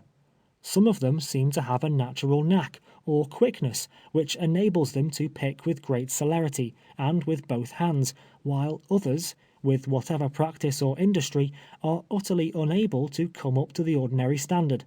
Such hands are taken from the cotton field and employed in other business. Patsy, of whom I shall have more to say, was known as the most remarkable cotton picker on Bayou Boeuf. She picked with both hands, and with such surprising rapidity that 500 pounds a day was not unusual for her. Each one is tasked, therefore, according to his picking abilities, none, however, to come short of 200 weight. I, being unskillful always in that business, would have satisfied my master by bringing in the latter quantity, while on the other hand Patsy would surely have been beaten if she failed to produce twice as much. The cotton grows from 5 to 7 feet high, each stalk having a great many branches, shooting out in all directions, and lapping each other above the water furrow. There are few sights more pleasant to the eye than a wide cotton field when it is in the bloom. It presents an appearance of purity, like an immaculate expanse of light, new-fallen snow.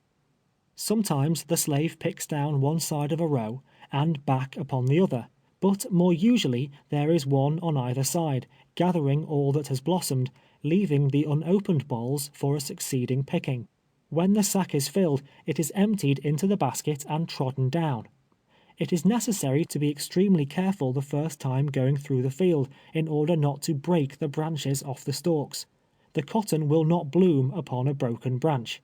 Epps never failed to inflict the severest chastisement on the unlucky servant who, either carelessly or unavoidably, was guilty in the least degree in this respect.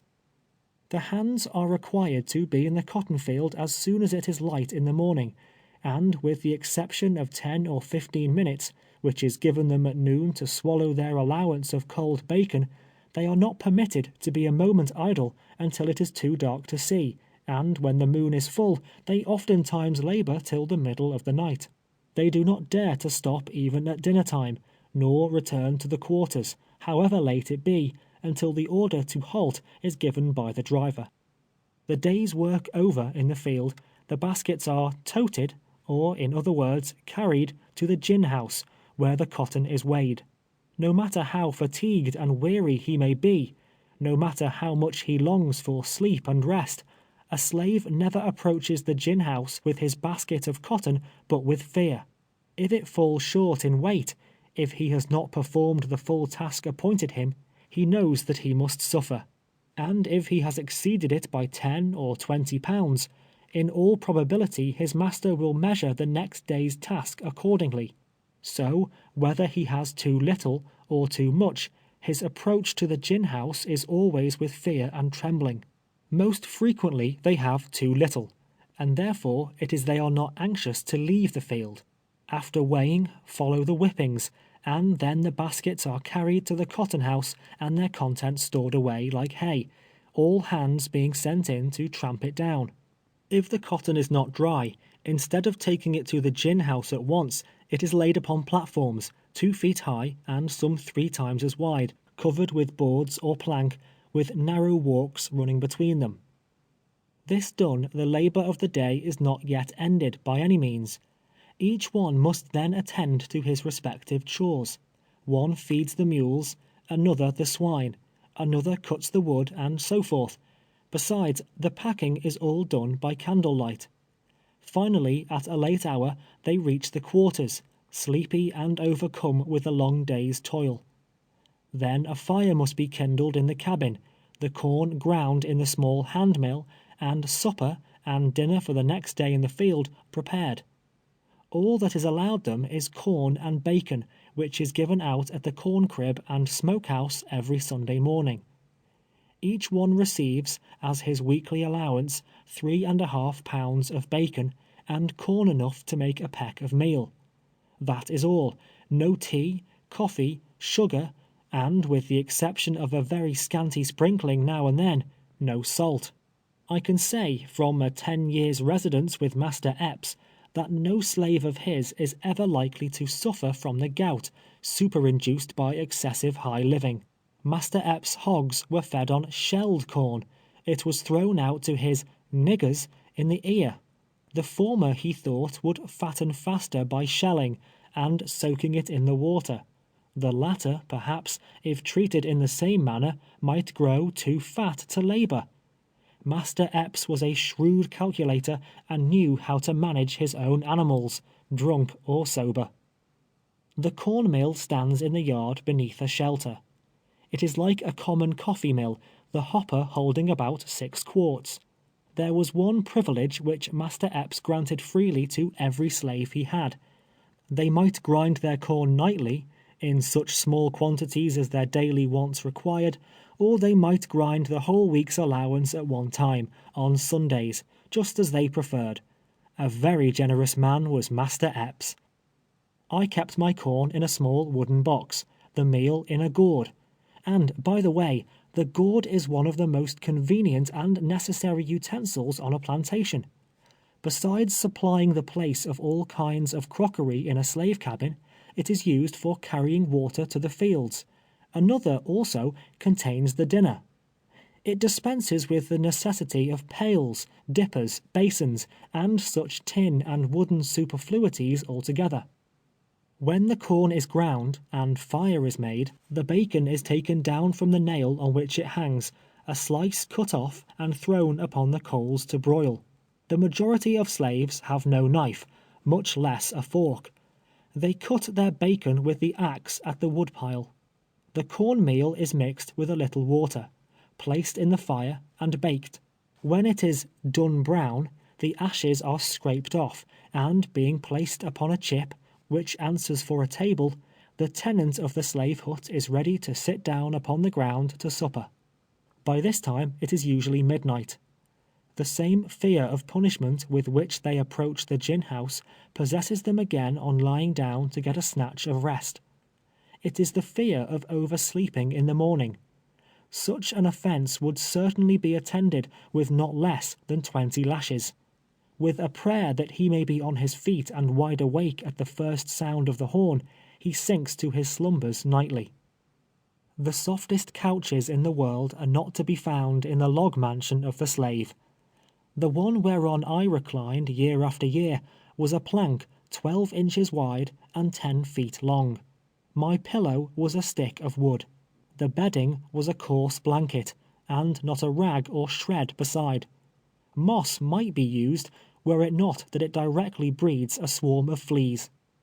The cabin is constructed of logs, without floor or window. The latter is altogether unnecessary, the crevices between the logs admitting sufficient light. In stormy weather, the rain drives through them, rendering it comfortless and extremely disagreeable. The rude door hangs on great wooden hinges. In one end is constructed an awkward fireplace. An hour before daylight the horn is blown. Then the slaves arouse, prepare their breakfast, fill a gourd with water, in another deposit their dinner of cold bacon and corn cake, and hurry to the field again. It is an offence invariably followed by a flogging to be found at the quarters after daybreak.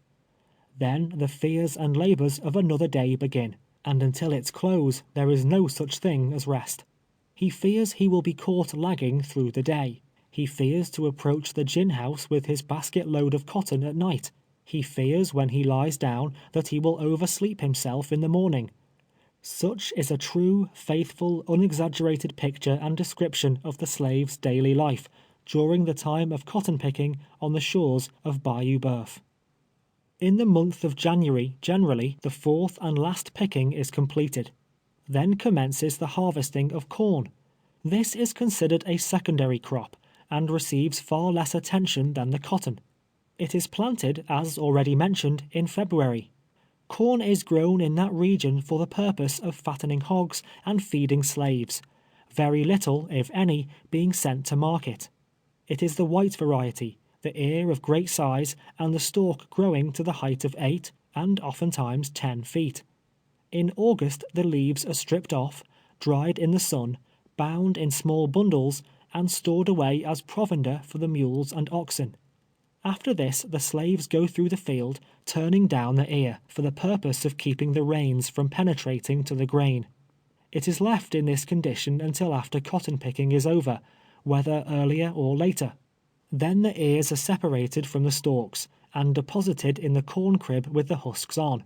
Otherwise, stripped of the husks, the weevil would destroy it. The stalks are left standing in the field. The Carolina, or sweet, potato is also grown in that region to some extent. They are not fed, however, to hogs or cattle, and are considered but of small importance. They are preserved by placing them upon the surface of the ground with a slight covering of earth or corn stalks. There is not a cellar on Bayou Boeuf. The ground is so low it would fill with water. Potatoes are worth from 2 to 3 bits, or shillings a barrel. Corn, except where there is an unusual scarcity, can be purchased at the same rate. As soon as the cotton and corn crops are secured, the stalks are pulled up, thrown into piles and burned. The ploughs are started at the same time, throwing up the beds again, preparatory to another planting. The soil, in the parishes of Rapides and Avoyelles, and throughout the whole country, as far as my observation extended, is of exceeding richness and fertility. It is a kind of marl, of a brown or reddish color. It does not require those invigorating composts necessary to more barren lands, and on the same field the same crop is grown for many successive years. Ploughing, planting, picking cotton, gathering the corn, and pulling and burning stalks occupies the whole of the 4 seasons of the year. Drawing and cutting wood, pressing cotton, fattening and killing hogs are but incidental labors. In the month of September or October, the hogs are run out of the swamps by dogs and confined in pens. On a cold morning, generally about New Year's Day, they are slaughtered. Each carcass is cut into 6 parts, and piled one above the other in salt, upon large tables in the smoke-house. In this condition it remains a fortnight, when it is hung up, and a fire built and continued more than half the time during the remainder of the year. This thorough smoking is necessary to prevent the bacon from becoming infested with worms. In so warm a climate, it is difficult to preserve it, and very many times myself and my companions have received our weekly allowance of 3 pounds and a half, when it was full of these disgusting vermin. Although the swamps are overrun with cattle, they are never made the source of profit to any considerable extent.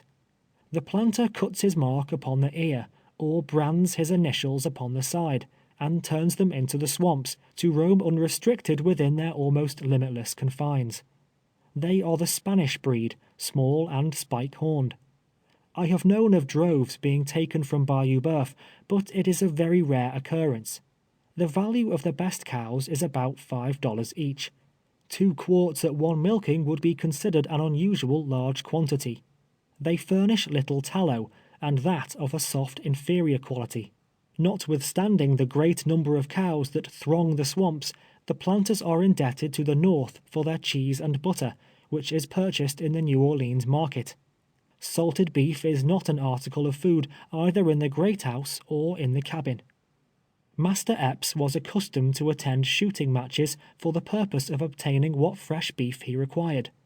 These sports occurred weekly at the neighboring village of Holmesville. Fat beeves were driven thither and shot at, a stipulated price being demanded for the privilege. The lucky marksman divides the flesh among his fellows, and in this manner the attending planters are supplied. The great number of tame and untamed cattle which swarm the woods and swamps of Bayou Boeuf most probably suggested that appellation to the French, inasmuch as the term, translated, signifies the creek or river of the wild ox. Garden products, such as cabbages, turnips, and the like, are cultivated for the use of the master and his family. They have greens and vegetables at all times and seasons of the year. The grass withereth and the flower fadeth before the desolating winds of autumn in the chill northern latitudes, but perpetual verdure overspreads the hot lowlands, and flowers bloom in the heart of winter in the region of Bayou Boeuf. There are no meadows appropriated to the cultivation of the grasses. The leaves of the corn supply a sufficiency of food for the laboring cattle, while the rest provide for themselves all the year in the ever-growing pasture. There are many other peculiarities of climate, habit, custom, and of the manner of living and laboring at the South, but the foregoing, it is supposed, will give the reader an insight and general idea of life on a cotton plantation in Louisiana. The mode of cultivating cane, and the process of sugar manufacturing will be mentioned in another place. End of chapter 12.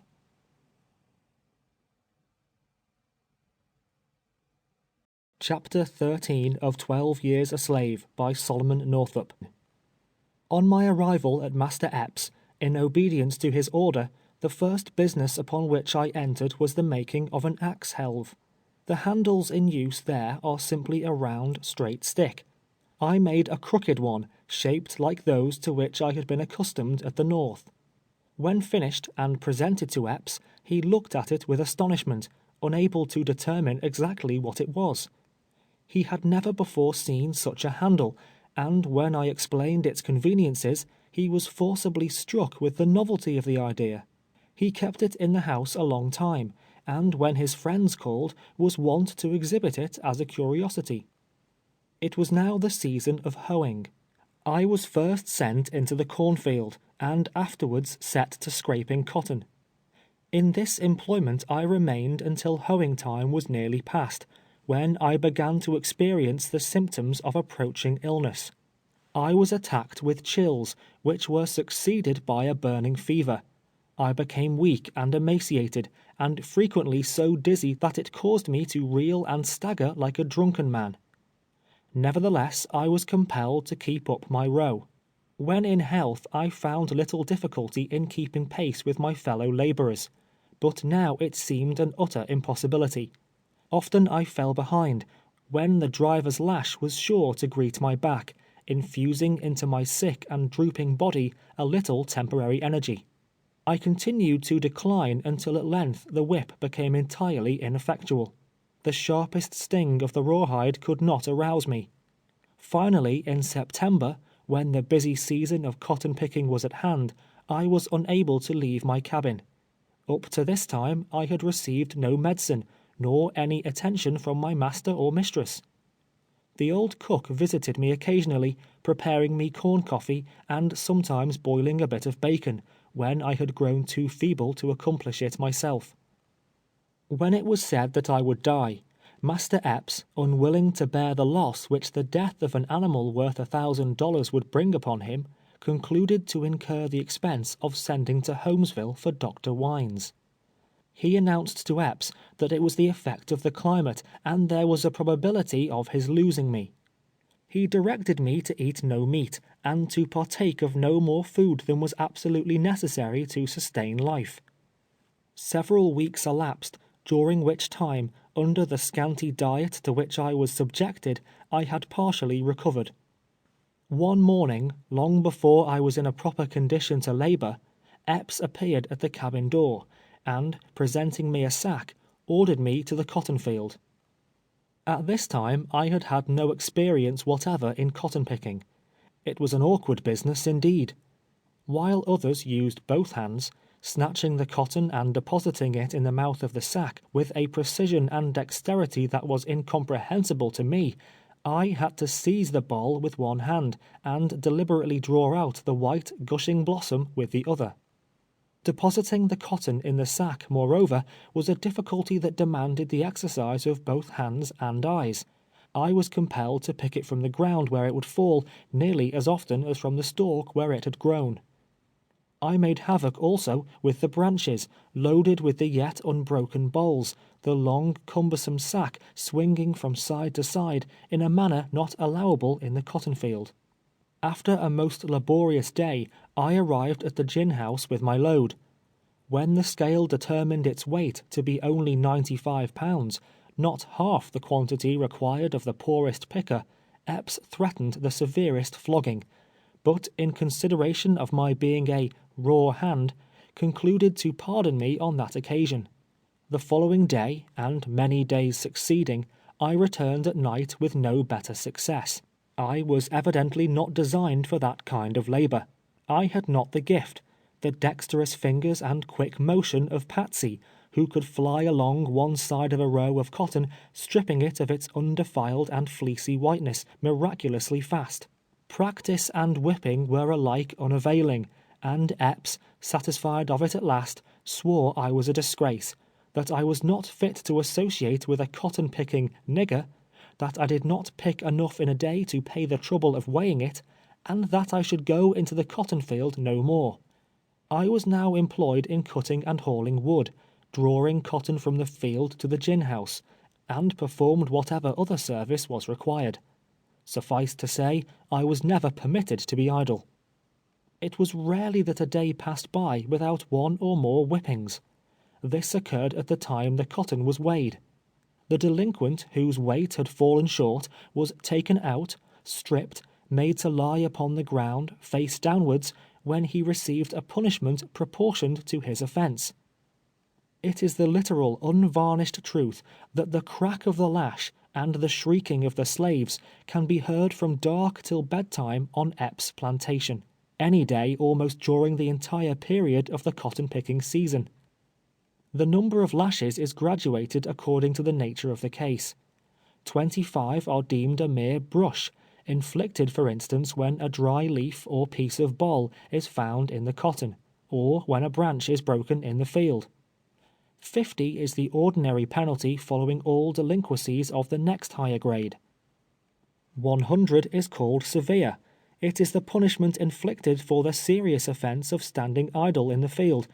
From 150 to 200 is bestowed upon him who quarrels with his cabin mates, and 500, well laid on, besides the mangling of the dogs perhaps, is certain to consign the poor unpitied runaway to weeks of pain and agony.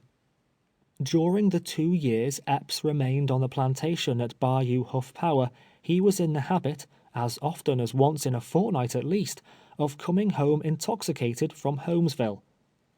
The shooting matches almost invariably concluded with a debauch. At such times he was boisterous and half crazy. Often he would break the dishes, chairs, and whatever furniture he could lay his hands on. When satisfied with his amusement in the house, he would seize the whip and walk forth into the yard. Then it behooved the slaves to be watchful and exceeding wary. The first one who came within reach felt the smart of his lash. Sometimes for hours he would keep them running in all directions, dodging around the corners of the cabins. Occasionally he would come upon one unawares, and if he succeeded in inflicting a fair round blow, it was a feat that much delighted him. The younger children, and the aged who had become inactive, suffered then. In the midst of the confusion, he would slyly take his stand behind a cabin, waiting with raised whip, to dash it into the first black face that peeped cautiously around the corner. At other times he would come home in a less brutal humor. Then there must be a merrymaking. Then all must move to the measure of a tune. Then Master Epps must needs regale his melodious ears with the music of a fiddle. Then did he become buoyant, elastic, gaily tripping the light fantastic toe around the piazza and all through the house. Tibeats, at the time of my sale, had informed him I could play on the violin. He had received this information from Ford. Through the importunities of Mistress Epps, her husband had been induced to purchase me one during a visit to New Orleans. Frequently I was called into the house to play before the family, Mistress being passionately fond of music. All of us would be assembled in the large room of the great house, whenever Epps came home in one of his dancing moods. No matter how worn out and tired we were, there must be a general dance. When properly stationed on the floor, I would strike up a tune. "Dance, you damned niggers, dance!" Epps would shout. Then there must be no halting or delay, no slow or languid movements, all must be brisk and lively and alert. "Up and down, heel and toe, and away we go," was the order of the hour. Epps' portly form mingled with those of his dusky slaves, moving rapidly through all the mazes of the dance. Usually his whip was in his hand, ready to fall about the ears of the presumptuous thrall, who dared to rest a moment, or even stop to catch his breath. When he was himself exhausted, there would be a brief cessation, but it would be very brief. With a slash and crack and flourish of the whip, he would shout again, "Dance, niggers, dance!" and away they would go once more, pell-mell, while I, spurred by an occasional sharp touch of the lash, sat in a corner, extracting from my violin a marvelous quick-stepping tune. The mistress often upbraided him, declaring she would return to her father's house at Cheneyville. Nevertheless, there were times she could not restrain a burst of laughter, on witnessing his uproarious pranks. Frequently we were thus detained until almost morning. Bent with excessive toil, actually suffering for a little refreshing rest, and feeling rather as if we could cast ourselves upon the earth and weep, many a night in the house of Edwin Epps have his unhappy slaves been made to dance and laugh.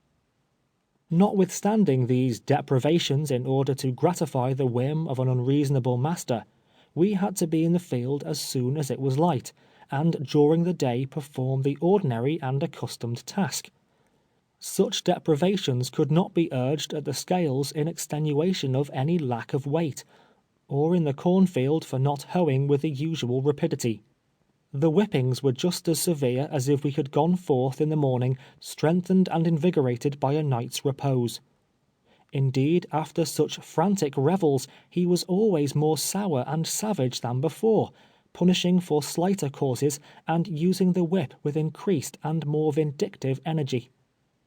10 years I toiled for that man without reward.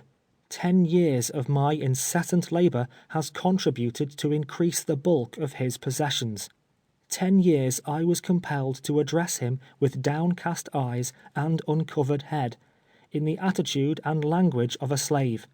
I am indebted to him for nothing, save undeserved abuse and stripes. Beyond the reach of his inhuman thong, and standing on the soil of the free state where I was born, thanks be to Heaven, I can raise my head once more among men. I can speak of the wrongs I have suffered, and of those who inflicted them, with upraised eyes. But I have no desire to speak of him or any other one otherwise than truthfully. Yet to speak truthfully of Edwin Epps would be to say, he is a man in whose heart the quality of kindness or of justice is not found. A rough, rude energy, united with an uncultivated mind and an avaricious spirit, are his prominent characteristics. He is known as a nigger breaker, distinguished for his faculty of subduing the spirit of the slave, and priding himself upon his reputation in this respect, as a jockey boasts of his skill in managing a refractory horse. He looked upon a colored man, not as a human being, responsible to his Creator for the small talent entrusted to him, but as a chattel personal, as mere live property, no better, except in value, than his mule or dog. When the evidence, clear and indisputable, was laid before him that I was a free man, and as much entitled to my liberty as he, when, on the day I left, he was informed that I had a wife and children, as dear to me as his own babes to him, he only raved and swore, denouncing the law that tore me from him, and declaring he would find out the man who had forwarded the letter that disclosed the place of my captivity, if there was any virtue or power in money, and would take his life. He thought of nothing but his loss, and cursed me for having been born free.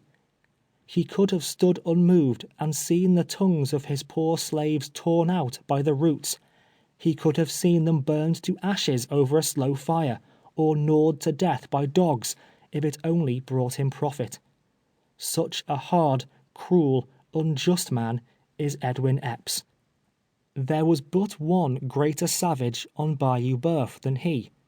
Jim Burns' plantation was cultivated, as already mentioned, exclusively by women.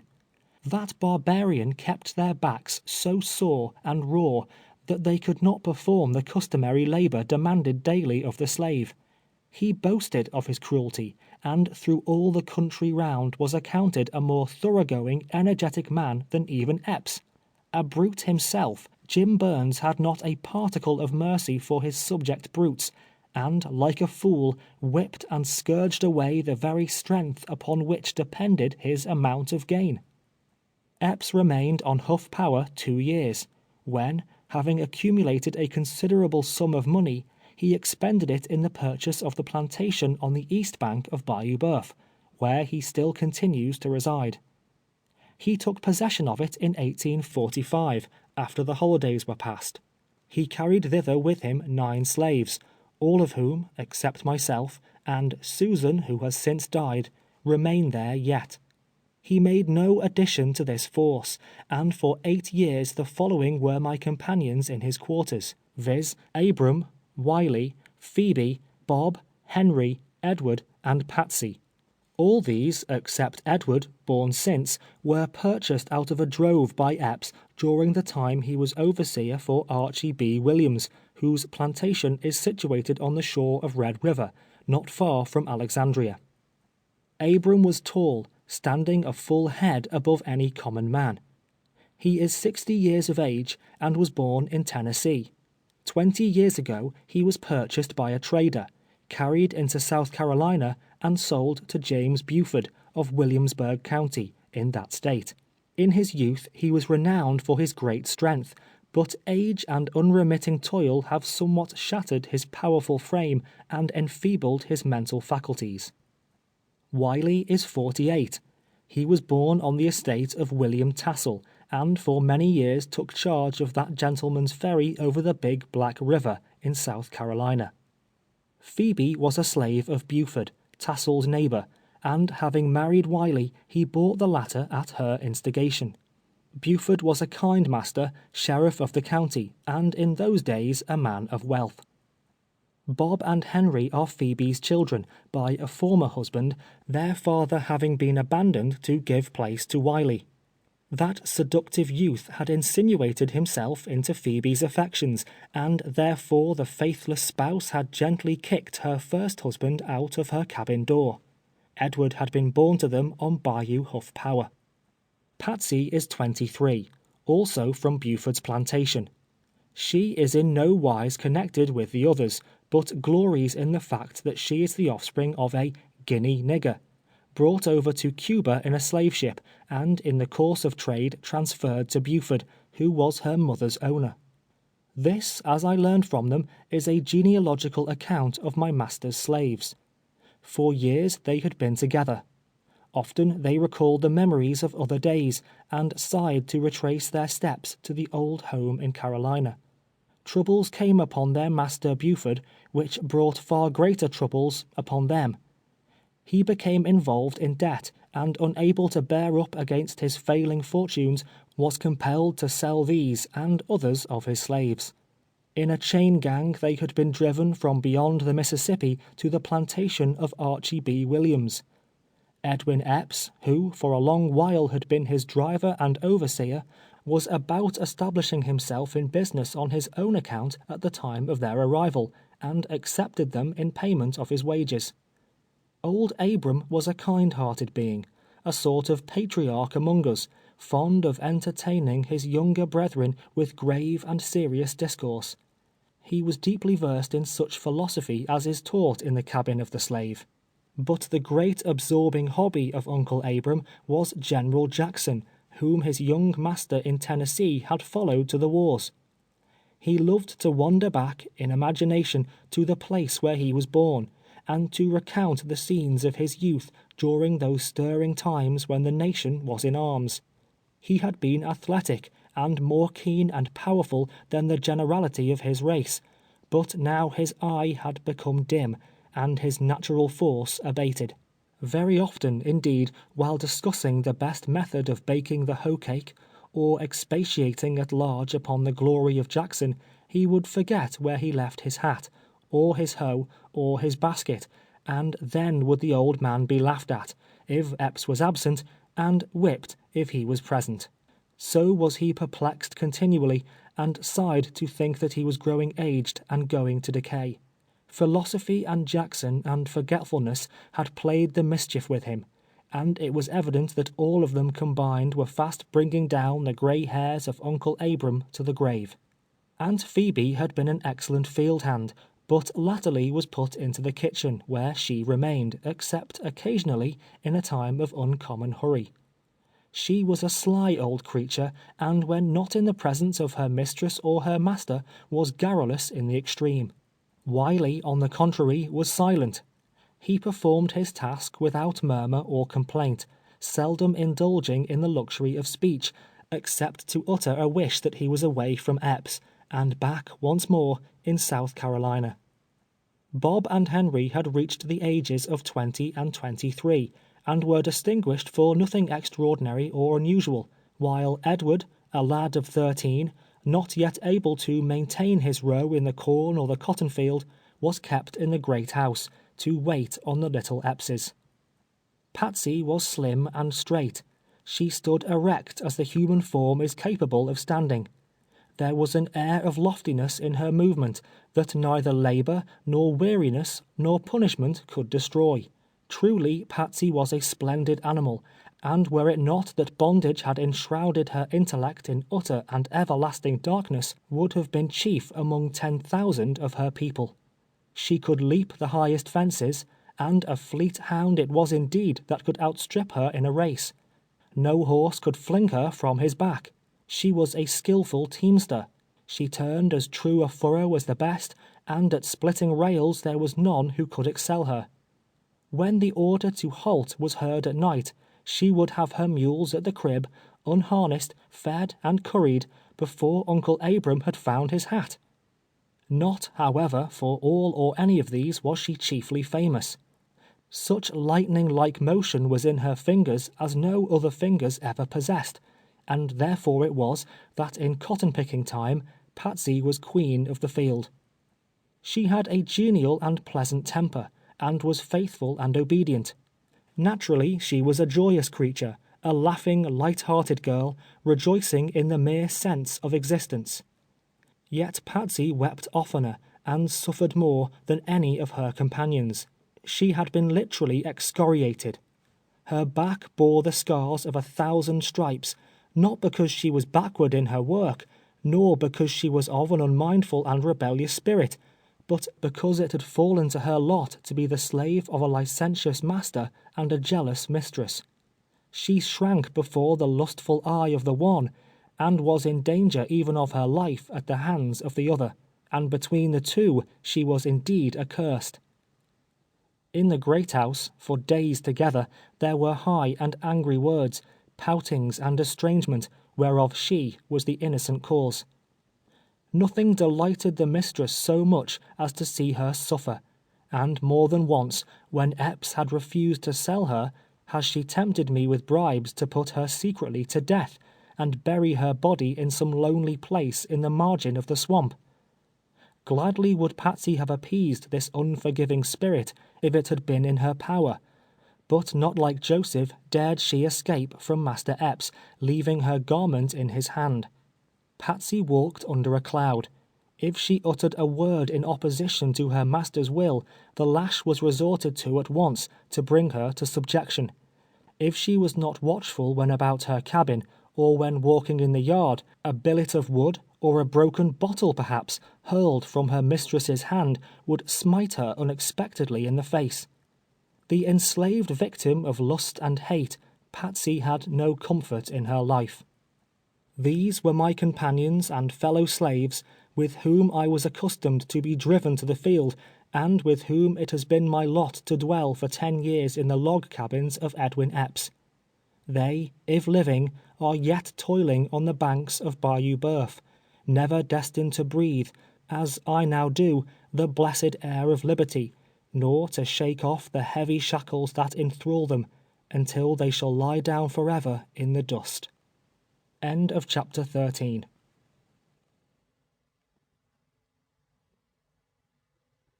Chapter 14 of 12 Years a Slave by Solomon Northup. The first year of Epps' residence on the bayou, 1845, the caterpillars almost totally destroyed the cotton crop throughout the region. There was little to be done, so that the slaves were necessarily idle half the time. However, there came a rumor to Bayou Boeuf that wages were high and laborers in great demand on the sugar plantations in St. Mary's Parish. This parish is situated on the coast of the Gulf of Mexico, about 140 miles from Avoyelles. The Rio Teche, a considerable stream, flows through St. Mary's to the Gulf. It was determined by the planters, on the receipt of this intelligence, to make up a drove of slaves to be sent down to Tuckapaw in St. Mary's, for the purpose of hiring them out in the cane fields. Accordingly, in the month of September, there were 147 collected at Holmesville, Abram, Bob, and myself among the number. Of these, about one half were women. Epps, Alonson Pierce, Henry Toller, and Addison Roberts were the white men selected to accompany and take charge of the drove. They had a 2-horse carriage and 2 saddle horses for their use. A large wagon, drawn by 4 horses, and driven by John, a boy belonging to Mr. Roberts, carried the blankets and provisions. About 2 o'clock in the afternoon, having been fed, preparations were made to depart. The duty assigned me was to take charge of the blankets and provisions, and see that none were lost by the way. The carriage proceeded in advance, the wagon following. Behind this the slaves were arranged, while the 2 horsemen brought up the rear, and in this order the procession moved out of Holmesville. That night we reached a Mr. McCrow's plantation, a distance of 10 or 15 miles, when we were ordered to halt. Large fires were built, and each one spreading his blanket on the ground, the white men lodged in the great house. An hour before day we were aroused by the drivers coming among us, cracking their whips and ordering us to arise. Then the blankets were rolled up, and being severally delivered to me and deposited in the wagon, the procession set forth again. The following night it rained violently. We were all drenched, our clothes saturated with mud and water. Reaching an open shed, formerly a gin house, we found beneath it such shelter as it afforded. There was not room for all of us to lay down. There we remained, huddled together through the night, continuing our march as usual in the morning. During the journey we were fed twice a day, boiling our bacon and baking our corn cake at the fires in the same manner as in our huts. We passed through Lafayetteville, Mountsville, Newtown, to Centerville, where Bob and Uncle Abram were hired. Our number decreased as we advanced, nearly every sugar plantation requiring the services of one or more. On our route we passed the Grand Coteau, or Prairie, a vast space of level, monotonous country, without a tree, except an occasional one which had been transplanted near some dilapidated building. It was once thickly populated and under cultivation, but for some cause had been abandoned. The business of the scattered inhabitants that now dwell upon it is principally raising cattle. Immense herds were feeding upon it as we passed. In the centre of the Grand Coteau, one feels as if he were on the ocean, out of sight of land. As far as the eye can see, in all directions, it is but a ruined and deserted waste. I was hired to Judge Turner, a distinguished man and extensive planter, whose large estate is situated on Bayou Sal, within a few miles of the Gulf. Bay o' Sal is a small stream flowing into the Bay of Atchafalaya. For some days I was employed at Turner's in repairing his sugar house, when a cane knife was put into my hand, and with 30 or 40 others I was sent into the field. I found no such difficulty in learning the art of cutting cane that I had in picking cotton. It came to me naturally and intuitively, and in a short time I was able to keep up with the fastest knife. Before the cutting was over, however, Judge Tanner transferred me from the field to the sugar house, to act there in the capacity of driver. From the time of the commencement of sugar making to the close, the grinding and boiling does not cease day or night. The whip was given me with directions to use it upon any one who was caught standing idle.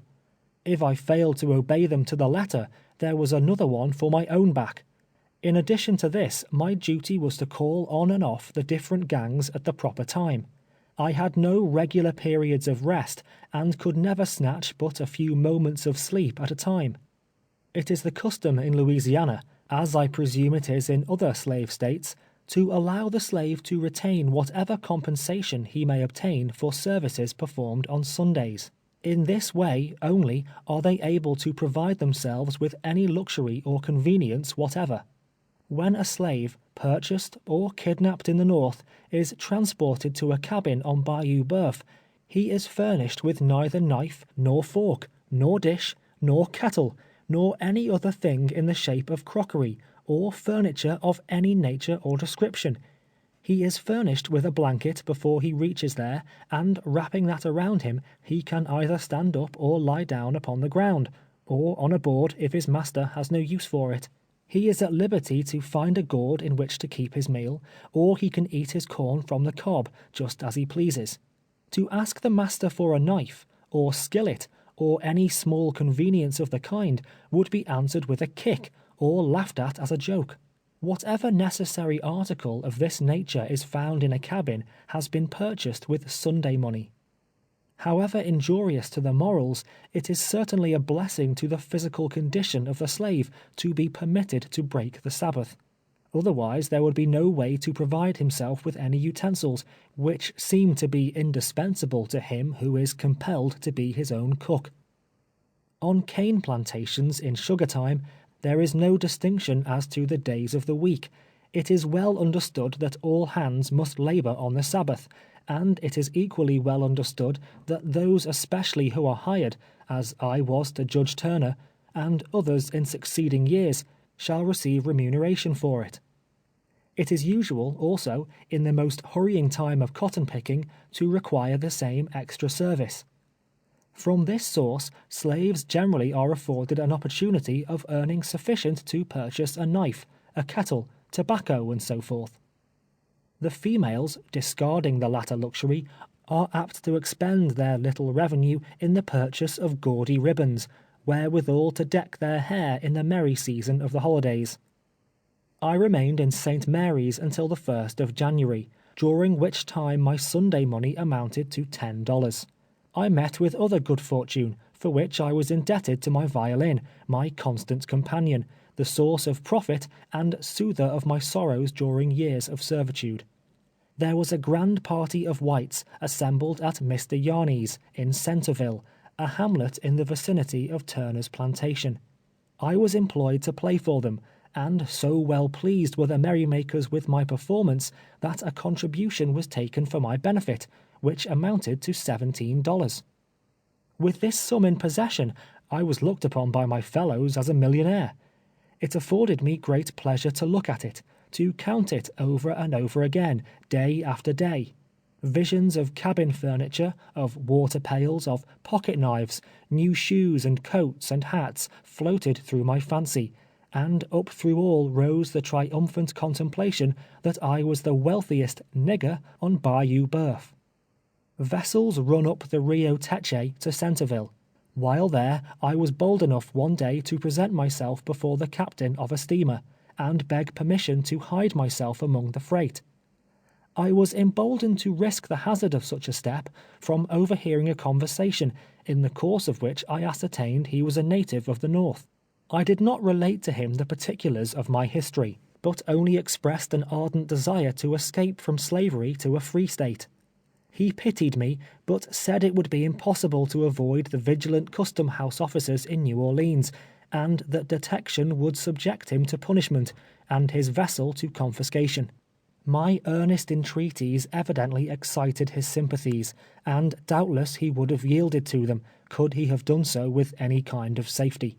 I was compelled to smother the sudden flame that lighted up in my bosom with sweet hopes of liberation, and turn my steps once more towards the increasing darkness of despair.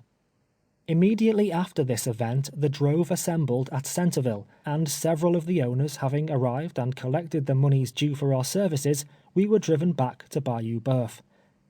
It was on our return, while passing through a small village, that I caught sight of Tibeats, seated in the door of a dirty grocery, looking somewhat seedy and out of repair. Passion and poor whiskey, I doubt not, have ere this laid him on the shelf. During our absence, I learned from Aunt Phoebe and Patsy that the latter had been getting deeper and deeper into trouble. The poor girl was truly an object of pity. Old Hogjaw, the name by which Epps was called, when the slaves were by themselves, had beaten her more severely and frequently than ever. As surely as he came from Holmesville, elated with liquor, and it was often in those days, he would whip her, merely to gratify the mistress, would punish her to an extent almost beyond endurance, for an offense of which he himself was the sole and irresistible cause. In his sober moments he could not always be prevailed upon to indulge his wife's insatiable thirst for vengeance. To be rid of Patsy, to place her beyond sight or reach, by sale or death, or in any other manner, of late years seemed to be the ruling thought and passion of my mistress. Patsy had been a favorite when a child, even in the great house. She had been petted and admired for her uncommon sprightliness and pleasant disposition. She had been fed many a time, so Uncle Abram said, even on biscuit and milk, when the madam, in her younger days, was wont to call her to the piazza, and fondle her as she would a playful kitten. But a sad change had come over the spirit of the woman. Now only black and angry fiends ministered in the temple of her heart, until she could look on Patsy but with concentrated venom. Mistress Epps was not naturally such an evil woman, after all. She was possessed of the devil, jealousy, it is true, but aside from that, there was much in her character to admire. Her father, Mr. Roberts, resided in Cheneyville, an influential and honorable man, and as much respected throughout the parish as any other citizen. She had been well educated at some institution this side the Mississippi, was beautiful, accomplished, and usually good-humored. She was kind to all of us but Patsy, frequently in the absence of her husband, sending out to us some little dainty from her own table. In other situations, In a different society from that which exists on the shores of Bayou Boeuf, she would have been pronounced an elegant and fascinating woman. An ill wind it was that blew her into the arms of Epps. He respected and loved his wife as much as a coarse nature like his is capable of loving, but supreme selfishness always overmastered conjugal affection. He loved as well as baser natures can, but a mean heart and soul were in that man. He was ready to gratify any whim, to grant any request she made, provided it did not cost too much. Patsy was equal to any two of his slaves in the cotton field. He could not replace her with the same money she would bring. The idea of disposing of her, therefore, could not be entertained. The mistress did not regard her at all in that light. The pride of the haughty woman was aroused. The blood of the fiery Southern boiled at the sight of Patsy, and nothing less than trampling out the life of the helpless bondwoman would satisfy her. Sometimes the current of her wrath turned upon him whom she had just cause to hate, but the storm of angry words would pass over at length, and there would be a season of calm again. At such times Patsy trembled with fear, and cried as if her heart would break, for she knew from painful experience that if mistress should work herself to the red-hot pitch of rage, Epps would quiet her at last with a promise that Patsy should be flogged, a promise he was sure to keep. Thus did pride, and jealousy, and vengeance war with avarice and brute passion in the mansion of my master, filling it with daily tumult and contention. Thus upon the head of Patsy, the simple-minded slave in whose heart God had implanted the seeds of virtue, the force of all these domestic tempests spent itself at last. During the summer succeeding my return from St. Mary's Parish, I conceived a plan of providing myself with food, which, though simple, succeeded beyond expectation. It has been followed by many others in my condition, up and down the bayou, and of such benefit has it become that I am almost persuaded to look upon myself as a benefactor. That summer the worms got into the bacon. Nothing but ravenous hunger could induce us to swallow it. The weekly allowance of meal scarcely sufficed to satisfy us. It was customary with us, as it is with all in that region, where the allowance is exhausted before Saturday night, or is in such a state as to render it nauseous and disgusting, to hunt in the swamps for coon and opossum. This, however, must be done at night, after the day's work is accomplished. There are planters whose slaves, for months at a time, have no other meat than such as obtained in this manner. No objections are made to hunting, inasmuch as it dispenses with drafts upon the smokehouse, and because every marauding coon that is killed is so much saved from the standing corn. They are hunted with dogs and clubs, slaves not being allowed the use of firearms. The flesh of the coon is palatable, but verily there is nothing in all butcherdom so delicious as a roasted possum. They are a round, rather long-bodied, little animal of a whitish color, with nose like a pig, and caudal extremity like a rat. They burrow among the roots and in the hollows of the gum tree, and are clumsy and slow of motion. They are deceitful and cunning creatures. On receiving the slightest tap of a stick, they will roll over on the ground and feign death. If the hunter leaves him, in pursuit of another without first taking particular pains to break his neck, the chances are, on his return, he is not to be found. The little animal has outwitted the enemy, has played possum, and is off. But after a long and hard day's work, the weary slave feels little like going to the swamp for his supper, and half the time prefers throwing himself on the cabin floor without it. It is for the interest of the master that the servant should not suffer in health from starvation, and it is also for his interest that he should not become gross from overfeeding. In the estimation of the owner, a slave is the most serviceable when in rather a lean and lank condition, such a condition as the racehorse is in when fitted for the course, and in that condition they are generally to be found on the sugar and cotton plantations along Red River. My cabin was within a few rods of the bayou bank, and necessity being indeed the mother of invention, I resolved upon a mode of obtaining the requisite amount of food, without the trouble of resorting nightly to the woods. This was to construct a fish trap. Having in my mind conceived the manner in which it could be done, The next Sunday I set about putting it into practical execution. It may be impossible for me to convey to the reader a full and correct idea of its construction, but the following will serve as a general description. A frame between 2 and 3 feet square is made, and of a greater or less height, according to the depth of water. Boards or slats are nailed on 3 sides of this frame, not so closely, however, as to prevent the water circulating freely through it. A door is fitted into the 4th side, in such a manner that it will slide easily up and down in the grooves cut in the 2 posts. A movable bottom is then so fitted that it can be raised to the top of the frame without difficulty. In the center of the movable bottom, an auger hole is bored, and into this, one end of a handle or round stick is fastened on the underside so loosely that it will turn. The handle ascends from the center of the movable bottom to the top of the frame, or as much higher as is desirable. Up and down this handle, in a great many places, are gimlet holes, through which small sticks are inserted, extending to opposite sides of the frame. So many of these small sticks are running out from the handle in all directions that a fish of any considerable dimensions cannot pass through without hitting one of them. The frame is then placed in the water and made stationary. The trap is set by sliding or drawing up the door, and kept in that position by another stick, one end of which rests in a notch on the inner side, the other end in a notch made in the handle, running up from the center of the movable bottom.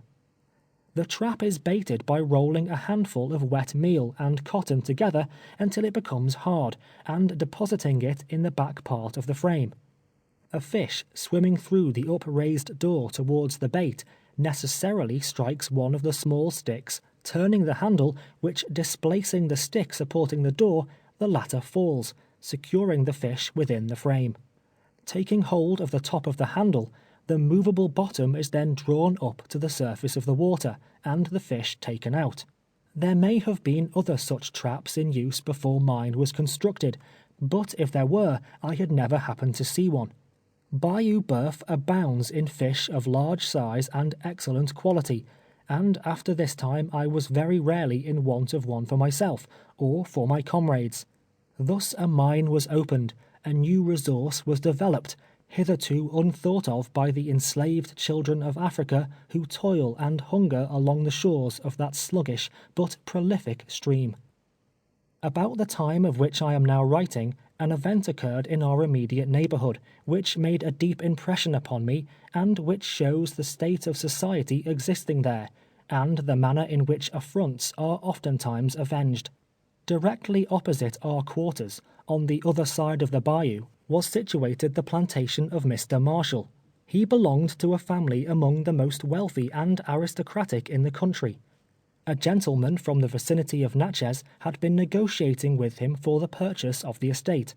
One day a messenger came in great haste to our plantation, saying that a bloody and fearful battle was going on at Marshall's, that blood had been spilled, and unless the combatants were forthwith separated, the result would be disastrous. On repairing to Marshall's house, a scene presented itself that beggars description. On the floor of one of the rooms lay the ghastly corpse of the man from Natchez, while Marshall, enraged and covered with wounds and blood, was stalking back and forth, breathing out threatenings and slaughter. A difficulty had arisen in the course of their negotiation.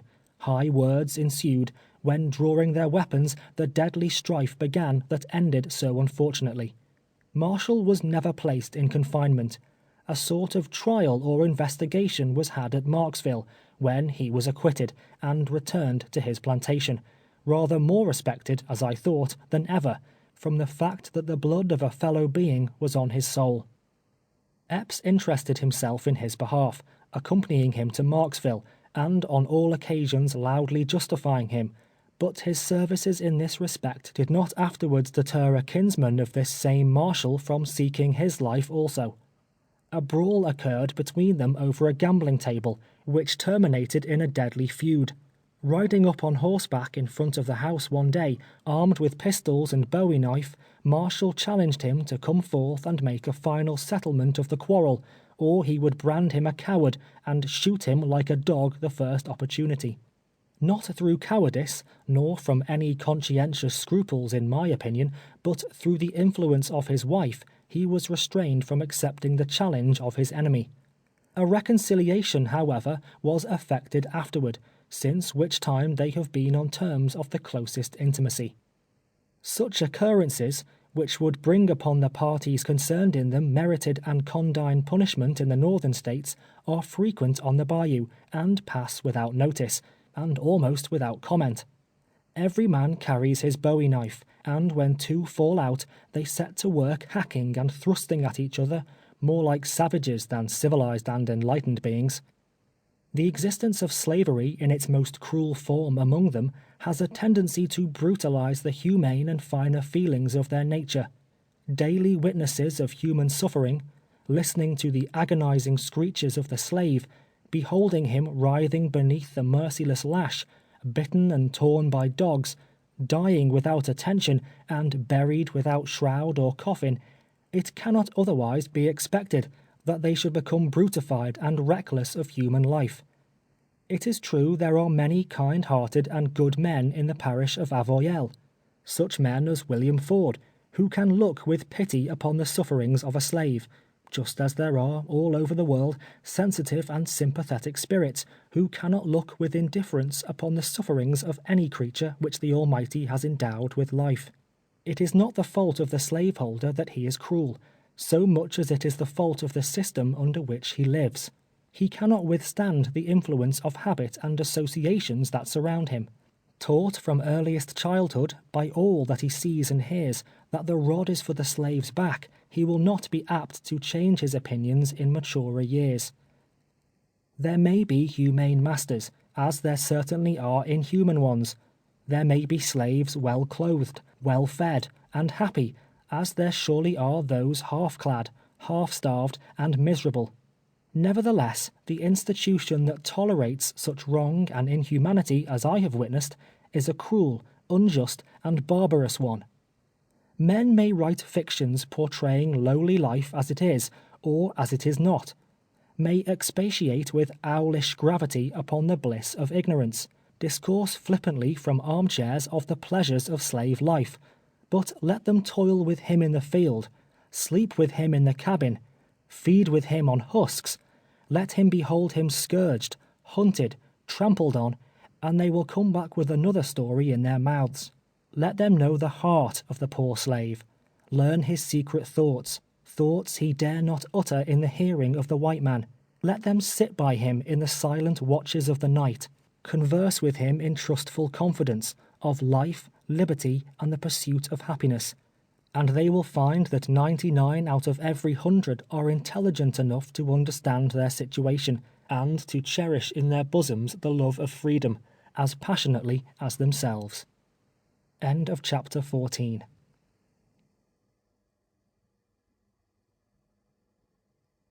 Chapter 15 of 12 Years a Slave by Solomon Northup.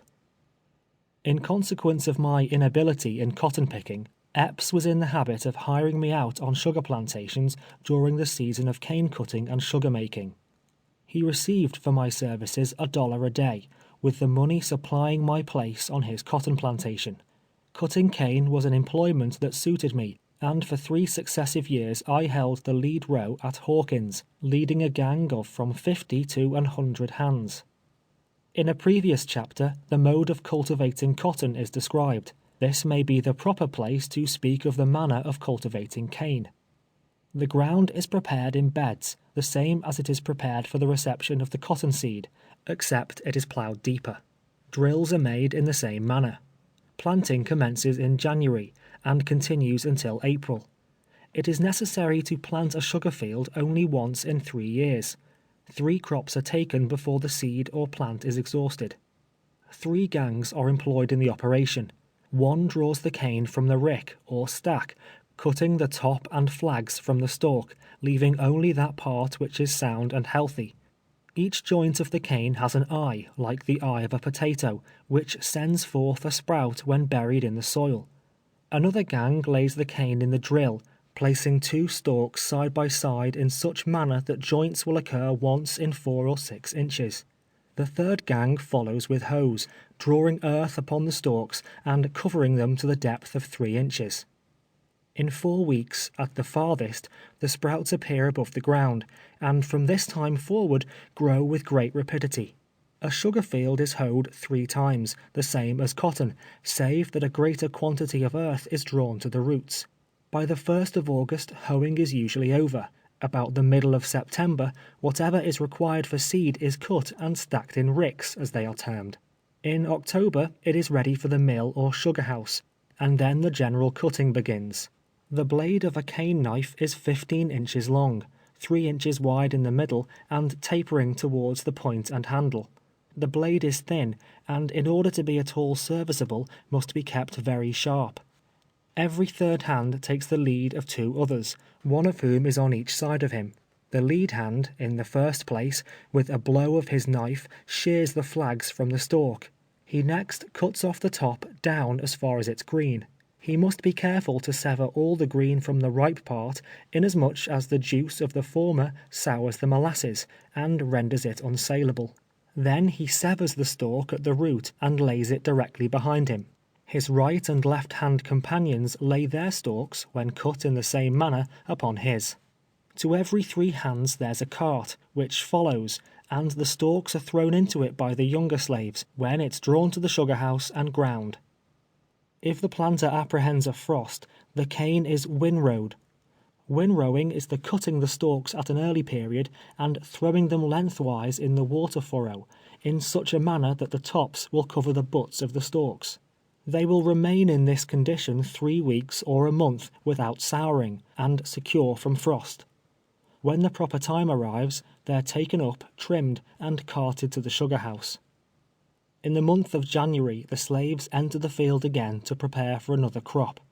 The ground is now strewn with the tops and flags cut from the past year's cane. On a dry day, fire is set to this combustible refuse, which sweeps over the field, leaving it bare and clean, and ready for the hoes. The earth is loosened about the roots of the old stubble, and in process of time another crop springs up from the last year's seed. It is the same the year following, but the 3rd year the seed has exhausted its strength, and the field must be ploughed and planted again. The 2nd year the cane is sweeter and yields more than the 1st, and the 3rd year more than the 2nd. During the 3 seasons I labored on Hawkins' plantation, I was employed a considerable portion of the time in the sugar house. He is celebrated as the producer of the finest variety of white sugar. The following is a general description of his sugar house and the process of manufacture. The mill is an immense brick building standing on the shore of the bayou. Running out from the building is an open shed, at least 100 feet in length and 40 or 50 feet in width. The boiler in which the steam is generated is situated outside the main building. The machinery and engine rest on a brick pier 15 feet above the floor, within the body of the building. The machinery turns 2 great iron rollers, between 2 and 3 feet in diameter and 6 or 8 feet in length. They are elevated above the brick pier, and roll in towards each other. An endless carrier, made of chain and wood, like leathern belts used in small mills, extends from the iron rollers out of the main building and through the entire length of the open shed. The carts in which the cane is brought from the field as fast as it is cut are unloaded at the sides of the shed. All along the endless carrier are ranged slave children, whose business it is to place the cane upon it, when it is conveyed through the shed into the main building, where it falls between the rollers, is crushed, and drops upon another carrier that conveys it out of the main building in an opposite direction, depositing it in the top of a chimney upon a fire beneath, which consumes it. It is necessary to burn it in this manner, because otherwise it would soon fill the building, and more especially because it would soon sour and engender disease. The juice of the cane falls into a conductor underneath the iron rollers, and is carried into a reservoir. Pipes convey it from thence into 5 filterers, holding several hogsheads each. These filterers are filled with bone black, a substance resembling pulverized charcoal. It is made of bones calcinated in close vessels, and is used for the purpose of decolorizing, by filtration, the cane juice before boiling. Through these 5 filterers it passes in succession, and then runs into a large reservoir underneath the ground floor, from whence it is carried up, by means of a steam pump, into a clarifier made of sheet iron, where it is heated by steam until it boils. From the first clarifier it is carried in pipes to a second, and a third, and thence into close iron pans, through which tubes pass, filled with steam. While in a boiling state it flows through 3 pans in succession, and is then carried in other pipes down to the coolers on the ground floor. Coolers are wooden boxes with sieve bottoms made of the finest wire. As soon as the syrup passes into the coolers, and is met by the air, it grains, and the molasses at once escapes through the sieves into a cistern below. It is then white or loaf sugar of the finest kind, clear, clean, and as white as snow. When cool, it is taken out, packed in hogsheads, and is ready for market. The molasses is then carried from the cistern into the upper story again, and by another process converted into brown sugar. There are larger mills, and those constructed differently from the one thus imperfectly described, but none perhaps more celebrated than this anywhere on Bayou Boeuf. Lambert of New Orleans is a partner of Hawkins. He is a man of vast wealth, holding, as I have been told, an interest in over 40 different sugar plantations in Louisiana. The only respite from constant labor the slave has through the whole year is during the Christmas holidays. Epps allowed us 3, others allow 4, 5, and 6 days, according to the measure of their generosity. It is the only time to which they look forward with any interest or pleasure. They are glad when night comes, not only because it brings them a few hours' repose, but because it brings them one day nearer Christmas. It is hailed with equal delight by the old and the young. Even Uncle Abram ceases to glorify Andrew Jackson, and Patsy forgets her many sorrows, amid the general hilarity of the holidays. It is the time of feasting, and frolicking, and fiddling, the carnival season with the children of bondage. They are the only days when they are allowed a little restricted liberty, and heartily indeed do they enjoy it. It is the custom for one planter to give a Christmas supper, inviting the slaves from neighboring plantations to join his own on the occasion. For instance, one year it's given by Epps, the next by Marshall, the next by Hawkins, and so on.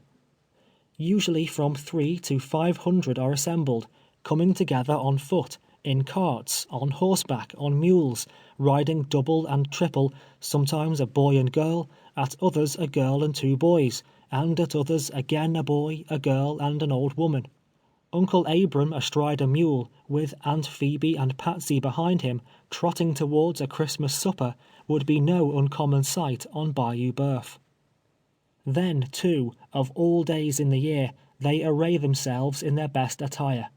The cotton coat has been washed clean, the stump of a tallow candle has been applied to the shoes, and if so fortunate as to possess a rimless or a crownless hat, it is placed jauntily on the head. They are welcomed with equal cordiality, however, if they come bareheaded and barefooted to the feast. As a general thing, the women wear handkerchiefs tied about their heads, but if chance has thrown in their way a fiery red ribbon, or a cast-off bonnet of their mistress grandmother, it is sure to be worn on such occasions.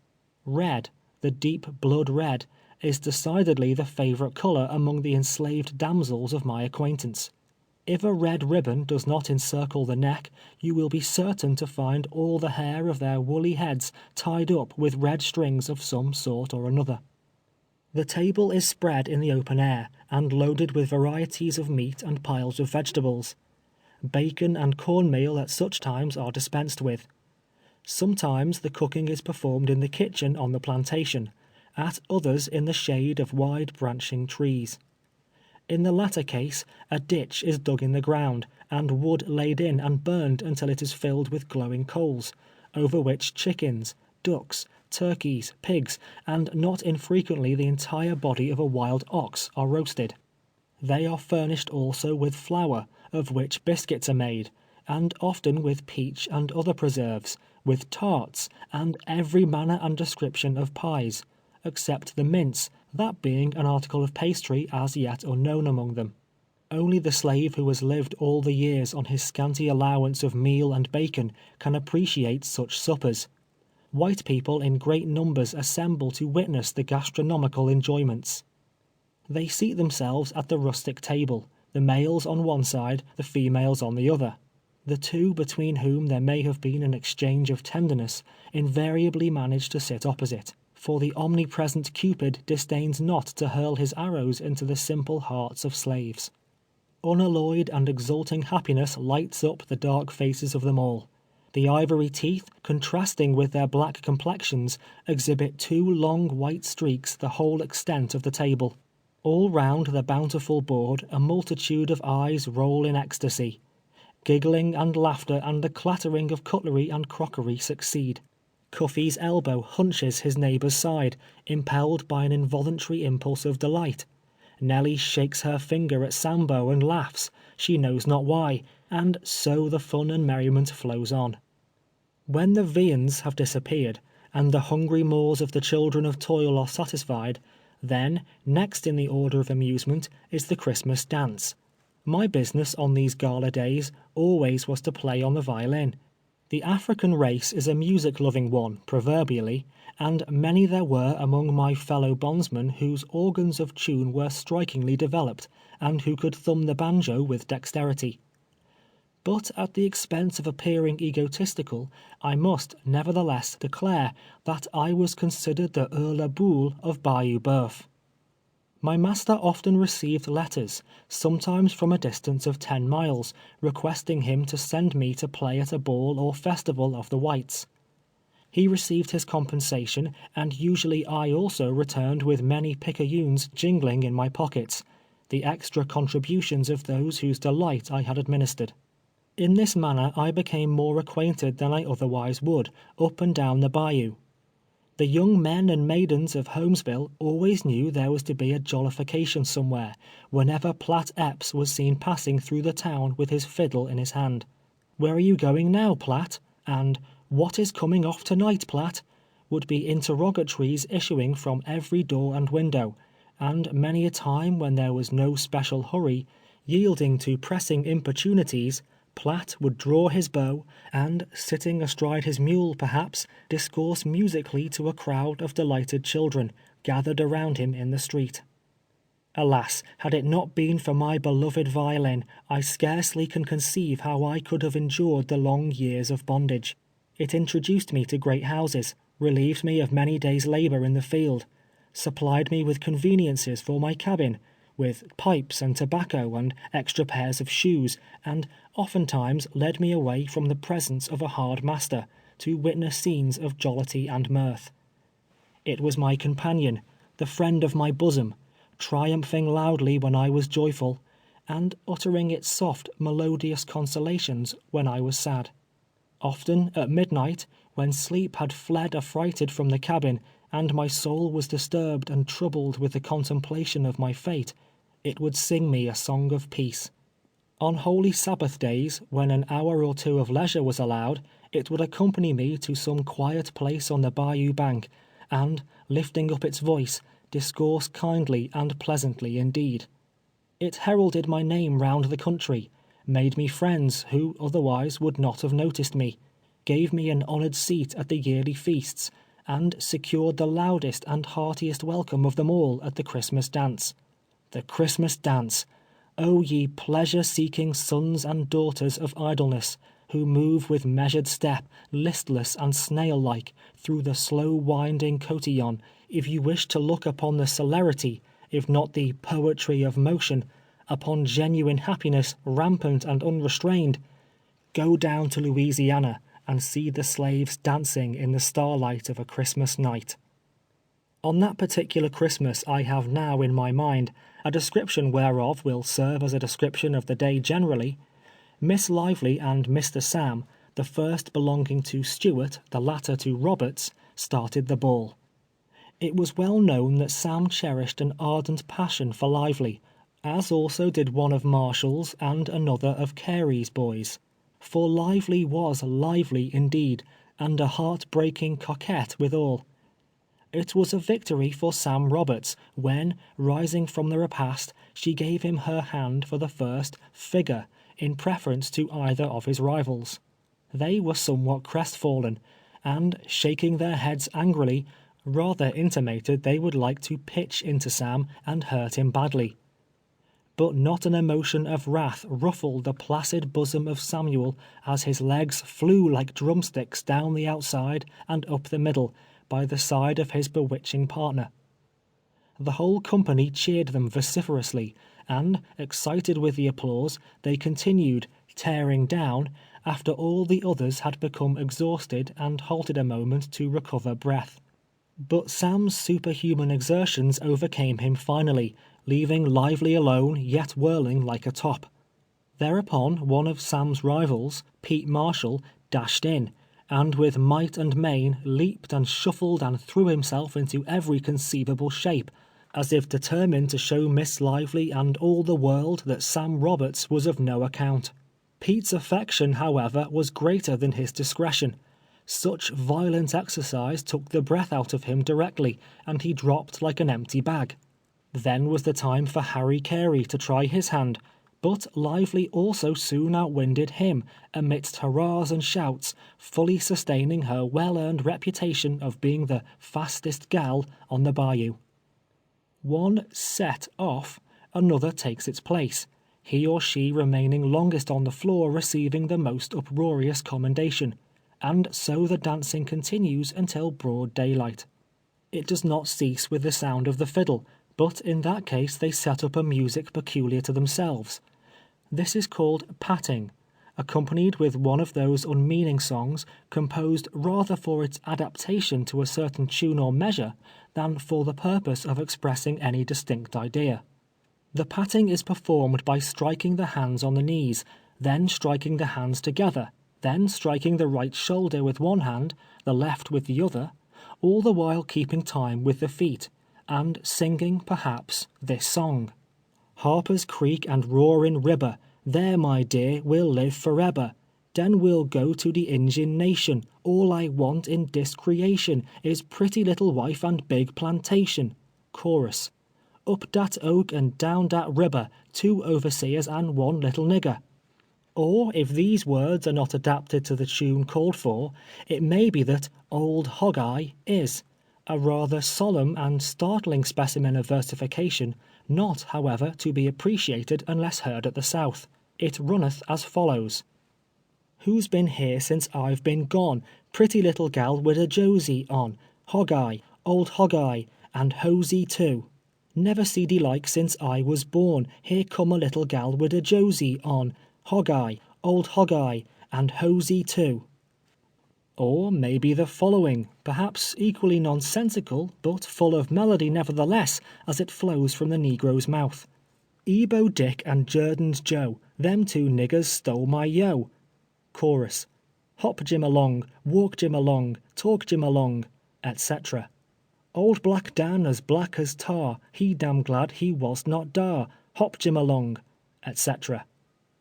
During the remaining holidays succeeding Christmas, they are provided with passes, and permitted to go where they please within a limited distance, or they may remain and labor on the plantation, in which case they are paid for it. It is very rarely, however, that the latter alternative is accepted. They may be seen at these times hurrying in all directions, as happy-looking mortals as can be found on the face of the earth. They are different beings from what they are in the field. The temporary relaxation, the brief deliverance from fear, and from the lash, producing an entire metamorphosis in their appearance and demeanor. In visiting, riding, renewing old friendships, or perchance reviving some old attachment, or pursuing whatever pleasure may suggest itself, the time is occupied. Such is Southern life as it is, 3 days in the year, as I have found it, the other 362 being days of weariness, and fear, and suffering, and unremitting labor. Marriage is frequently contracted during the holidays, if such an institution may be said to exist among them. The only ceremony required before entering into that holy estate is to obtain the consent of the respective owners. Either party can have as many husbands or wives as the owner will permit, and either is at liberty to discard the other at pleasure. The law in relation to divorce and to bigamy and so forth is not applicable to property, of course. If the wife does not belong on the same plantation with the husband, the latter is permitted to visit her on Saturday nights, if the distance is not too far. Uncle Abram's wife lived 7 miles from Epps, on Bayou Huff Power. He had permission to visit her once a fortnight, but he was growing old, as has been said, and, truth to say, had latterly well nigh forgotten her. Uncle Abram had no time to spare from his meditations on General Jackson, connubial dalliance being well enough for the young and thoughtless, but unbecoming a grave and solemn philosopher like himself. End of chapter 15.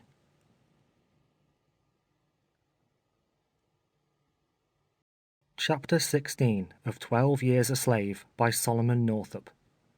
With the exception of my trip to St. Mary's Parish and my absence during the cane-cutting seasons, I was constantly employed on the plantation of Master Epps. He was considered but a small planter, not having a sufficient number of hands to require the services of an overseer, acting in the latter capacity himself.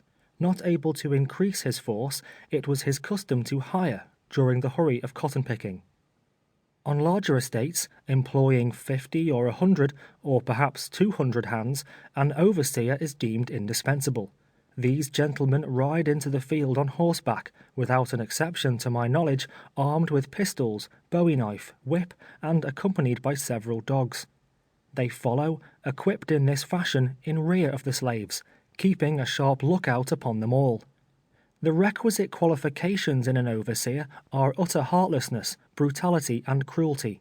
It is his business to produce large crops, and if that is accomplished, no matter what amount of suffering it may have cost. The presence of the dogs are necessary to overhaul a fugitive who may take to his heels, as is sometimes the case. When faint or sick, he is unable to maintain his row, and unable also to endure the whip. The pistols are reserved for any dangerous emergency, there having been instances where such weapons were necessary. Goaded into uncontrollable madness, even the slave will sometimes turn upon his oppressor. The gallows were standing at Marksville last January, upon which one was executed a year ago for killing his overseer. It occurred not many miles from Epps' plantation on Red River. The slave was given his task at splitting rails. In the course of the day the overseer sent him on an errand, which occupied so much time that it was not possible for him to perform the task. The next day he was called to an account, but the loss of time occasioned by the errand was no excuse, and he was ordered to kneel and bare his back for the reception of the lash. They were in the woods alone, beyond the reach of sight or hearing. The boy submitted until, maddened at such injustice, and insane with pain, he sprang to his feet, and, seizing an axe, literally chopped the overseer in pieces. He made no attempt whatsoever at concealment, but, hastening to his master, related the whole affair, and declared himself ready to expiate the wrong by the sacrifice of his life. He was led to the scaffold, and, while the rope was around his neck, maintained an undismayed and fearless bearing, and with his last words justified the act. Besides the overseer, there are drivers under him, the number being in proportion to the number of hands in the field. The drivers are black, who, in addition to the performance of their equal share of work, are compelled to do the whipping of their several gangs. Whips hang around their necks, and if they fail to use them thoroughly, are whipped themselves. They have a few privileges, however. For example, in cane cutting, the hands are not allowed to sit down long enough to eat their dinners. Carts filled with corn cake, cooked at the kitchen, are driven into the field at noon. The cake is distributed by the drivers, and must be eaten with the least possible delay. When the slave ceases to perspire, as he often does when taxed beyond his strength, he falls to the ground and becomes utterly helpless. It is then the duty of the driver to drag him into the shade of a standing cotton or cane, or of a neighboring tree, where he dashes buckets of water upon him, and uses other means of bringing out perspiration again, when he is ordered to his place and compelled to continue his labor. At Huff Power, when I first came to Epps, Tom, one of Robert's negroes, was driver. He was a burly fellow, and severe in the extreme. After Epps' removal to Bayou Boeuf, that distinguished honor was conferred upon myself. Up to the time of my departure, I had to wear a whip about my neck in the field. If Epps was present, I dared not show any lenity, not having the Christian fortitude of a certain well-known Uncle Tom sufficiently to brave his wrath, by refusing to perform the office. In that way, only, I escaped the immediate martyrdom he suffered, and, withal, saved my companions much suffering, as it proved in the end. Epps, I soon found, whether actually in the field or not, had his eyes pretty generally upon us. From the piazza, from behind some adjacent tree, or other concealed point of observation, he was perpetually on the watch. If one of us had been backward or idle through the day, we were apt to be told all about it on returning to the quarters, and it was a matter of principle with him to reprove every offence of that kind that came within his knowledge. The offender not only was certain of receiving a castigation for his tardiness, but I likewise was punished for permitting it. If, on the other hand, he had seen me use the lash freely, the man was satisfied.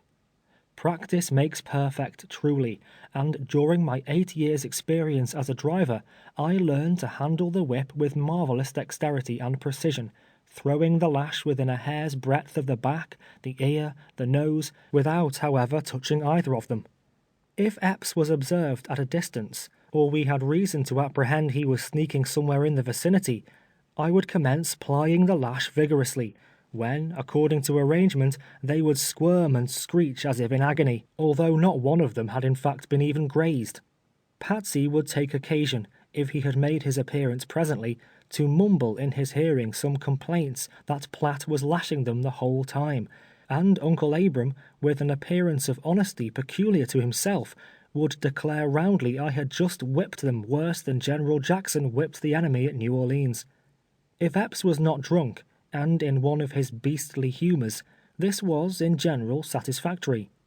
If he was, some one or more of us must suffer, as a matter of course. Sometimes his violence assumed a dangerous form, placing the lives of his human stock in jeopardy. On one occasion the drunken madman thought to amuse himself by cutting my throat. He had been absent at Holmesville, in attendance at a shooting match, and none of us were aware of his return. While hoeing by the side of Patsey, she exclaimed in a low voice suddenly, "Platt, do you see old Hogjaw beckoning me to come to him?" Glancing sideways, I discovered him in the edge of the field, motioning and grimacing, as was his habit when half intoxicated. Aware of his lewd intentions, Patsey began to cry. I whispered her not to look up, and to continue at her work, as if she had not observed him. Suspecting the truth of the matter, however, he soon staggered up to me in a great rage. "What did you say to Pats?" he demanded with an oath. I made him some evasive answer, which only had the effect of increasing his violence. "How long have you owned this plantation, say, you damned nigger?"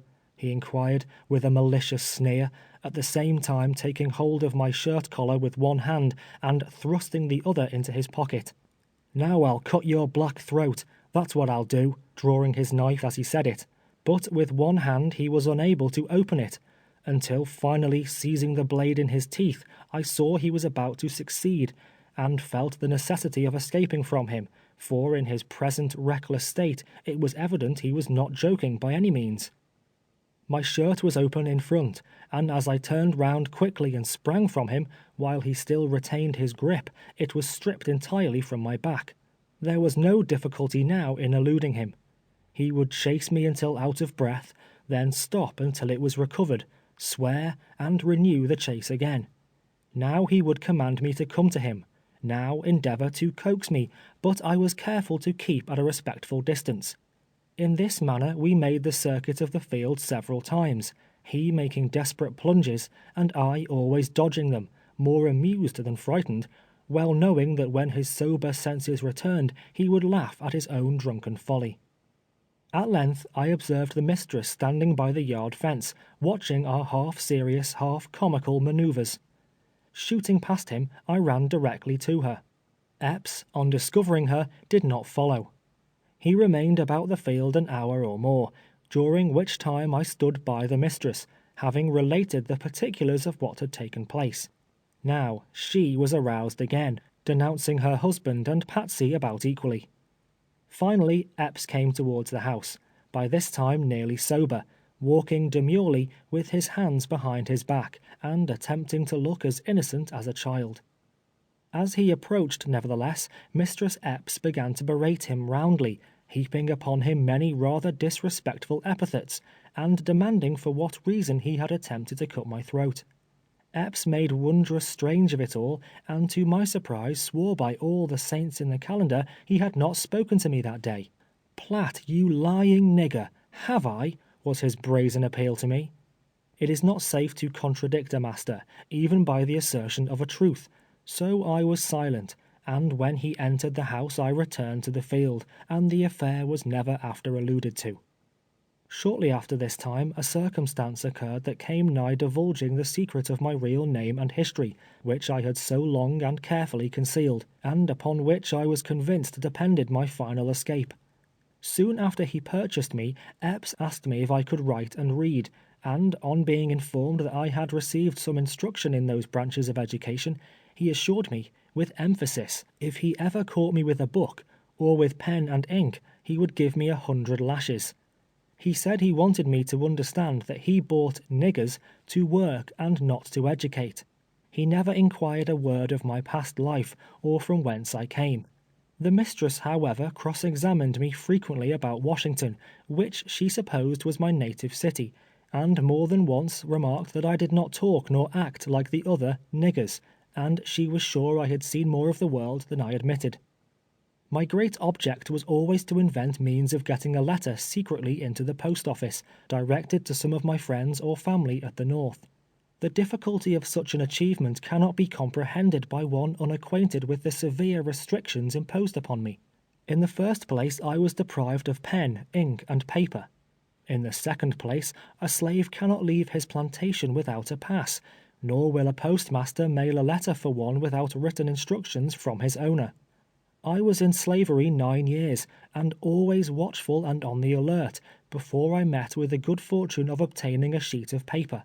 While Epps was in New Orleans one winter, disposing of his cotton, the mistress sent me to Holmesville, with an order for several articles, and among the rest, a quantity of foolscap. I appropriated a sheet, concealing it in the cabin, under the board on which I slept.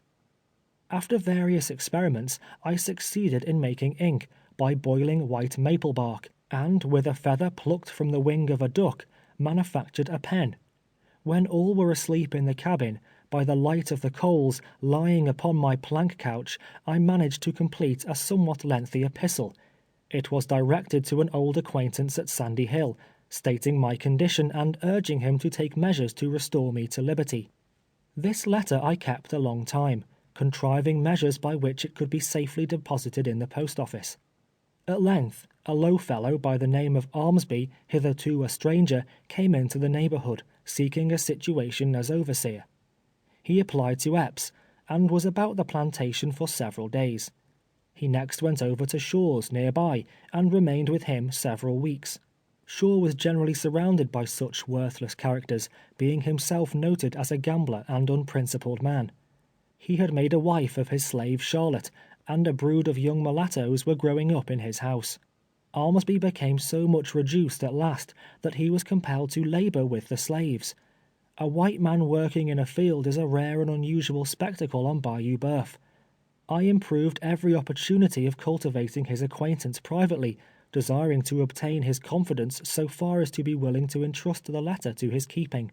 He visited Marksville repeatedly, he informed me, a town some 20 miles distant, and there I proposed to myself the letter should be mailed. Carefully deliberating on the most proper manner of approaching him on the subject, I concluded finally to ask him simply if he would deposit a letter for me in the Marksville post office the next time he visited that place, without disclosing to him that the letter was written, or any of the particulars it contained. For I had fears that he might betray me, and knew that some inducement must be held out to him of a pecuniary nature, before it would be safe to confide in him. As late as 1 o'clock one night, I stole noiselessly from my cabin, and, crossing the field to Shaw's, found him sleeping on the piazza. I had but a few picayunes, the proceeds of my fiddling performances, but all I had in the world I promised him if he would do me the favor required. I begged him not to expose me if he could not grant the request. He assured me upon his honor he would deposit it in the Marksville post office, and that he would keep it an inviolable secret forever. Though the letter was in my pocket at the time, I dared not then deliver it to him, but stating I would have it written in a day or two, bade him good night, and returned to my cabin. It was impossible for me to expel the suspicions I entertained, and all night I lay awake, revolving in my mind the safest course to pursue. I was willing to risk a great deal to accomplish my purpose, but should the letter by any means fall into the hands of Epps, it would be a death blow to my aspirations. I was perplexed in the extreme. My suspicions were well founded, as the sequel demonstrated. The next day but one, while scraping cotton in the field, Epps seated himself on the line fence between Shaw's plantation and his own, in such a position as to overlook the scene of our labors. Presently Armsby made his appearance, and, mounting the fence, took a seat beside him. They remained 2 or 3 hours, all of which time I was in an agony of apprehension. That night, while broiling my bacon, Epps entered the cabin with his rawhide in his hand. "Well, boy," said he, "I understand I've got a larned nigger that writes letters and tries to get white fellers to mail 'em. Wonder if you know who he is?"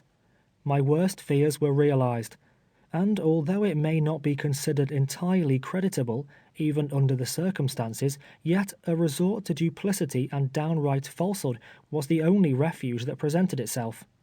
"Don't know nothing about it, Master Epps," I answered him, assuming an air of ignorance and surprise. "Don't know nothing at all about it, sir." "Want you over to Shaw's night before last?" he inquired. "No, master," was the reply. "Haven't you asked that feller, Armsby, to mail a letter for you at Marksville?" "Why, Lord, master, I never spoke 3 words to him in all my life. I don't know what you mean." "Well," he continued, "Armsby told me to-day the devil was among my niggers, that I had one that needed close watching or he would run away, and when I axed him why, he said you come over to Shaw's and waked him up in the night and wanted him to carry a letter to Marksville. What have you got to say to that, huh?" "All I've got to say, master," I replied, "is there is no truth in it. How could I write a letter without any ink or paper? 'Cause I ain't got no friends living as I know of. That Armsby is a lying, drunken feller, they say, and nobody believes him anyway. You know I always tell the truth, and that I never go off the plantation without a pass. Now, master, I can see what that Armsby is after plain enough. Didn't he want you to hire him for an overseer?" "Yes, he wanted me to hire him," answered Epps. "That's it," said I. "He wants to make you believe we're all going to run away, and then he thinks you'll hire an overseer to watch us. He just made that story out of whole cloth, 'cause he wants to get a situation. It's all a lie, master, you may depend on it." Epps mused a while, evidently impressed with the plausibility of my theory, and exclaimed, "I'm damned, Platt, if I don't believe you tell the truth. He must take me for a soft, to think he can come it over me with them kind of yarns, mustn't he? Maybe he thinks he can fool me. Maybe he thinks I don't know nothing. Can't take care of my own niggers, eh? Soft soap old Epps, eh? Damn Armsby. Set the dogs on him, Platt." And with many other comments descriptive of Armsby's general character, and his capability of taking care of his own business, and attending to his own "niggers," Master Epps left the cabin. As soon as he was gone, I threw the letter in the fire, and, with a desponding and despairing heart, beheld the epistle which had cost me so much anxiety and thought, and which I fondly hoped would have been my forerunner to the land of freedom, writhe and shrivel on its bed of coals, and dissolve into smoke and ashes. Armsby, the treacherous wretch, was driven from Shaw's plantation not long subsequently, much to my relief, for I feared he might renew his conversation, and perhaps induce Epps to credit him. I knew not now whither to look for deliverance. Hopes sprang up in my heart only to be crushed and blighted. The summer of my life was passing away. I felt I was growing prematurely old. that a few years more, and toil and grief, and the poisonous miasmas of the swamps would accomplish their work upon me, would consign me to the grave's embrace, to moulder and be forgotten. Repelled, betrayed, cut off from the hope of succor, I could only prostrate myself upon the earth and groan in unutterable anguish. The hope of rescue was the only light that cast a ray of comfort on my heart. That was now flickering, faint, and low. Another breath of disappointment would extinguish it altogether, leaving me to grope in midnight darkness to the end of life. End of chapter 16.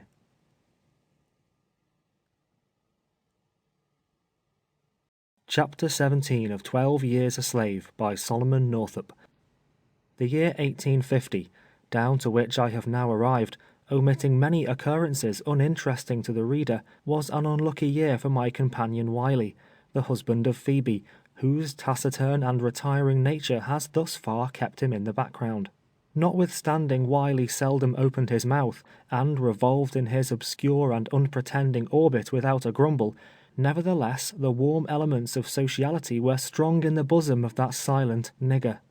In the exuberance of his self-reliance, disregarding the philosophy of Uncle Abram, and setting the counsels of Aunt Phoebe utterly at naught, he had the foolhardiness to essay a nocturnal visit to a neighboring cabin without a pass.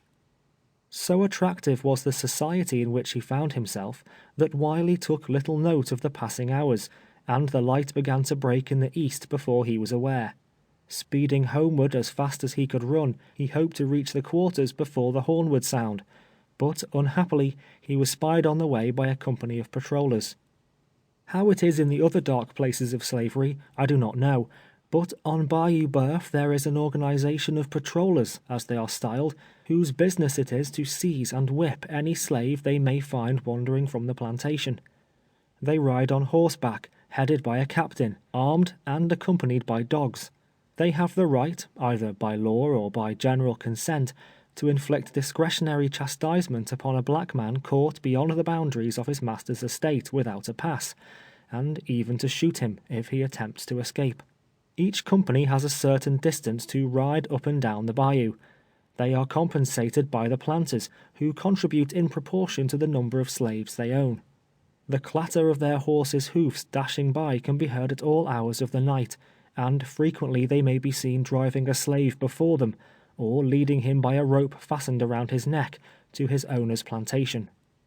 Wiley fled before one of these companies, thinking he could reach his cabin before they could overtake him. But one of their dogs, a great ravenous hound, gripped him by the leg and held him fast.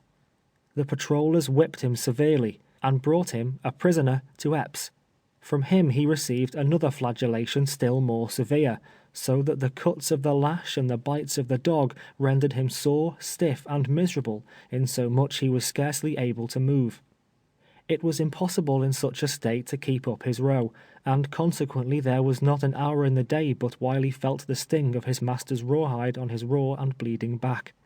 His sufferings became intolerable, and finally he resolved to run away.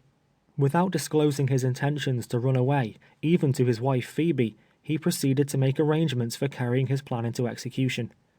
Having cooked his whole week's allowance, he cautiously left the cabin on a Sunday night after the inmates of the quarters were asleep. When the horn sounded in the morning, Wiley did not make his appearance. Search was made for him in the cabins, in the corn crib, in the cotton house, and in every nook and corner of the premises.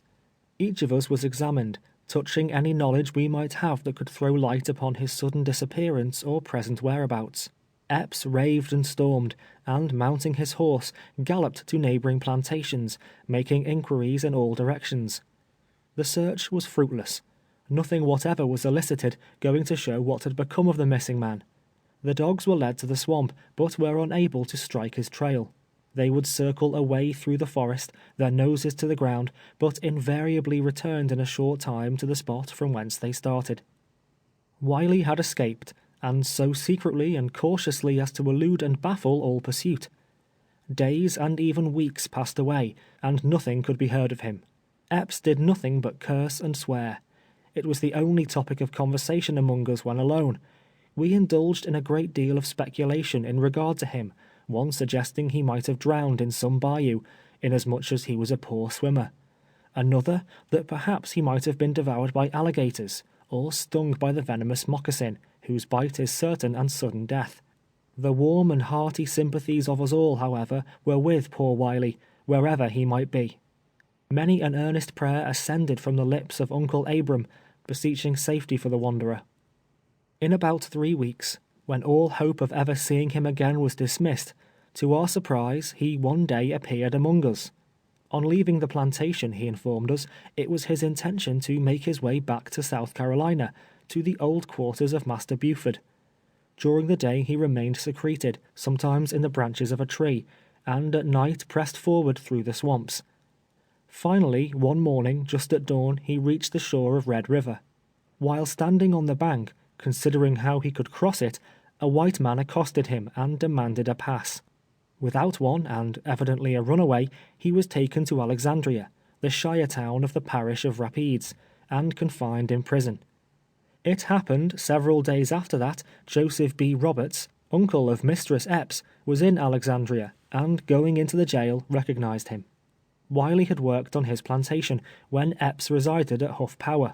Paying the jail fee and writing him a pass, underneath which was a note to Epps requesting him not to whip him on his return, Wiley was sent back to Bayou Boeuf. It was the hope that hung upon this request, and which Roberts assured him would be respected by his master, that sustained him as he approached the house. The request, however, as may be readily supposed, was entirely disregarded. After being kept in suspense 3 days, Wiley was stripped and compelled to endure one of those inhuman floggings to which the poor slave is so often subjected. It was the first and last attempt of Wiley to run away. The long scars upon his back, which he will carry with him to the grave, perpetually remind him of the dangers of such a step. There was not a day throughout the 10 years I belonged to Epps that I did not consult with myself upon the prospect of escape. I laid many plans, which at the time I considered excellent ones, but one after the other they were all abandoned. No man who has never been placed in such a situation can comprehend the 1,000 obstacles thrown in the way of the flying slave. Every white man's hand is raised against him. The patrollers are watching for him, the hounds are ready to follow on his track, and the nature of the country is such as renders it impossible to pass through it with any safety. I thought, however, that the time might come, perhaps, when I should be running through the swamps again. I concluded, in that case, to be prepared for Epps' dogs, should they pursue me.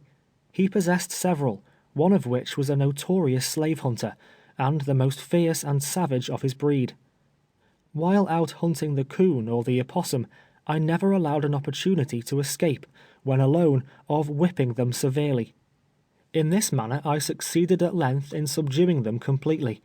They feared me, obeying my voice at once when others had no control over them whatever. Had they followed and overtaken me, I doubt not they would have shrank from attacking me. Notwithstanding the certainty of being captured, the woods and swamps are, nevertheless, continually filled with runaways. Many of them, when sick or so worn out as to be unable to perform their tasks, escape into the swamps, willing to suffer the punishment inflicted for such offences, in order to obtain a day or two of rest. When I belonged to Ford, I was unwittingly the means of disclosing the hiding place of 6 or 8, who had taken up their residence in the Great Pine Woods. Adam Tatum frequently sent me from the mills over to the opening after provisions. The whole distance was then a thick pine forest. About 10 o'clock of a beautiful moonlight night, while walking along the Texas road, returning to the mills, carrying a dressed pig in a bag swung over my shoulder, I heard footsteps behind me, and turning round, beheld 2 black men in the dress of slaves, approaching at a rapid pace. When within a short distance, one of them raised a club, as if intending to strike me, the other snatched at the bag. I managed to dodge them both, and seizing a pine knot, hurled it with such force against the head of one of them, that he was prostrated apparently senseless to the ground. Just then 2 more made their appearance from one side of the road. Before they could grapple me, however, I succeeded in passing them, and taking to my heels, fled, much affrighted, towards the mills. When Adam was informed of the adventure, he hastened straightway to the Indian village, and arousing Cascalla and several of his tribe, started in pursuit of the highwaymen. I accompanied them to the scene of attack, when we discovered a puddle of blood in the road, where the man whom I had smitten with the pine knot had fallen. After searching carefully through the woods a long time, one of Cascalla's men discovered a smoke curling up through the branches of several prostrate pines, whose tops had fallen together. The rendezvous was cautiously surrounded, and all of them taken prisoners. They had escaped from a plantation in the vicinity of Lamourie, and had been secreted there 3 weeks. They had no evil design upon me, except to frighten me out of my pig. Having observed me passing towards Ford's just at nightfall, and suspecting the nature of my errand, they had followed me, seen me butcher and dress the porker, and start on my return. They had been pinched for food, and were driven to this extremity by necessity. Adam conveyed them to the parish jail, and was liberally rewarded. Not unfrequently the runaway loses his life in the attempt to escape.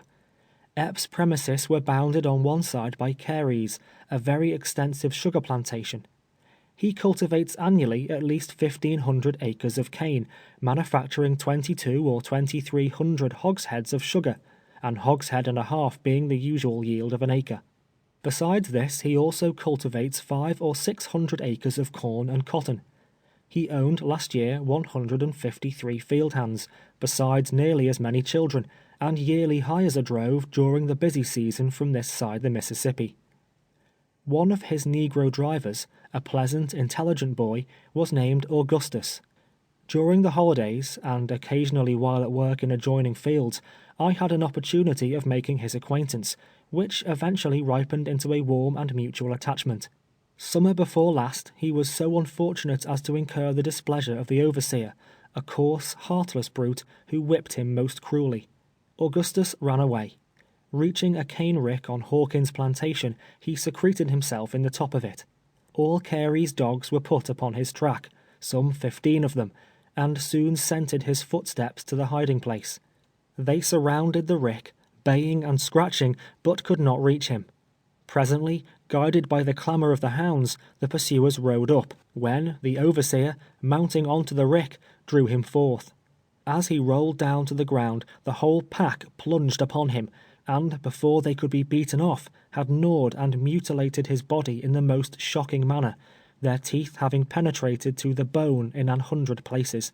He was taken up, tied upon a mule, and carried home. But this was Augustus' last trouble. He lingered until the next day, when death sought the unhappy boy, and kindly relieved him from his agony. It was not unusual for slave women as well as slave men to endeavor to escape. Nellie, Eldret's girl, with whom I lumbered for a time in the Big Cane Brake, lay concealed in Epps' corn crib 3 days. At night, when his family were asleep, she would steal into the quarters for food, and return to the crib again. We concluded it would no longer be safe for us to allow her to remain, and accordingly she retraced her steps to her own cabin. But the most remarkable instance of a successful evasion of dogs and hunters was the following. Among Carey's girls was one by the name of Celeste. She was 19 or 20, and far whiter than her owner or any of his offspring. It required a close inspection to distinguish in her features the slightest trace of African blood. A stranger would never have dreamed that she was the descendant of slaves. I was sitting in my cabin late at night, playing a low air on my violin, when the door opened carefully, and Celeste stood before me. She was pale and haggard. Had an apparition arisen from the earth, I could not have been more startled. "Who are you?" I demanded, after gazing at her a moment. "I'm hungry, give me some bacon," was her reply. My first impression was that she was some deranged young mistress, who, escaping from home, was wandering she knew not whither, and had been attracted to my cabin by the sound of the violin. The coarse cotton slave dress she wore, however, soon dispelled such a supposition. "What is your name?" I again interrogated. "My name is Celeste," she answered. "I belong to Carey, and have been 2 days among the palmettos. I'm sick and can't work, and would rather die in the swamp than be whipped to death by the overseer. Carey's dogs won't follow me. They've tried to set them on. There's a secret between them and Celeste, and they won't mind the devilish orders of the overseer. Give me some meat, I'm starving." I divided my scanty allowance with her, and while partaking of it, she related how she had managed to escape, and described the place of her concealment. In the edge of the swamp, not half a mile from Epps' house, was a large space, thousands of acres in extent, thickly covered with palmetto. Tall trees, whose long arms interlocked each other, formed a canopy above them, so dense as to exclude the beams of the sun. It was like twilight always, even in the middle of the brightest day. In the center of this great space, which nothing but serpents very often explore, a somber and solitary spot, Celeste had erected a rude hut of dead branches that had fallen to the ground, and covered it with the leaves of the palmetto. This was the abode she had selected. She had no fear of Carey's dogs any more than I had of Epps. It is a fact, which I have never been able to explain, that there are those whose tracks the hounds will absolutely refuse to follow. Celeste was one of them. For several nights she came to my cabin for food. On one occasion our dogs barked as she approached, which aroused Epps and induced him to reconnoitre the premises. He did not discover her, but after that it was not deemed prudent for her to come to the yard. While all was silent, I carried provisions to a certain spot agreed upon, where she would find them. In this manner Celeste passed the greater part of the summer.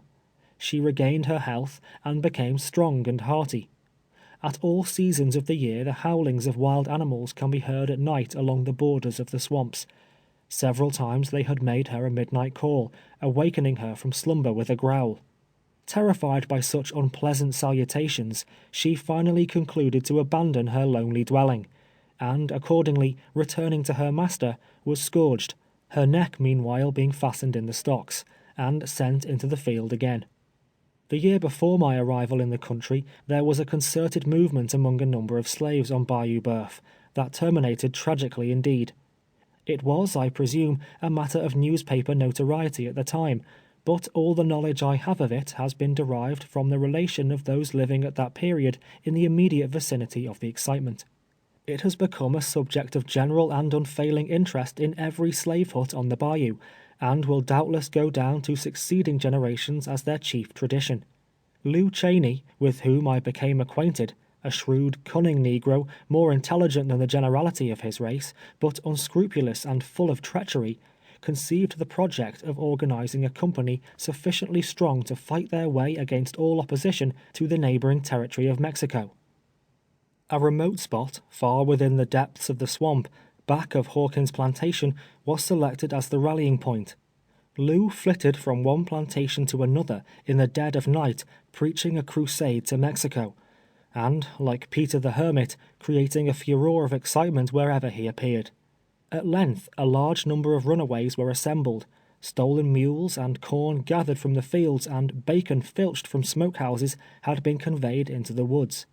The expedition was about ready to proceed, when their hiding place was discovered. Lew Cheney, becoming convinced of the ultimate failure of his project, in order to curry favor with his master and avoid the consequences which he foresaw would follow, deliberately determined to sacrifice all his companions. Departing secretly from the encampment, he proclaimed among the planters the number collected in the swamp, and instead of stating truly the object they had in view, asserted their intention was to emerge from their seclusion the first favorable opportunity, and murder every white person along the bayou. Such an announcement, exaggerated as it passed from mouth to mouth, filled the whole country with terror. The fugitives were surrounded and taken prisoners, carried in chains to Alexandria, and hung by the populace. Not only those, but many who were suspected, though entirely innocent, were taken from the field and from the cabin, and without the shadow of process or form of trial, hurried to the scaffold. The planters on Bayou Boeuf finally rebelled against such reckless destruction of property, but it was not until a regiment of soldiers had arrived from some fort on the Texan frontier, demolished the gallows, and opened the doors of the Alexandria prison, that the indiscriminate slaughter was stayed. Lew Cheney escaped, and was even rewarded for his treachery. He is still living, but his name is despised and execrated by all his race throughout the parishes of Rapides and Avoyelles. Such an idea as insurrection, however, is not new among the enslaved population of Bayou Boeuf. More than once I have joined in serious consultation, when the subject has been discussed, and there have been times when a word from me would have placed hundreds of my fellow bondsmen in an attitude of defiance. Without arms or ammunition, or even with them, I saw such a step would result in certain defeat, disaster, and death, and always raised my voice against it. During the Mexican War, I well remember the extravagant hopes that were excited. The news of victory filled the great house with rejoicing, but produced only sorrow and disappointment in the cabin. In my opinion, and I have had opportunity to know something of the feeling of which I speak, there are not 50 slaves on the shores of Bayou Boeuf but would hail with unmeasured delight the approach of an invading army. They are deceived who flatter themselves that the ignorant and debased slave has no conception of the magnitude of his wrongs. They are deceived who imagine that he arises from his knees, with back lacerated and bleeding, cherishing only a spirit of meekness and forgiveness. A day may come, it will come if his prayer is heard, a terrible day of vengeance, when the master in his turn will cry in vain for mercy. End of chapter 17.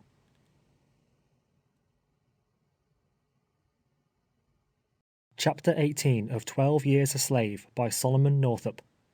Wiley suffered severely at the hands of Master Epps, as has been related in the preceding chapter, but in this respect he fared no worse than his unfortunate companions. Spare the rod was an idea scouted by our master. He was constitutionally subject to periods of ill humor, and at such times, however little provocation there might be, a certain amount of punishment was inflicted. The circumstances attending the last flogging but one that I received will show how trivial a cause was sufficient with him for resorting to the whip. A Mr. O'Neill, residing in the vicinity of the Big Pine Woods, called upon Epps for the purpose of purchasing me. He was a tanner and courier by occupation, transacting an extensive business, and intended to place me at service in some department of his establishment, provided he bought me. Aunt Phoebe, while preparing the dinner table in the great house, overheard their conversation. On returning to the yard at night, the old woman ran to meet me, designing, of course, to overwhelm me with the news. She entered into a minute repetition of all she'd heard, and Aunt Phoebe was one whose ears never failed to drink in every word of conversation uttered in her hearing. She enlarged upon the fact that Massa Epps was gwine to sell me to a tanner over in de Pine Woods, so long and loudly as to attract the attention of the mistress, who, standing unobserved on the piazza at the time, was listening to our conversation. "Well, Aunt Phoebe," said I, "I'm glad of it.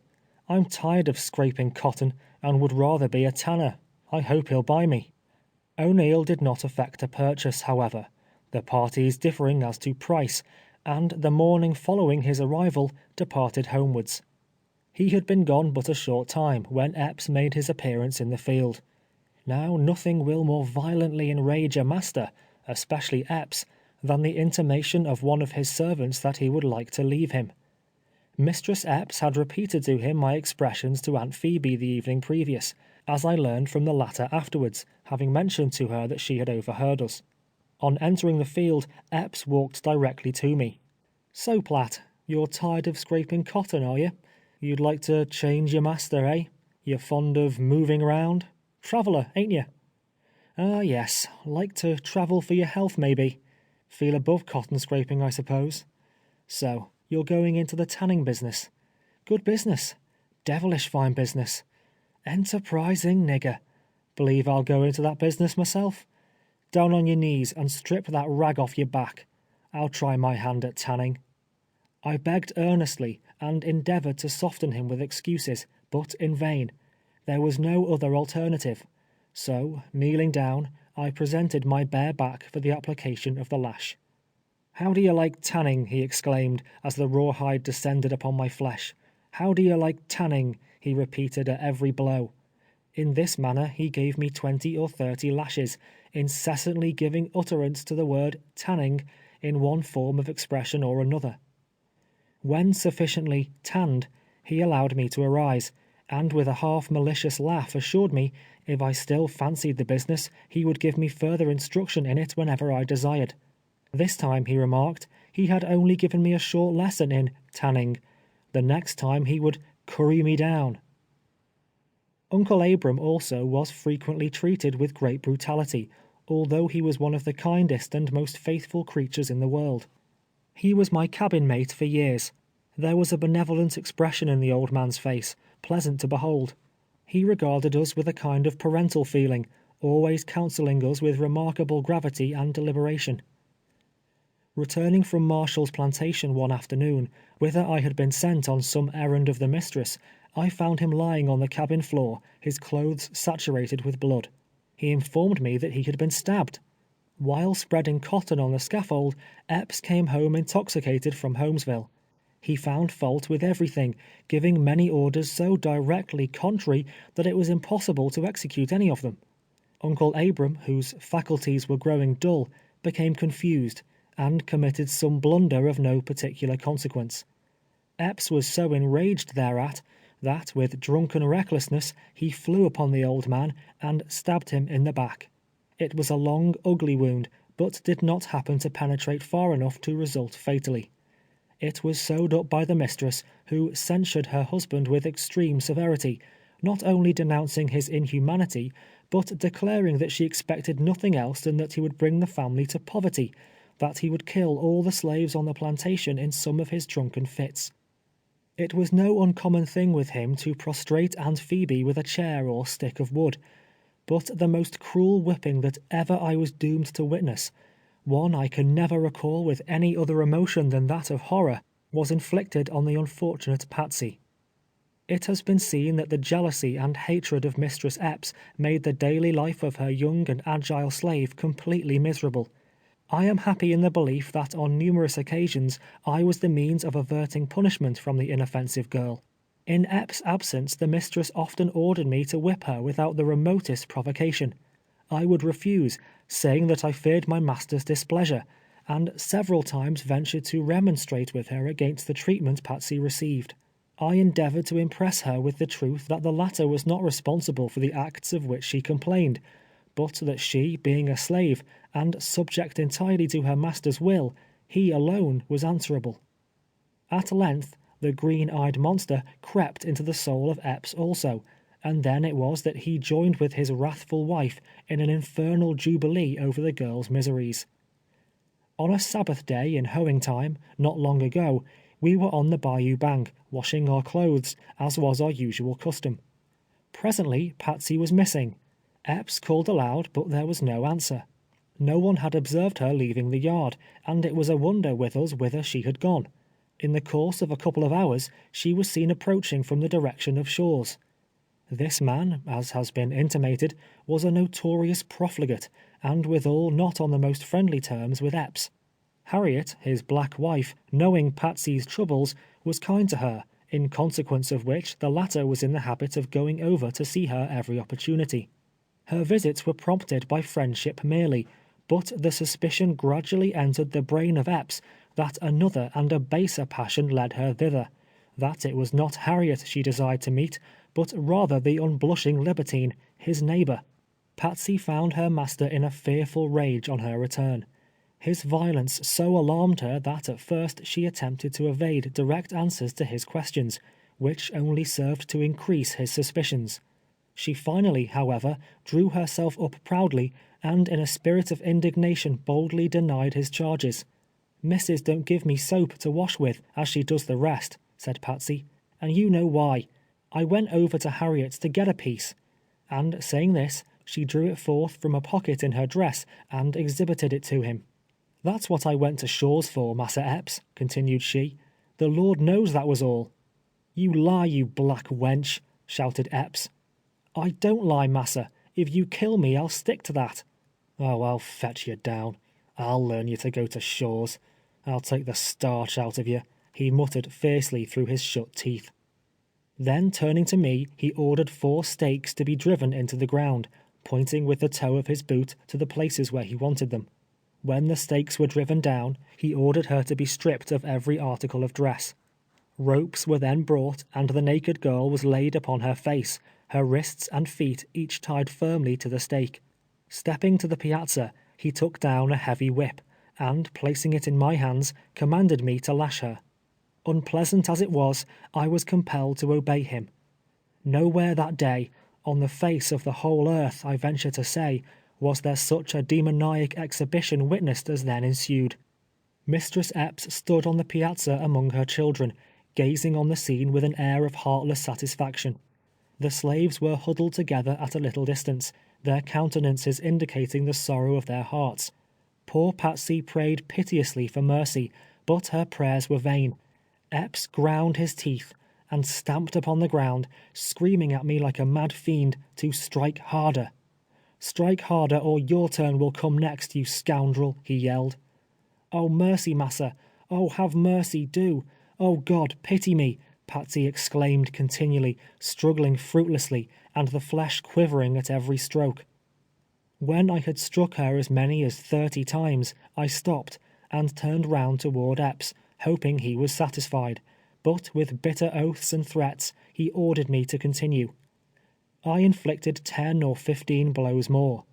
By this time her back was covered with long welts, intersecting each other like network. Epps was yet furious and savage as ever, demanding if she would like to go to Shaw's again, and swearing he would flog her until she wished she was in hell. Throwing down the whip, I declared I could punish her no more. He ordered me to go on, threatening me with a severer flogging than she had received, in case of refusal. My heart revolted at the inhuman scene, and risking the consequences, I absolutely refused to raise the whip. He then seized it himself, and applied it with 10-fold greater force than I had. The painful cries and shrieks of the tortured Patsy, mingling with the loud and angry curses of Epps, loaded the air. She was terribly lacerated, I may say without exaggeration, literally flayed. The lash was wet with blood, which flowed down her sides and dropped upon the ground. At length she ceased struggling. Her head sank listlessly on the ground. Her screams and supplications gradually decreased and died away into a low moan. She no longer writhed and shrank beneath the lash when it bit out small pieces of her flesh. I thought that she was dying. It was the Sabbath of the Lord. The fields smiled in the warm sunlight. The birds chirped merrily amidst the foliage of the trees. Peace and happiness seemed to reign everywhere, save in the bosoms of Epps and his panting victim and the silent witnesses around him. The tempestuous emotions that were raging there were little in harmony with the calm and quiet beauty of the day. I could look on Epps only with unutterable loathing and abhorrence, and thought within myself, "Thou devil, sooner or later, somewhere in the course of eternal justice, thou shalt answer for this sin." Finally he ceased whipping from mere exhaustion, and ordered Phoebe to bring a bucket of salt and water. After washing her thoroughly with this, I was told to take her to her cabin. Untying the ropes, I raised her in my arms. She was unable to stand, and as her head rested on my shoulder, she repeated many times, in a faint voice scarcely perceptible, "Oh, Platt, oh, Platt," but nothing further. Her dress was replaced, but it clung to her back and was soon stiff with blood. We laid her on some boards in the hut, where she remained a long time, with eyes closed and groaning in agony. At night, Phoebe applied melted tallow to her wounds, and so far as we were able, all endeavored to assist and console her. Day after day she lay in her cabin upon her face, the sores preventing her resting in any other position. A blessed thing it would have been for her, days and weeks and months of misery it would have saved her, had she never lifted up her head in life again. Indeed, from that time forward, she was not what she had been. The burden of a deep melancholy weighed heavily on her spirits. She no longer moved with that buoyant and elastic step. There was not that mirthful sparkle in her eyes that formerly distinguished her. The bounding vigor, the sprightly, laughter-loving spirit of her youth, were gone. She fell into a mournful and desponding mood, and oftentimes would start up in her sleep, and with raised hands plead for mercy. She became more silent than she was, toiling all day in our midst, not uttering a word. A careworn, pitiful expression settled on her face, and it was her humor now to weep rather than rejoice. If ever there was a broken heart, one crushed and blighted by the rude grasp of suffering and misfortune, it was Patsy's. She had been reared no better than her master's beast, looked upon merely as a valuable and handsome animal, and consequently possessed but a limited amount of knowledge. And yet a faint light cast its rays over her intellect, so that it was not wholly dark. She had a dim perception of God and of eternity, and a still more dim perception of a Saviour who had died even for such as her. She entertained but confused notions of a future life, not comprehending the distinction between the corporeal and spiritual existence. Happiness, in her mind, was exemption from stripes, from labor, from the cruelty of masters and overseers. Her idea of the joy of heaven was simply rest, and is fully expressed in these lines of a melancholy bard. I ask no paradise on high, with cares on earth oppressed. The only heaven for which I sigh is rest, eternal rest. It is a mistaken opinion that prevails in some quarters, that the slave does not understand the term, does not comprehend the idea of freedom. Even on Bayou Boeuf, where I conceive slavery exists in its most abject and cruel form, where it exhibits features altogether unknown in more northern states, the most ignorant of them generally know full well its meaning. They understand the privilege and exemptions that belong to it, that it would bestow upon them the fruits of their own labors, and that it would secure to them the enjoyment of domestic happiness. They do not fail to observe the difference between their own condition and the meanest white man's, and to realize the injustice of the laws which place it in his power not only to appropriate the profits of their industry, but to subject them to unmerited and unprovoked punishment, without remedy, or the right to resist, or to remonstrate. Patsy's life, especially after her whipping, was one long dream of liberty. Far away, to her fancy an immeasurable distance, she knew there was a land of freedom. 1,000 times she had heard that somewhere in the distant north there were no slaves, no masters. In her imagination it was an enchanted region, the paradise of the earth. To dwell where the black man may work for himself, live in his own cabin, till his own soil, was a blissful dream of Patsy's, a dream, alas, the fulfillment of which she can never realize. The effect of these exhibitions of brutality on the household of the slaveholder is apparent. Epps' oldest son is an intelligent lad of 10 or 12 years of age. It is pitiable sometimes to see him chastising, for instance, the venerable Uncle Abram. He will call the old man to account, and if in his childish judgment it is necessary, sentence him to a certain number of lashes, which he proceeds to inflict with much gravity and deliberation. Mounted on his pony, he often rides into the field with his whip, playing the overseer, greatly to his father's delight. Without discrimination at such times, he applies the rawhide, urging the slaves forward with shouts and occasional expressions of profanity, while the old man laughs and commends him as a thorough-going boy. The child is father to the man, and with such training, whatever may be his natural disposition, it cannot well be otherwise than that, on arriving at maturity, the sufferings and miseries of the slave will be looked upon with entire indifference.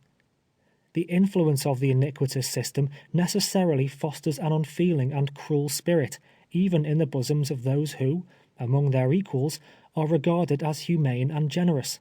Young Master Epps possessed some noble qualities, yet no process of reasoning could lead him to comprehend that in the eye of the Almighty there is no distinction of color. He looked upon the black man simply as an animal, differing in no respect from any other animal, and the possession of somewhat higher instincts, and, therefore, the more valuable. To work like his father's mules, to be whipped and kicked and scourged through life, to address the white man with hat in hand, and eyes bent servilely on the earth, in his mind was the natural and proper destiny of the slave. Brought up with such ideas, in the notion that we stand without the pale of humanity, no wonder the oppressors of my people are a pitiless and unrelenting race. End of chapter 18.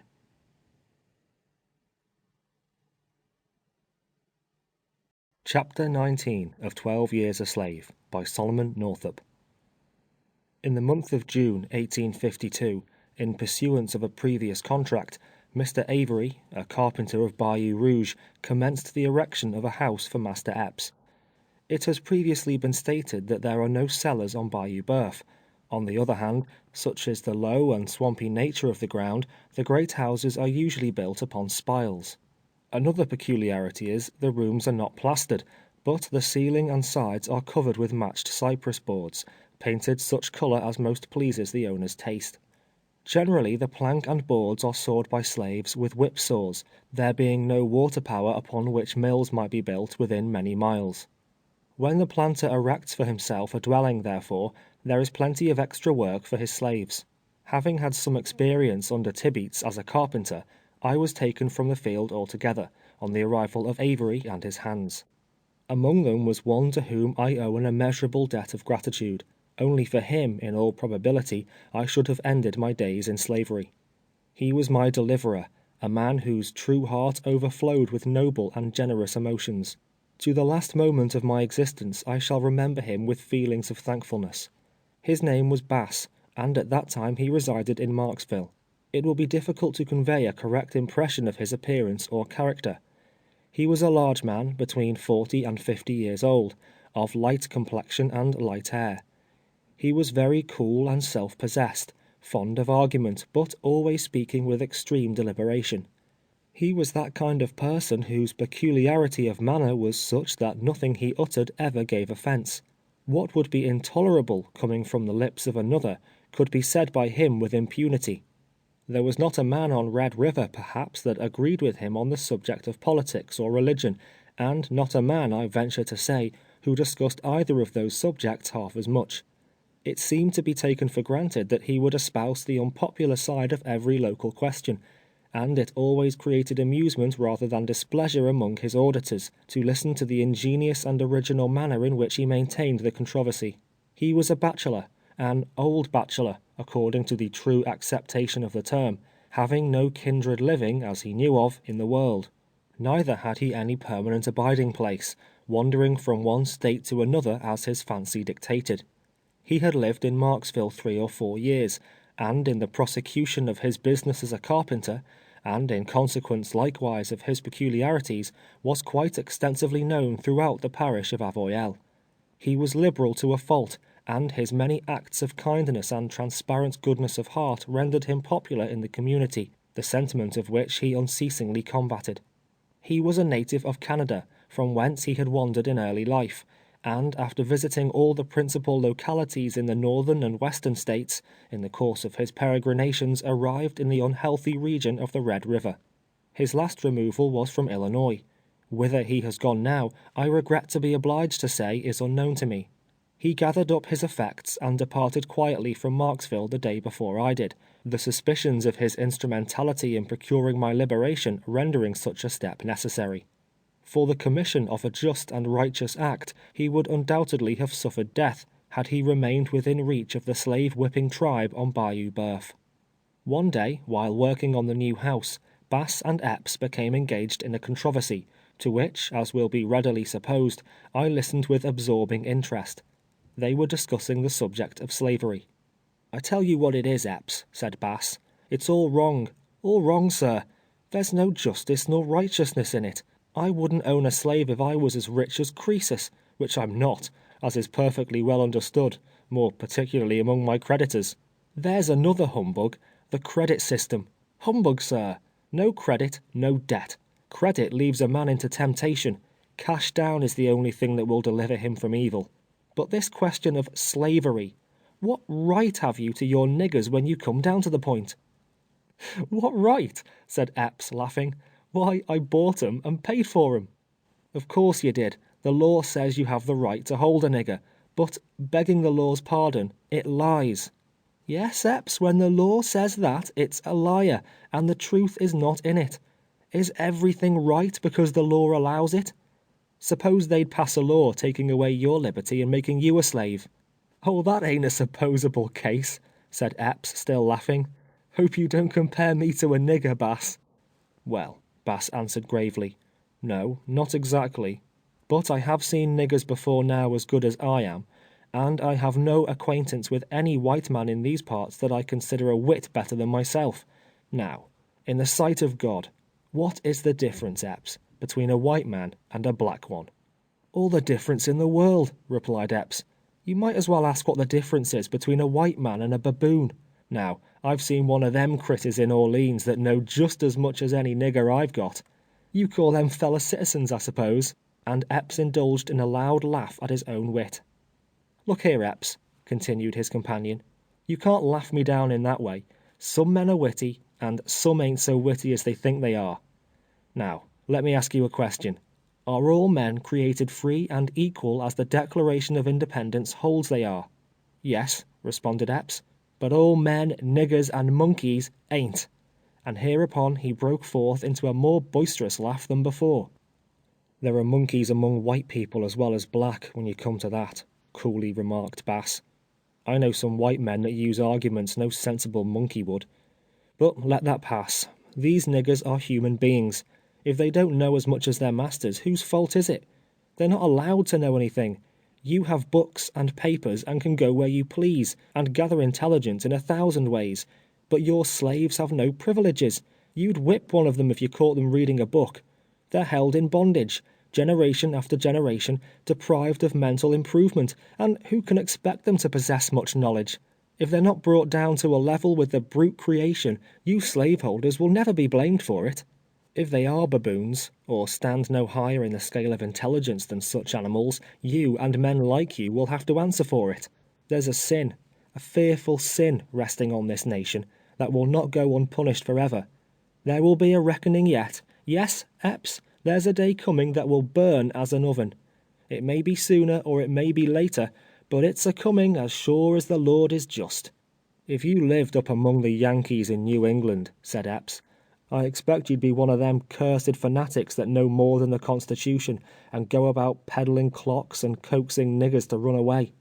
If I was in New England, returned Bass, I would be just what I am here. I would say that slavery was an iniquity and ought to be abolished. I would say there was no reason nor justice in the law or the Constitution that allows one man to hold another man in bondage. It would be hard for you to lose your property, to be sure, but it wouldn't be half as hard as it would be to lose your liberty. You have no more right to your freedom in exact justice than Uncle Abram yonder. Talk about black skin and black blood. Why, how many slaves are there on this bayou as white as either of us? And what difference is there in the colour of the soul? The whole system is as absurd as it is cruel. You may own niggers and be hanged, but I wouldn't own one for the best plantation in Louisiana. You like to hear yourself talk, Bass, better than any man I know of. You would argue that black was white or white black if anybody would contradict you. Nothing suits you in this world, and I don't believe you will be satisfied with the next if you should have your choice in them. Conversations substantially like the foregoing were not unusual between the two after this, Epps drawing him out more for the purpose of creating a laugh at his expense than with a view of fairly discussing the merits of the question. He looked upon Bass as a man ready to say anything merely for the pleasure of hearing his own voice, as somewhat self-conceited perhaps, contending against his faith and judgment in order simply to exhibit his dexterity in argumentation. He remained at Epps through the summer, visiting Marksville generally once a fortnight. The more I saw of him, the more I became convinced he was a man in whom I could confide. Nevertheless, my previous ill fortune had taught me to be extremely cautious. It was not my place to speak to a white man, except when spoken to, but I omitted no opportunity of throwing myself in his way, and endeavored constantly in every possible manner to attract his attention. In the early part of August, he and myself were at work alone in the house, the other carpenters having left, and Epps being absent in the field. Now was the time, if ever, to broach the subject, and I resolved to do it, and submit to whatever consequences might ensue. We were busily at work in the afternoon, when I stopped suddenly and said, "Master Bass, I want to ask you what part of the country you came from." "Why, Platt, what put that into your head?" he answered. "You wouldn't know if I should tell you." After a moment or two, he added, "I was born in Canada. Now, guess where that is." "Oh, I know where Canada is," said I. "I have been there myself." "Yes, I expect you are well acquainted all through that country," he remarked, laughing incredulously. "As sure as I live, Master Bass," I replied, "I have been there.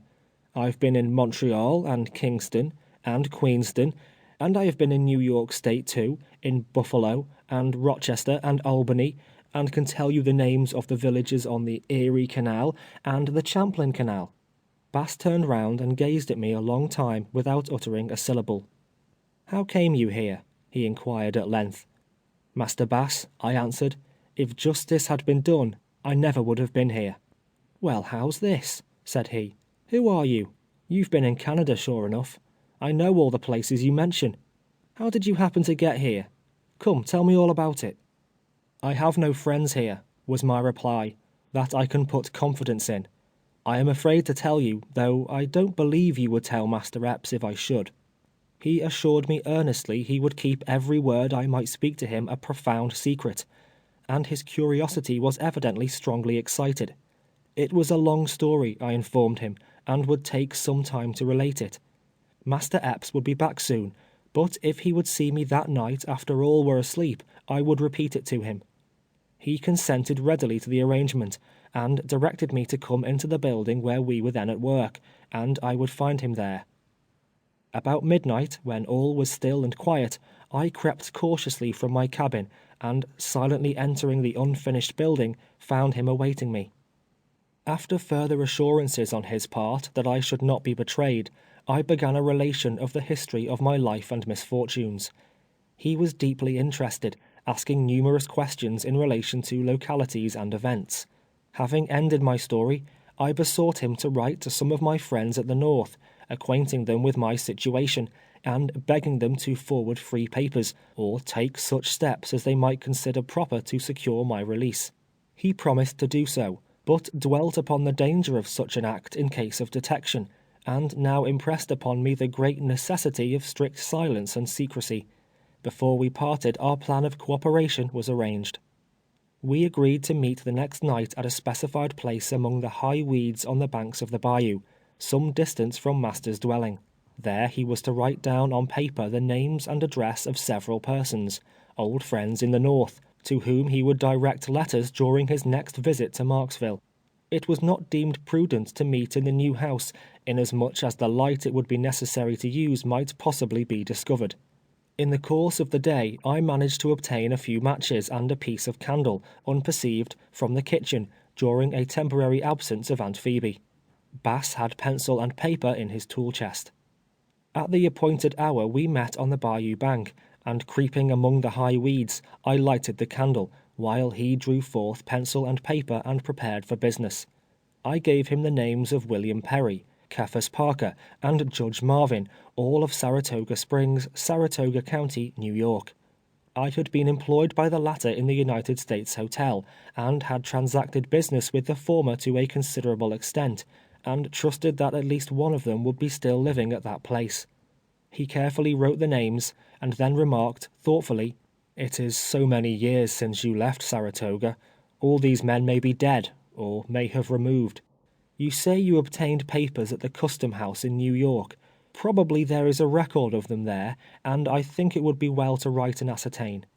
I agreed with him, and again repeated the circumstances related heretofore, connected with my visit to the Custom House with Brown and Hamilton. We lingered on the bank of the bayou an hour or more, conversing upon the subject which now engrossed our thoughts. I could no longer doubt his fidelity, and freely spoke to him of the many sorrows I had borne in silence, and so long. I spoke of my wife and children, mentioning their names and ages, and dwelling upon the unspeakable happiness it would be to clasp them to my heart once more before I died. I caught him by the hand, and with tears and passionate entreaties implored him to befriend me, to restore me to my kindred and to liberty, promising I would weary heaven the remainder of my life with prayers that it would bless and prosper him. In the enjoyment of freedom, surrounded by the associations of youth, and restored to the bosom of my family, that promise is not yet forgotten, nor shall it ever be so long as I have strength to raise my imploring eyes on high. O blessings on his kindly voice and on his silver hair, and blessings on his whole life long, until he meet me there. He overwhelmed me with assurances of friendship and faithfulness, saying he had never before taken so deep an interest in the fate of anyone. He spoke of himself in a somewhat mournful tone, as a lonely man, a wanderer about the world, that he was growing old, and must soon reach the end of his earthly journey, and lie down to his final rest without kith or kin to mourn for him, or to remember him, that his life was of little value to himself, and henceforth should be devoted to the accomplishment of my liberty, and to an unceasing warfare against the accursed shame of slavery. After this time we seldom spoke to or recognized each other. He was moreover less free in his conversation with Epps on the subject of slavery. The remotest suspicion that there was any unusual intimacy, any secret understanding between us, never once entered the mind of Epps, or any other person, white or black, on the plantation. I am often asked, with an air of incredulity, how I succeeded so many years in keeping from my daily and constant companions the knowledge of my true name and history.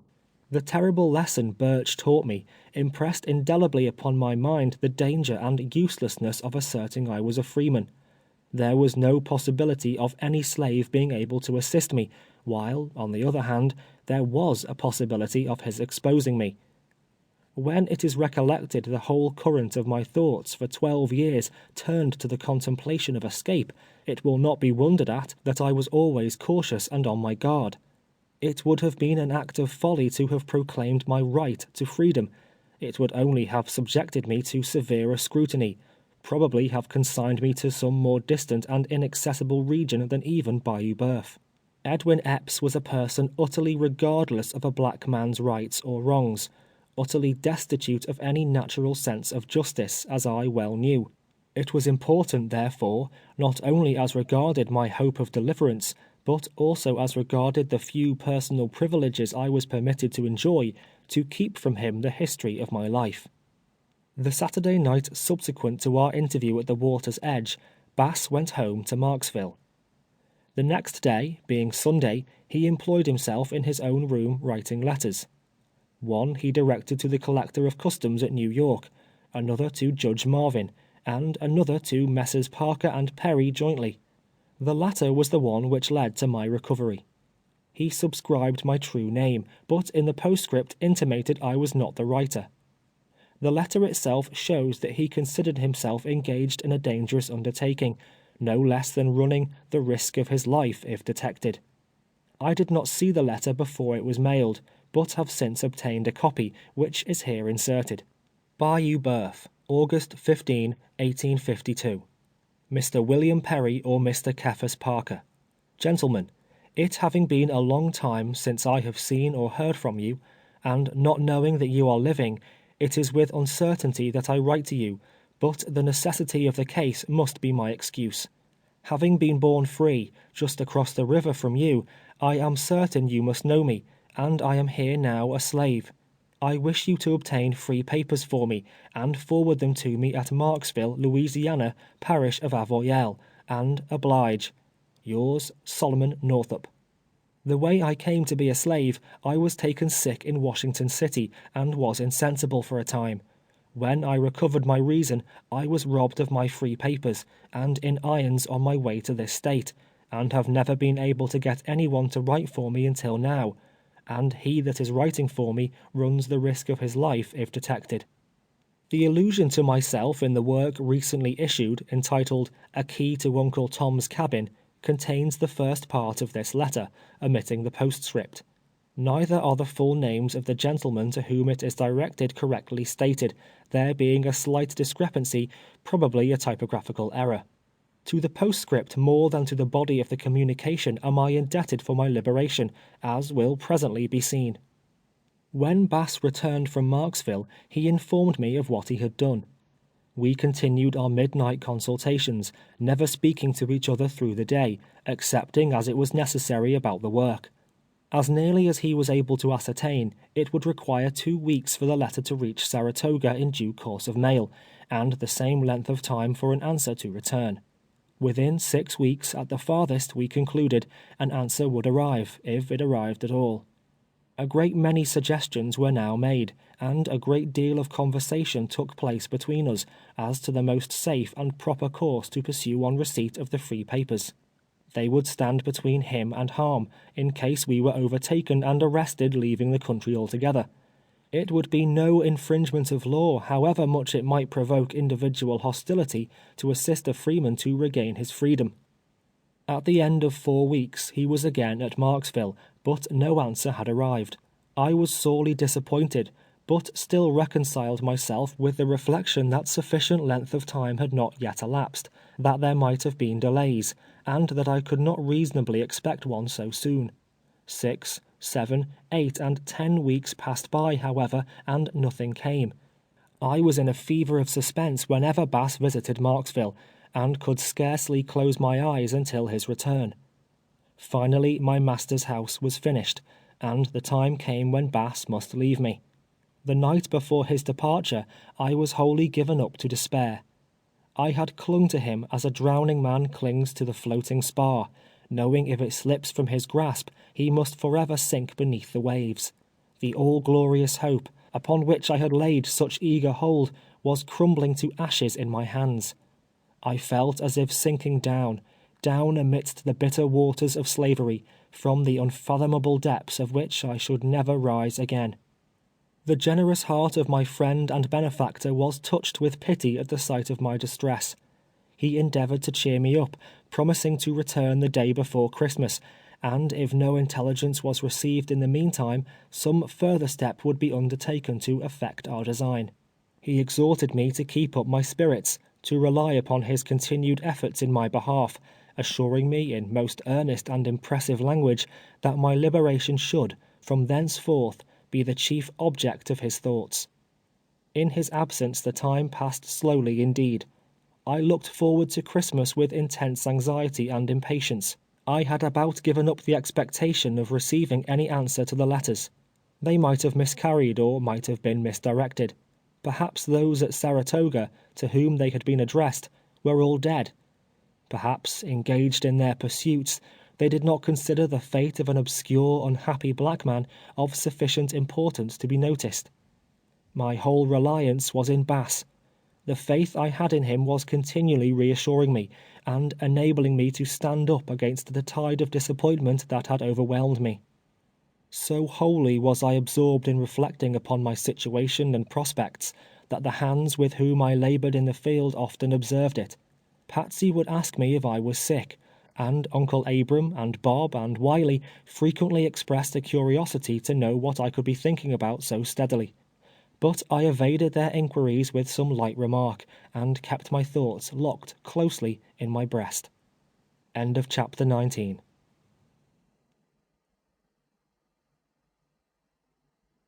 Chapter 20 of 12 Years a Slave by Solomon Northup.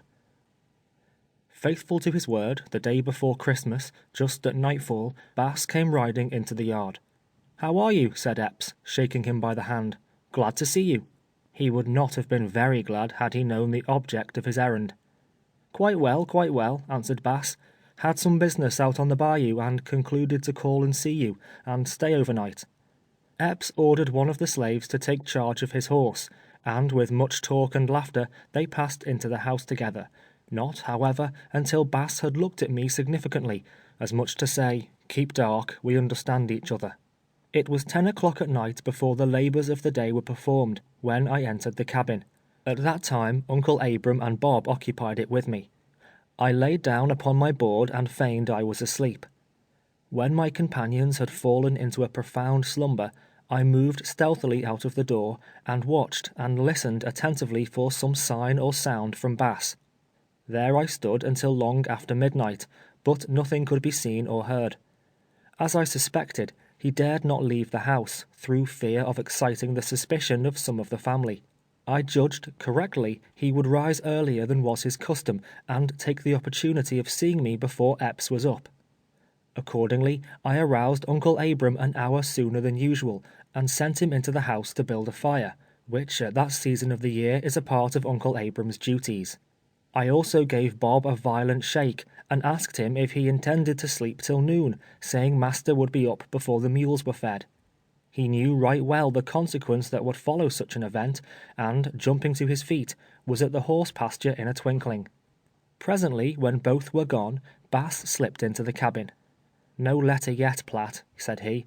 The announcement fell upon my heart like lead. "Oh, do write again, Master Bass," I cried. "I will give you the names of a great many I know. Surely they are not all dead. Surely some one will pity me." "No use," Bass replied. "No use. I have made up my mind to that. I fear the Marksville postmaster will mistrust something. I have inquired so often at his office.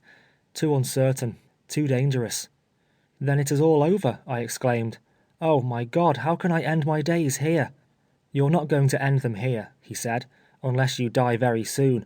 I've thought this matter all over and have come to a determination. There are more ways than one to manage this business, and a better and surer way than writing letters. I have a job or two on hand which can be completed by March or April. By that time I shall have a considerable sum of money, and then, Platt, I am going to Saratoga myself." I could scarcely credit my own senses as the words fell from his lips, but he assured me, in a manner that left no doubt of the sincerity of his intention, that if his life was spared until spring, he should certainly undertake the journey.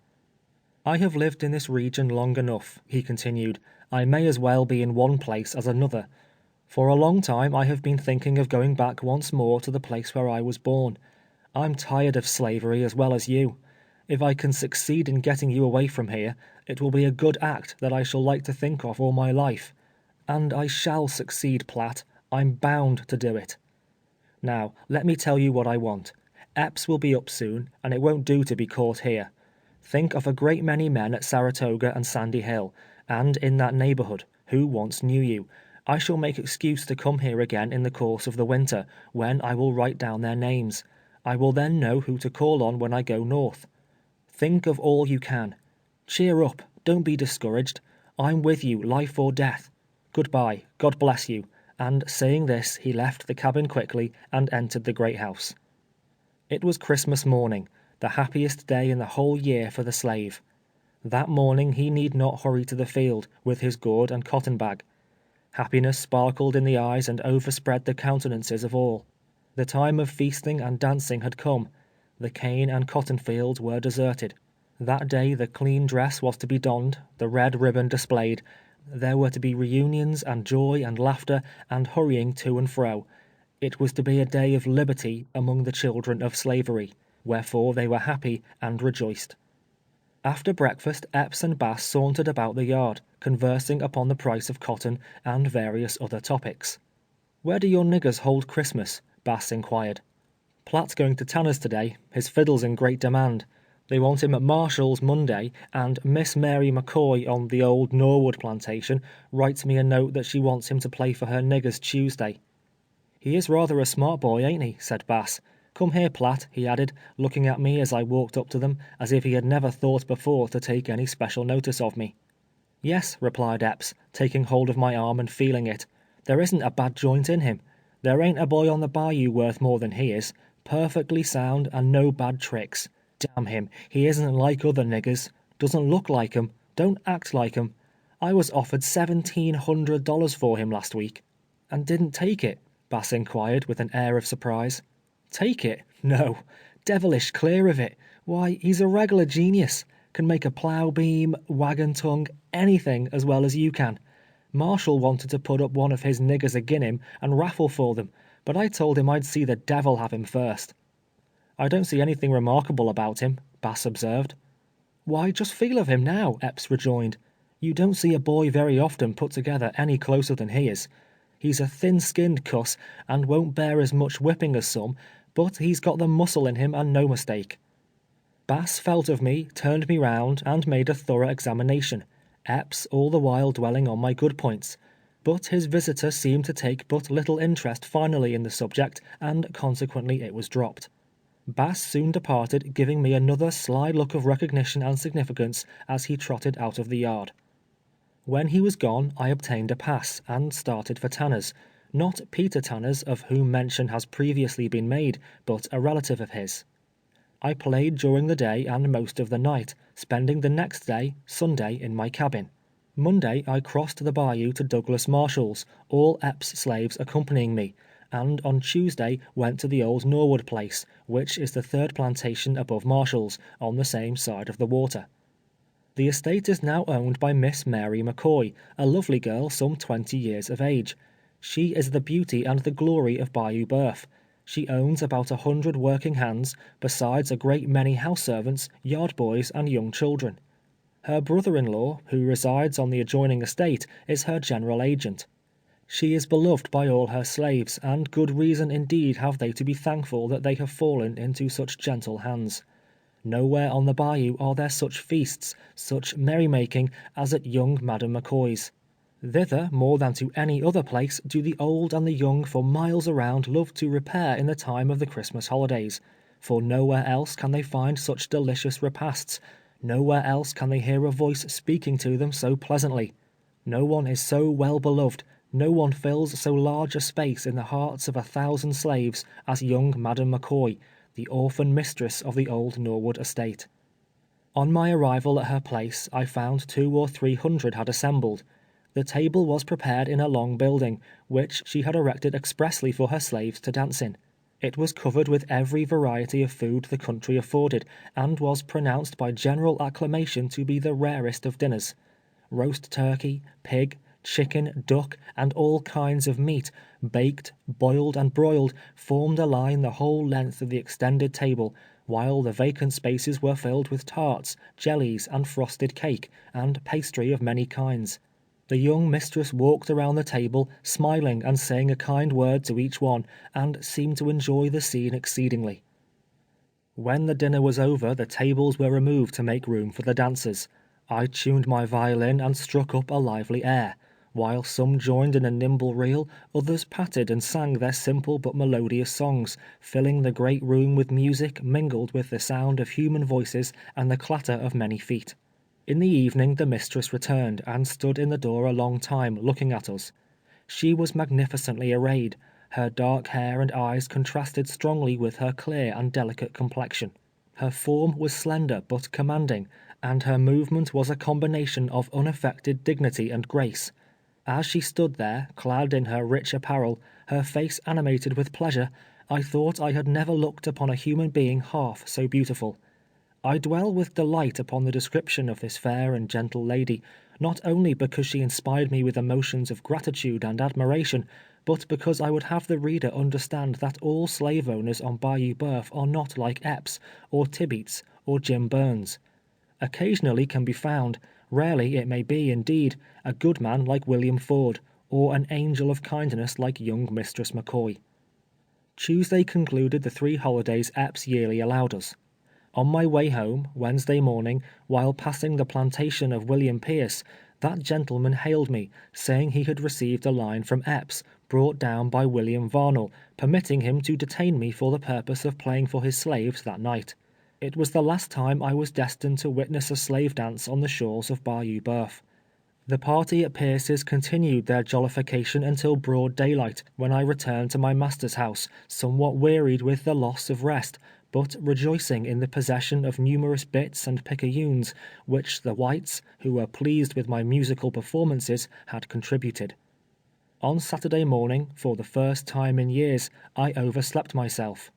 I was frightened on coming out of the cabin to find the slaves were already in the field. They had preceded me some 15 minutes. Leaving my dinner and water gourd, I hurried after them as fast as I could move. It was not yet sunrise, but Epps was on the piazza as I left the hut, and cried out to me that it was a pretty time of day to be getting up. By extra exertion my row was up when he came out after breakfast. This, however, was no excuse for the offence of oversleeping.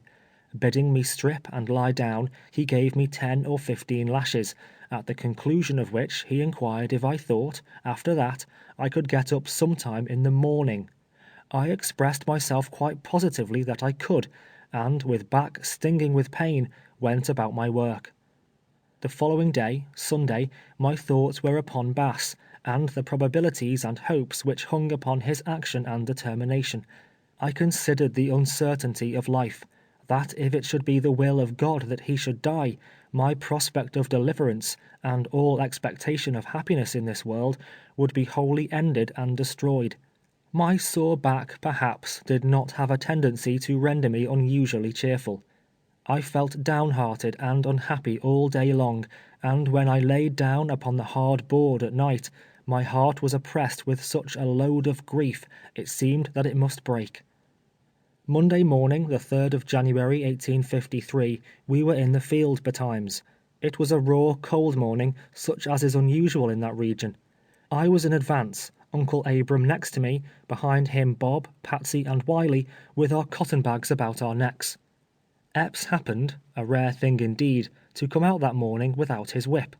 He swore in a manner that would shame a pirate, that we were doing nothing.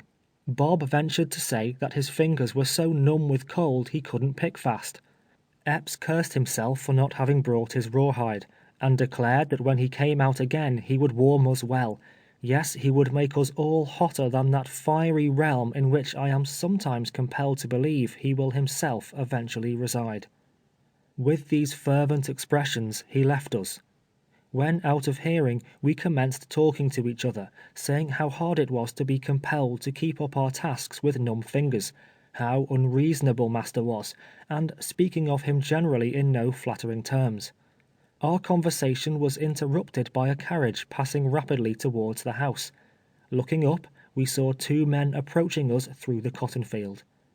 Having now brought down this narrative to the last hour I was to spend on Bayou Boeuf, having gotten through my last cotton picking, and about to bid Master Epps farewell, I must beg the reader to go back with me to the month of August, to follow Bass's letter on its long journey to Saratoga, to learn the effect it produced, and that while I was repining and despairing in the slave hut of Edwin Epps, through the friendship of Bass and the goodness of Providence, all things were working together for my deliverance. End of chapter 20.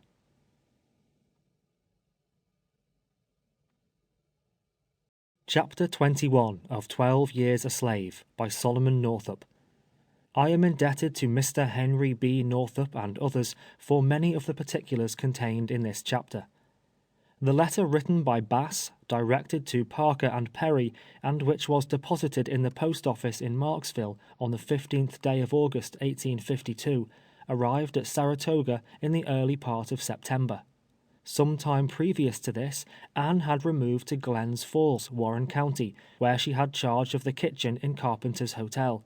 She kept house, however, lodging with our children, and was only absent from them during such time as the discharge of her duties in the hotel required. Messrs. Parker and Perry, on receipt of the letter, forwarded it immediately to Anne. On reading it, the children were all excitement, and, without delay, hastened to the neighboring village of Sandy Hill to consult Henry B. Northup and obtain his advice and assistance in the matter.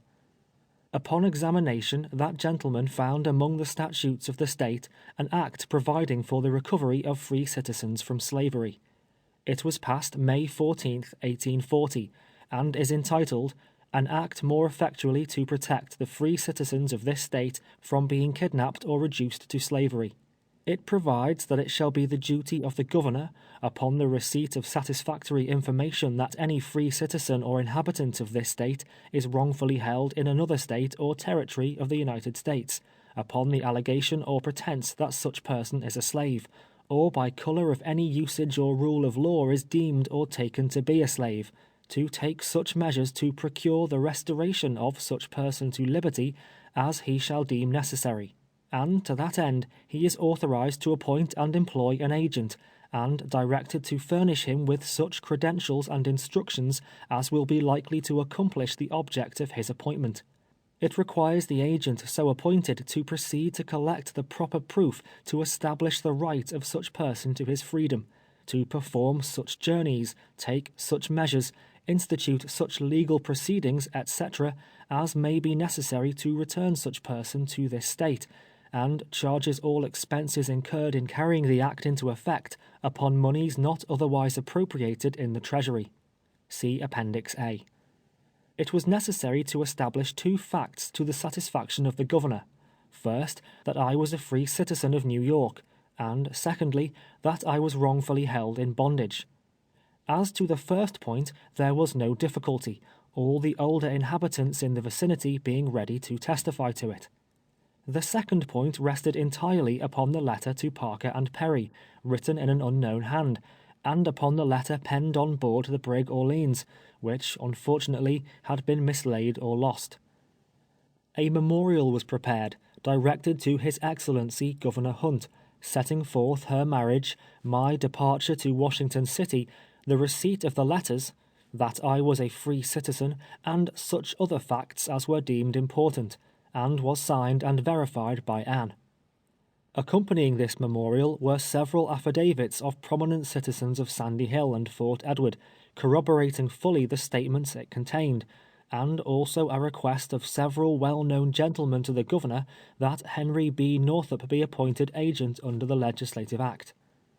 On reading the memorial and affidavits, His Excellency took a lively interest in the matter, and on the 23rd day of November 1852, under the seal of the state, constituted, appointed, and employed Henry B. Northup, Esquire, an agent, with full power to effect my restoration, and to take such measures as would be most likely to accomplish it, and instructing him to proceed to Louisiana with all convenient dispatch. See Appendix B. The pressing nature of Mr. Northup's professional and political engagements delayed his departure until December. On the 14th day of that month he left Sandy Hill and proceeded to Washington. The Honorable Pierre Soule, Senator in Congress from Louisiana, Honorable Mr. Conrad, Secretary of War, and Judge Nelson of the Supreme Court of the United States, upon hearing a statement of the facts and examining his commission and certified copies of the memorial and affidavits, furnished him with open letters to gentlemen in Louisiana, strongly urging their assistance in accomplishing the object of his appointment. Senator Soule especially interested himself in the matter, insisting, in forcible language, that it was the duty and interest of every planter in his state to aid in restoring me to freedom, and trusted the sentiments of honor and justice in the bosom of every citizen of the Commonwealth would enlist him at once in my behalf. Having obtained these valuable letters, Mr. Northup returned to Baltimore, and proceeded from thence to Pittsburgh.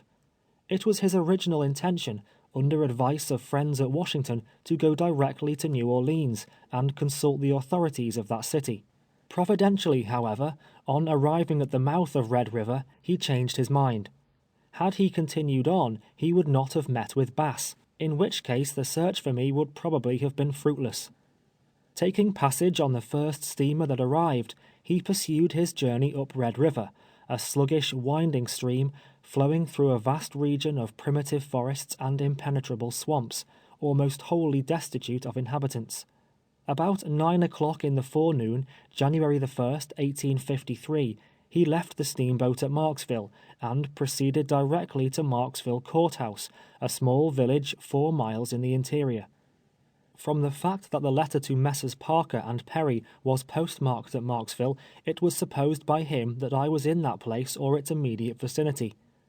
On reaching this town, he at once laid his business before the Honorable John P. Waddill, a legal gentleman of distinction, and a man of fine genius and most noble impulses. After reading the letters and documents presented him, and listening to a representation of the circumstances under which I had been carried away into captivity, Mr. Waddill at once proffered his services, and entered into the affair with great zeal and earnestness. He, in common with others of like elevated character, looked upon the kidnapper with abhorrence.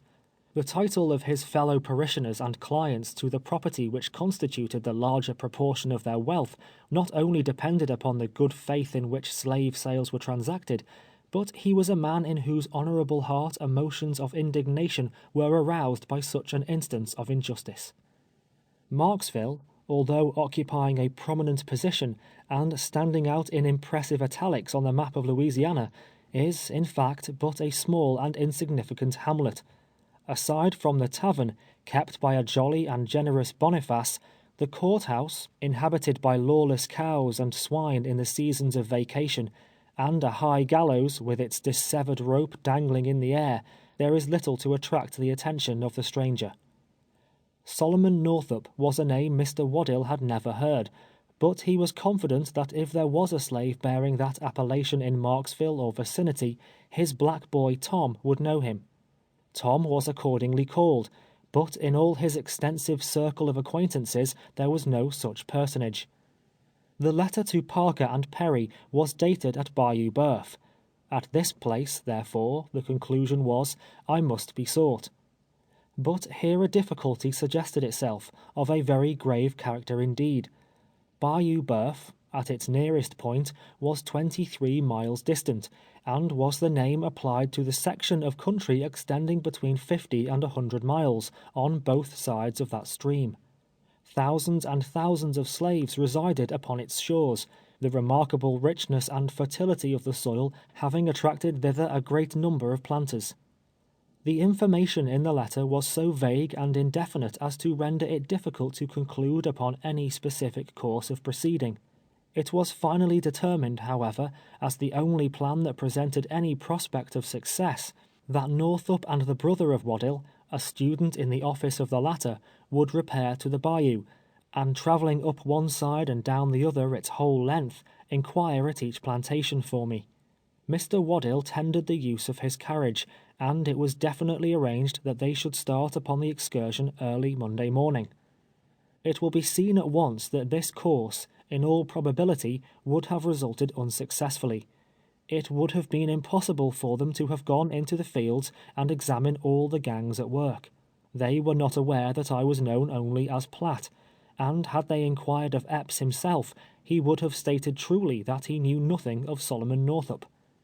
The arrangement being adopted, however, there was nothing further to be done until Sunday had elapsed.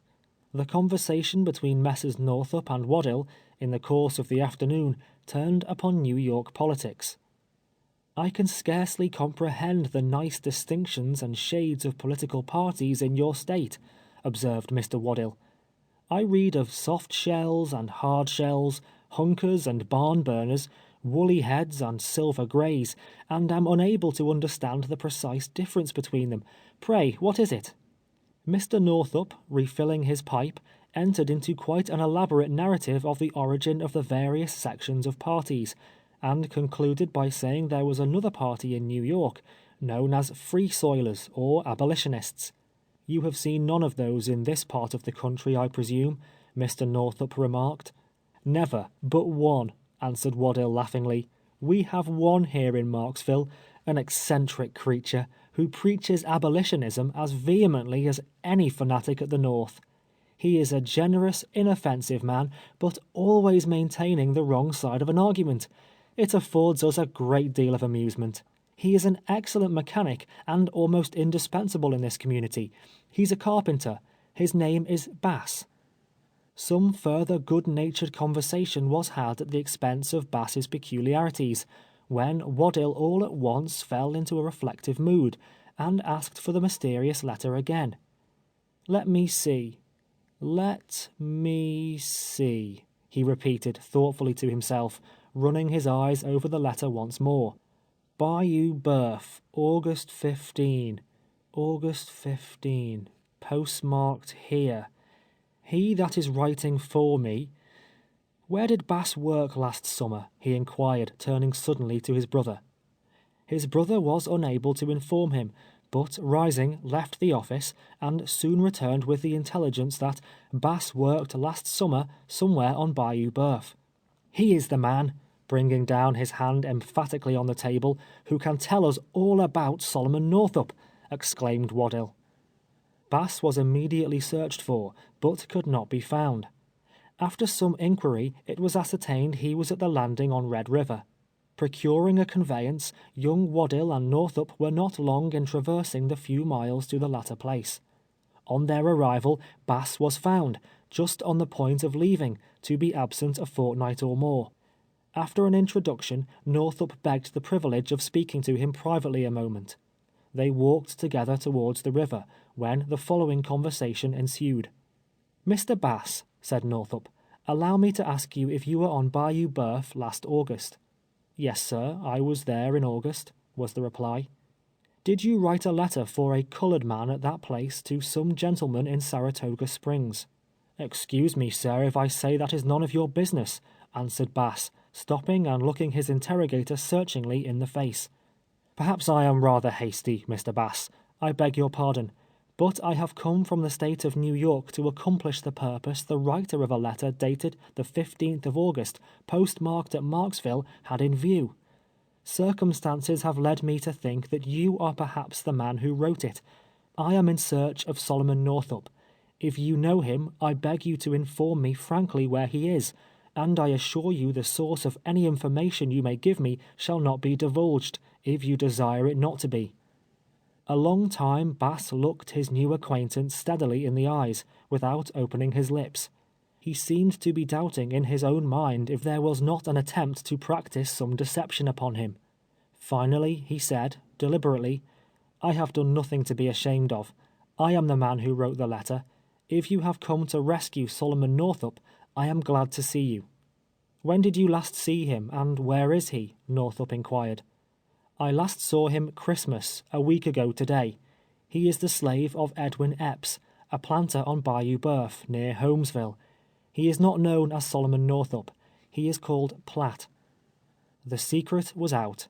The mystery was unraveled. Through the thick black cloud, amid whose dark and dismal shadows I had walked 12 years, broke the star that was to light me back to liberty. All mistrust and hesitation were soon thrown aside, and the two men conversed long and freely upon the subject uppermost in their thoughts.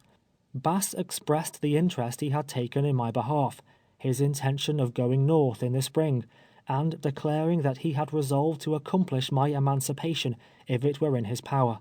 He described the commencement and progress of his acquaintance with me, and listened with eager curiosity to the account given him of my family, and the history of my early life. Before separating, he drew a map of the bayou on a strip of paper, with a piece of red chalk, showing the locality of Epps' plantation, and the road leading most directly to it. Northup and his young companion returned to Marksville, where it was determined to commence legal proceedings to test the question of my right to freedom. I was made plaintiff, Mr. Northup acting as my guardian, and Edwin Epps defendant. The process to be issued was in the nature of replevin, directed to the sheriff of the parish, commanding him to take me into custody, and detain me until the decision of the court.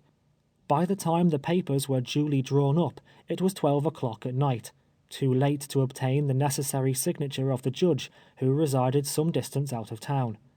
Further business was therefore suspended until Monday morning.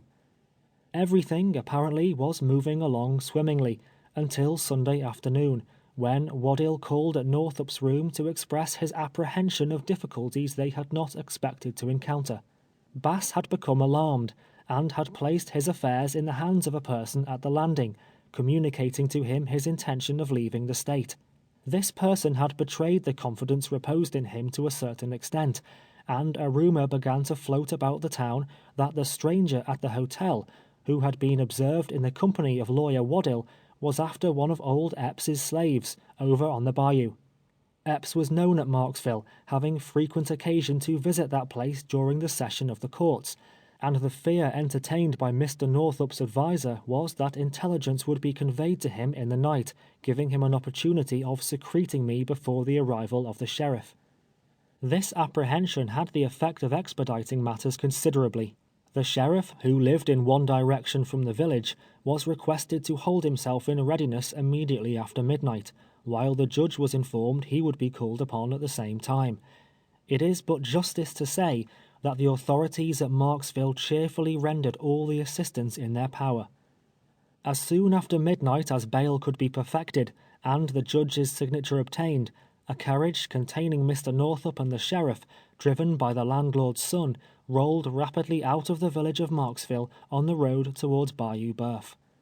It was supposed that Epps would contest the issue involving my right to liberty, and it therefore suggested itself to Mr. Northup that the testimony of the sheriff, describing my first meeting with the former, might perhaps become material on the trial. It was accordingly arranged during the ride that, before I had an opportunity of speaking to Mr. Northup, the sheriff should propound to me certain questions agreed upon, such as the number and names of my children, the name of my wife before marriage, of places I knew at the North, and so forth. If my answers corresponded with the statements given him, the evidence must necessarily be considered conclusive. At length, shortly after Epps had left the field, with the consoling assurance that he would soon return and warm us, as was stated in the conclusion of the preceding chapter, they came in sight of the plantation, and discovered us at work. Alighting from the carriage, and directing the driver to proceed to the great house, with instructions not to mention to anyone the object of their errand until they met again, Northup and the sheriff turned from the highway and came towards us across the cotton field. We observed them, on looking up at the carriage, one several rods in advance of the other. It was a singular and unusual thing to see white men approaching us in that manner, and especially at that early hour in the morning, and Uncle Abram and Patsy made some remarks expressive of their astonishment. Walking up to Bob, the sheriff inquired, "Where's the boy they call Platt?" "Thar he is, massa," answered Bob, pointing to me and twitching off his hat. I wondered to myself what business he could possibly have with me, and turning round, gazed at him until he had approached within a step. During my long residence on the bayou, I had become familiar with the face of every planter within many miles, but this man was an utter stranger. Certainly I had never seen him before. "Your name is Platt, is it?" he asked. "Yes, master," I responded. Pointing towards Northup, standing a few rods distant, he demanded, "Do you know that man?" I looked in the direction indicated, and as my eyes rested on his countenance, a world of images thronged my brain, a multitude of well-known faces. Anne's, and the dear children's, and my old dead father's, all the scenes and associations of childhood and youth, all the friends of other and happier days, appeared and disappeared, flitting and floating like dissolving shadows before the vision of my imagination, until at last the perfect memory of the man recurred to me, and throwing up my hands towards heaven, I exclaimed, in a voice louder than I could utter in a less exciting moment, "Henry B. Northup! Thank God! Thank God!" In an instant I comprehended the nature of his business, and felt that the hour of my deliverance was at hand. I started towards him, but the sheriff stepped before me. "Stop a moment," said he. "Have you any other name than Platt?" "Solomon Northup is my name, master," I replied. "Have you a family?" he inquired. "I had a wife and 3 children. What were your children's names?" "Elizabeth, Margaret, and Alonzo." "And your wife's name before her marriage?" "Anne Hampton." "Who married you?" "Timothy Eddy of Fort Edward." "Where does that gentleman live?" again pointing to Northup, who remained standing in the same place where I had first recognized him. "He lives in Sandy Hill, Washington County, New York," was the reply. He was proceeding to ask further questions, but I pushed past him, unable longer to restrain myself. I seized my old acquaintance by both hands. I could not speak. I could not refrain from tears. "Sol," he said at length, "I'm glad to see you." I essayed to make some answer, but emotion choked all utterance, and I was silent. The slaves, utterly confounded, stood gazing upon the scene, their opening mouths and rolling eyes indicating the utmost wonder and astonishment. For 10 years I had dwelt among them, in the field and in the cabin, borne the same hardships, partaken the same fare, mingled my griefs with theirs, participated in the same scanty joys. Nevertheless, not until this hour, the last I was to remain among them, had the remotest suspicion of my true name, or the slightest knowledge of my real history, been entertained by any one of them. Not a word was spoken for several minutes, during which time I clung fast to Northup, looking up into his face, fearful I should awake and find it all a dream. "Throw down that sack," Northup added finally. "Your cotton-picking days are over. Come with us to the man you live with." I obeyed him, and walking between him and the sheriff, we moved towards the great house. It was not until we had proceeded some distance that I had recovered my voice sufficiently to ask if my family were all living. He informed me he had seen Anne, Margaret, and Elizabeth but a short time previously, that Alonzo was also living, and all were well.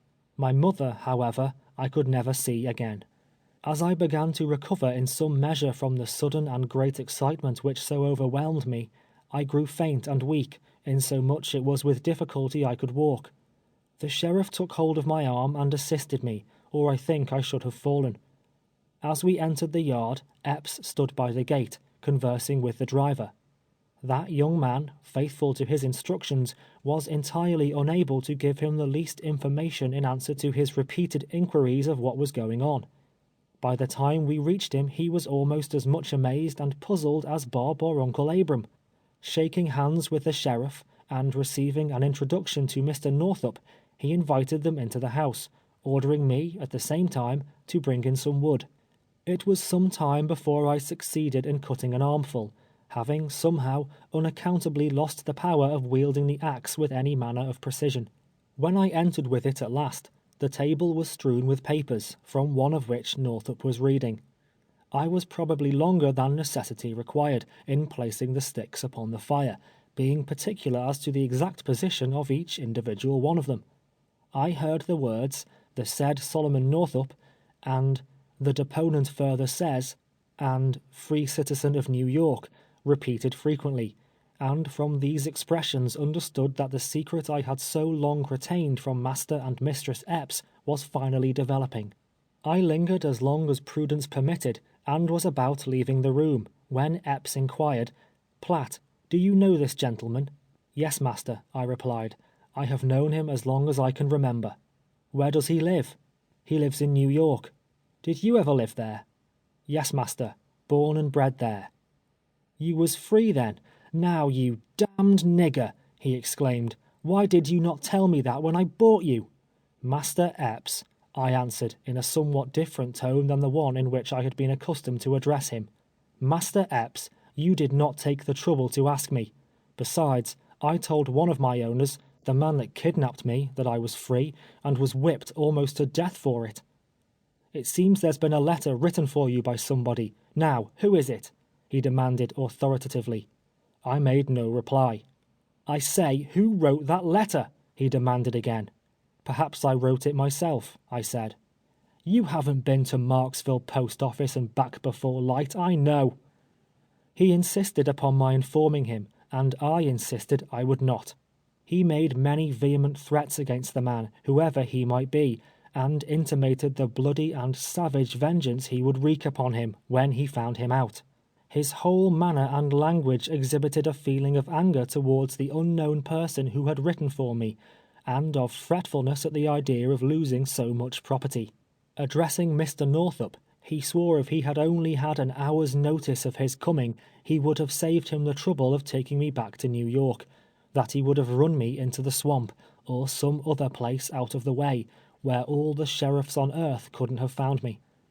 I walked out into the yard, and was entering the kitchen door, when something struck me in the back. Aunt Phoebe, emerging from the back door of the great house with a pan of potatoes, had thrown one of them with unnecessary violence, thereby giving me to understand that she wished to speak to me a moment confidentially. Running up to me, she whispered in my ear with great earnestness, "Lor' a'mighty, Platt, what do you think? Dem 2 men come after you. Heard 'em tell massa you free. Got wife and 3 children back there where you come from. Goin' wid 'em? Fool if you don't. Wish I could go." And Aunt Phoebe ran on in this manner at a rapid rate. Presently Mistress Epps made her appearance in the kitchen. She said many things to me, and wondered why I had not told her who I was. She expressed her regret, complimenting me by saying she had rather lose any other servant on the plantation.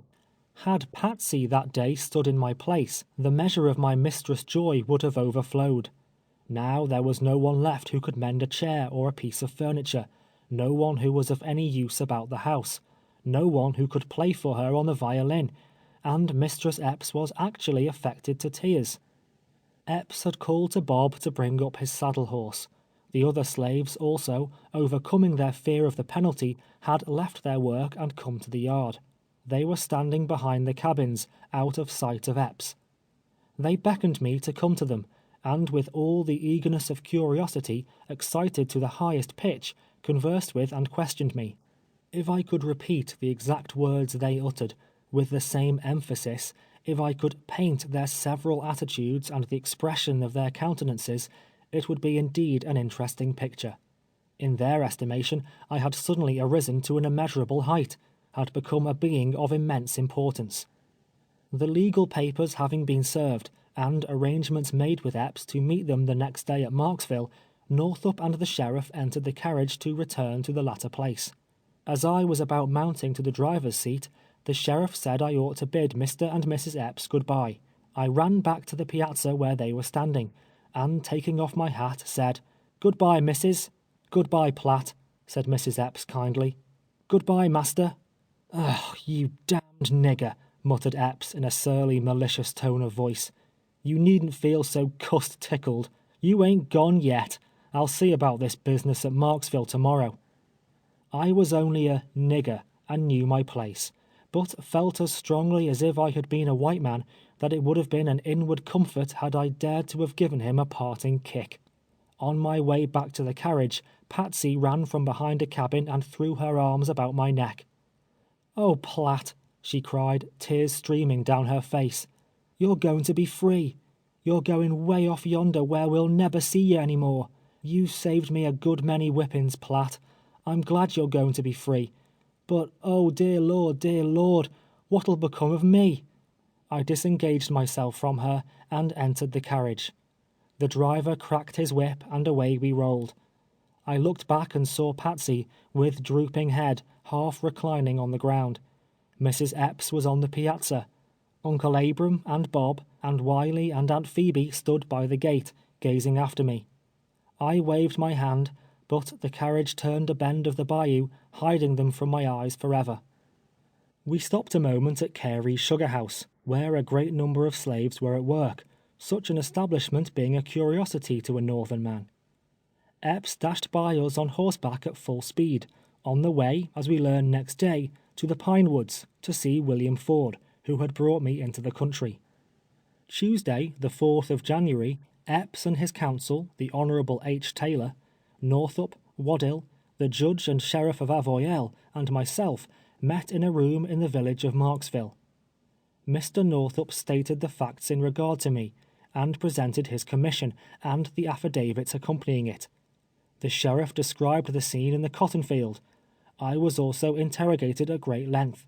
Finally, Mr. Taylor assured his client that he was satisfied, and that litigation would not only be expensive, but utterly useless.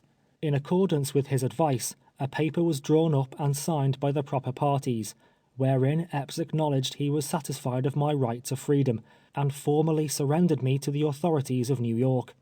It was also stipulated that it be entered of record in the Recorder's Office of Avoyelles. See Appendix C. Mr. Northup and myself immediately hastened to the landing, and taking passage on the first steamer that arrived, were soon floating down Red River, up which, with such desponding thoughts, I had been borne 12 years before. End of chapter 21.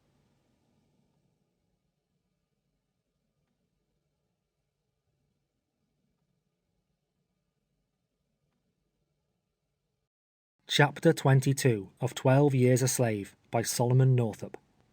As the steamer glided on its way towards New Orleans, perhaps I was not happy. Perhaps there was no difficulty in restraining myself from dancing round the deck. Perhaps I did not feel grateful to the man who had come so many 100 miles for me.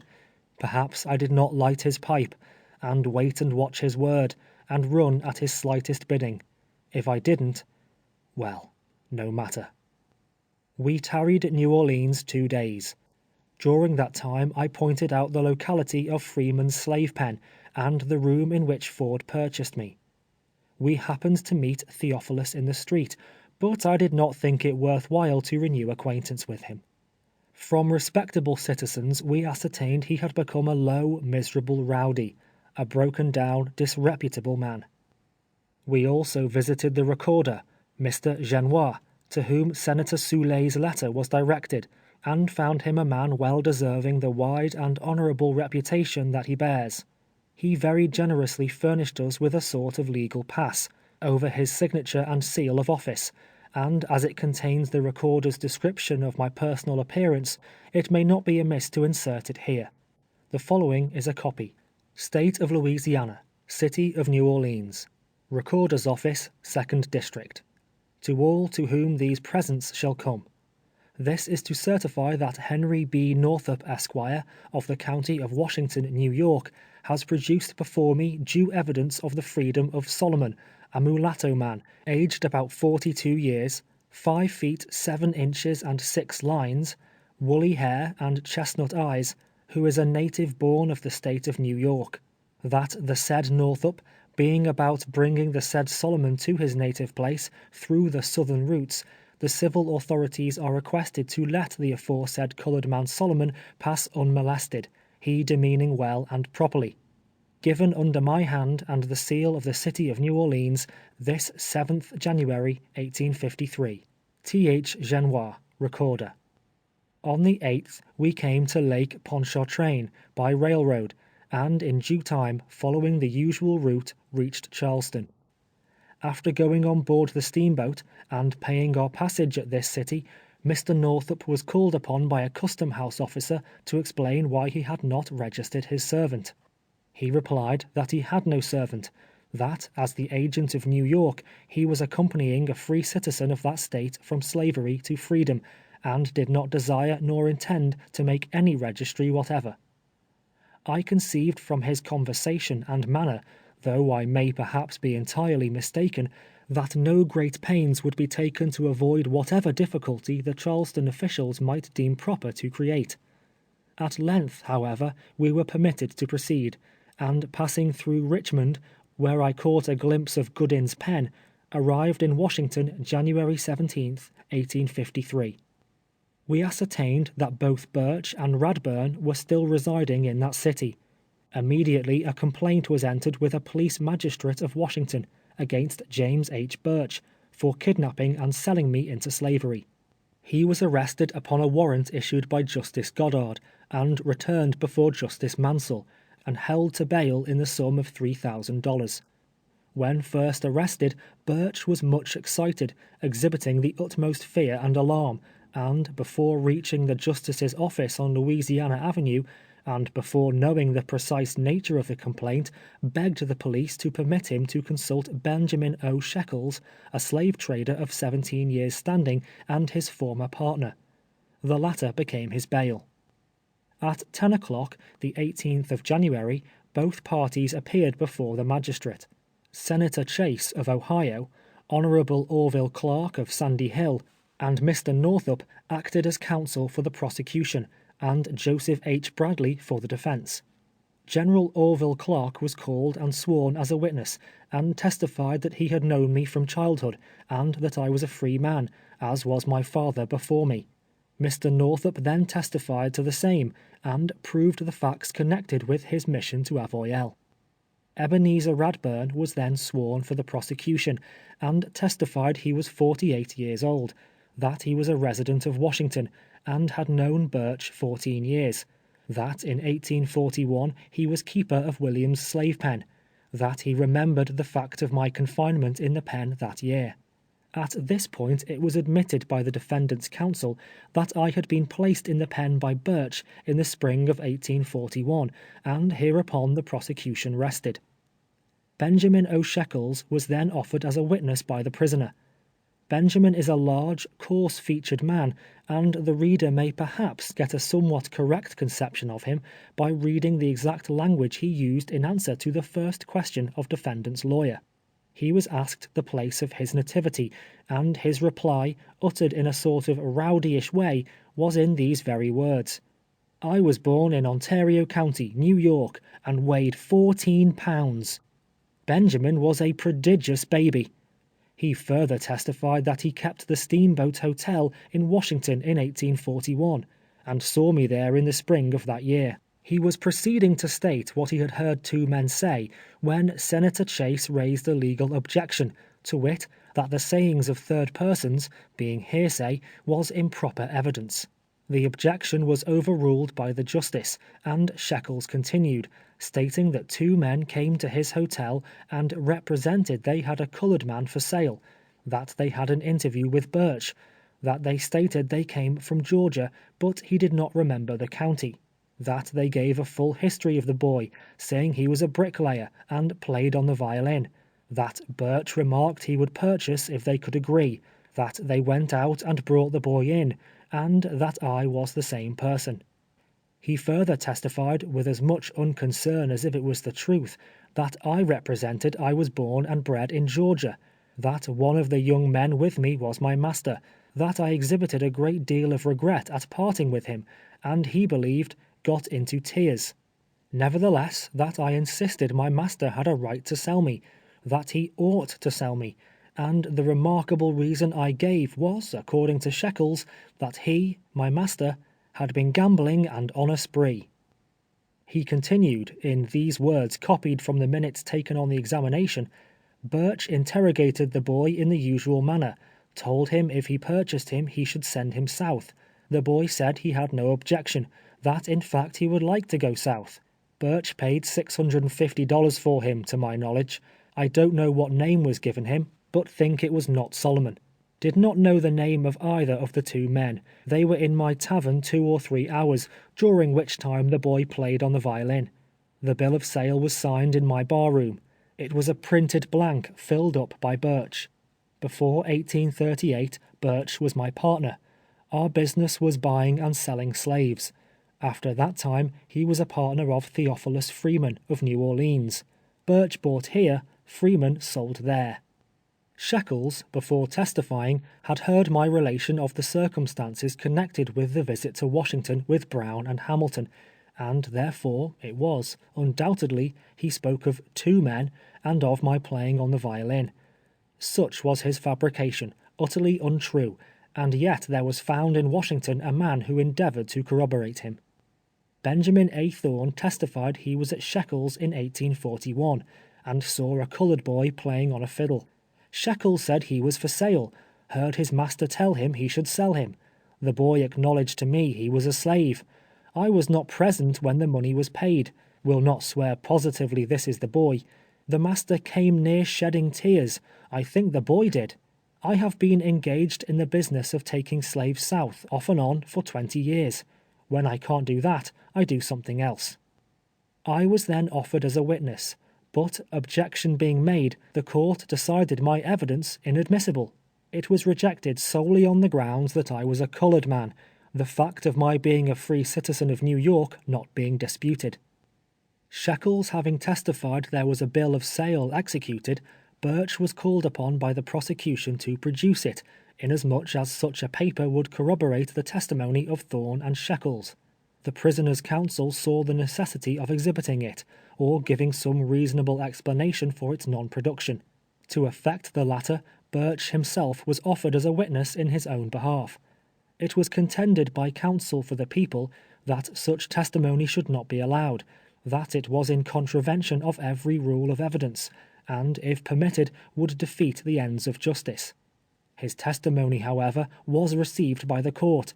He made oath that such a bill of sale had been drawn up and signed, but he had lost it, and did not know what had become of it.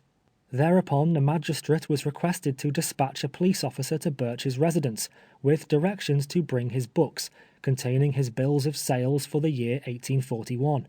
The request was granted, and before any measure could be taken to prevent it, the officer had obtained possession of the books, and brought them into court. The sales for the year 1841 were found, and carefully examined, but no sale of myself, by any name, was discovered. Upon this testimony, the court held the fact to be established, that Birch came innocently and honestly by me, and accordingly, he was discharged. An attempt was then made by Birch and his satellites to fasten upon me the charge that I had conspired with the 2 white men to defraud him. With what success appears in an extract taken from an article in the New York Times, published a day or 2 subsequent to the trial. The counsel for the defendant had drawn up, before the defendant was discharged, an affidavit, signed by Birch, and had a warrant out against the colored man for a conspiracy with the 2 white men before referred to defraud Birch out of $625. The warrant was served, and the colored man arrested and brought before Officer Goddard. Birch and his witnesses appeared in court, and H.B. Northup appeared as counsel for the colored man, stating he was ready to proceed as counsel on the part of the defendant and asking no delay whatever. Birch, after consulting privately a short time with Shekels, stated to the magistrate that he wished him to dismiss the complaint, as he would not proceed farther with it. Defendant's counsel stated to the magistrate that if the complaint was withdrawn, it must be without the request or consent of the defendant. Birch then asked the magistrate to let him have the complaint and the warrant, and he took them. The counsel for the defendant objected to his receiving them, and insisted they should remain as part of the records of the court, and that the court should endorse the proceedings which had been had under the process. Birch delivered them up, and the court rendered a judgment of discontinuance by the request of the prosecutor, and filed it in his office. There may be those who will affect to believe the statement of the slave trader. those in whose minds his allegations will weigh heavier than mine. I am a poor colored man, one of a downtrodden and degraded race, whose humble voice may not be heeded by the oppressor. But knowing the truth, and with a full sense of my accountability, I do solemnly declare before men and before God that any charge or assertion that I conspired directly or indirectly with any person or persons to sell myself, that any other account of my visit to Washington, my capture, and imprisonment in William's slave pen, than is contained in these pages, is utterly and absolutely false. I never played on the violin in Washington. I never was in the Steamboat Hotel, and never saw Thorne or Shekels, to my knowledge, in my life, until last January. The story of the trio of slave traders is a fabrication as absurd as it is base and unfounded. Were it true, I should not have turned aside on my way back to liberty for the purpose of prosecuting Burch. I should have avoided rather than sought him. I should have known that such a step would have resulted in rendering me infamous. Under the circumstances, longing as I did to behold my family, and elated with the prospect of returning home, it is an outrage upon probability to suppose I would have run the hazard, not only of exposure, but of a criminal prosecution and conviction, by voluntarily placing myself in the position I did, if the statements of Burch and his confederates contain a particle of truth. I took pains to seek him out, to confront him in a court of law, charging him with the crime of kidnapping, and the only motive that impelled me to this step was a burning sense of the wrong he had inflicted upon me, and a desire to bring him to justice. He was acquitted, in the manner and by such means as have been described. A human tribunal has permitted him to escape, but there is another and a higher tribunal, where false testimony will not prevail, and where I am willing, so far at least as these statements are concerned, to be judged at last. We left Washington on the 20th of January, and proceeding by way of Philadelphia, New York, and Albany, reached Sandy Hill in the night of the 21st. My heart overflowed with happiness as I looked around upon old familiar scenes, and found myself in the midst of friends of other days. The following morning I started, in company with several acquaintances, for Glen Falls, the residence of Anne and our children. As I entered their comfortable cottage, Margaret was the first that met me. She did not recognize me. When I left her she was but 7 years old, a little prattling girl, playing with her toys. Now she was grown to womanhood, was married, with a bright-eyed boy standing by her side. Not forgetful of his enslaved, unfortunate grandfather, she had named the child Solomon Northup Staunton. When told who I was, she was overcome with emotion and unable to speak. Presently Elizabeth entered the room, and Anne came running from the hotel, having been informed of my arrival. They embraced me, and with tears flowing down their cheeks, hung upon my neck.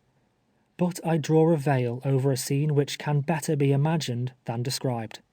When the violence of our emotions had subsided to a sacred joy, when the household gathered round the fire that sent out its warm and crackling comfort through the room, we conversed of the 1,000 events that had occurred, the hopes and fears, the joys and sorrows, the trials and troubles we had each experienced during the long separation. Alonzo was absent in the western part of the state. The boy had written to his mother a short time previous, of the prospect of his obtaining sufficient money to purchase my freedom. From his earliest years, that had been the chief object of his thoughts and his ambition. They knew I was in bondage. The letter written on board the brig, and Clem Ray himself, had given them that information. But where I was, until the arrival of Bass's letter, was a matter of conjecture. Elizabeth and Margaret once returned from school, so Anne informed me, weeping bitterly. On inquiring the cause of the children's sorrow, it was found that, while studying geography, their attention had been attracted to the picture of slaves working in the cotton field, and an overseer following them with his whip. It reminded them of the sufferings their father might be, and, as it happened, actually was, enduring in the South. Numerous incidents, such as these, were related. incidents showing they still held me in constant remembrance, but not, perhaps, of sufficient interest to the reader to be recounted. My narrative is at an end. I have no comments to make upon the subject of slavery. Those who read this book may form their own opinions of the peculiar institution. What it may be in other states, I do not profess to know. What it is in the region of Red River is truly and faithfully delineated in these pages. This is no fiction, no exaggeration. If I have failed in anything, it has been in presenting to the reader too prominently the bright side of the picture. I doubt not hundreds have been as unfortunate as myself, that hundreds of free citizens have been kidnapped and sold into slavery, and are at this moment wearing out their lives on plantations in Texas and Louisiana. But I forbear. Chastened and subdued in spirit by the sufferings I have borne, and thankful to that good being through whose mercy I have been restored to happiness and liberty, I hope henceforward to lead an upright, though lowly life, and rest at last in the churchyard where my father sleeps. End of chapter 22.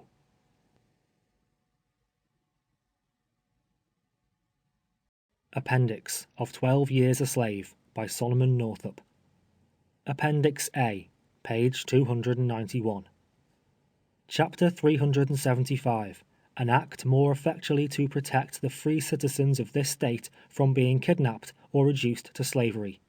Passed May 14, 1840. The people of the state of New York, represented in Senate and Assembly, do enact as follows. Point 1. Whenever the governor of this state shall receive information satisfactory to him that any free citizen or any inhabitant of this state has been kidnapped or transported away out of this state, or into any other state or territory of the United States, for the purpose of being there held in slavery, or that such free citizen or inhabitant is wrongly seized, is imprisoned or held in slavery in any of the states or territories of the United States, on the allegation or pretense that such a person is a slave, or by color of any usage or rule of law prevailing in such state or territory, is deemed or taken to be a slave, or not entitled of right to the personal liberty belonging to a citizen, it shall be the duty of the said governor to take such measures as he shall deem necessary to procure such person to be restored to his liberty and returned to this state. The governor is hereby authorized to appoint and employ such agent or agents as he shall deem necessary to effect the restoration and return of such person, and shall furnish the said agent with such credentials and instructions as will be likely to accomplish the object of his appointment. The governor may determine the compensation to be allowed to such agent for his services, besides his necessary expenses. Point 2. Such agent shall proceed to collect the proper proof to establish the right of such person to his freedom, and shall perform such journeys, take such measures, institute and procure to be prosecuted such legal proceedings, under the direction of the governor, as shall be necessary to procure such person to be restored to his liberty and returned to this state. Point 3. The accounts for all services and expenses incurred in carrying this act into effect shall be audited by the comptroller, and paid by the treasurer on his warrant, out of any moneys in the treasury of this state not otherwise appropriated.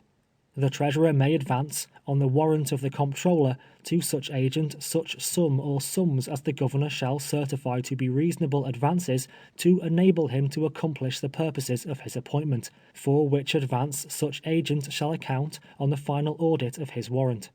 Point 4. This act shall take effect immediately. Appendix B, page 292.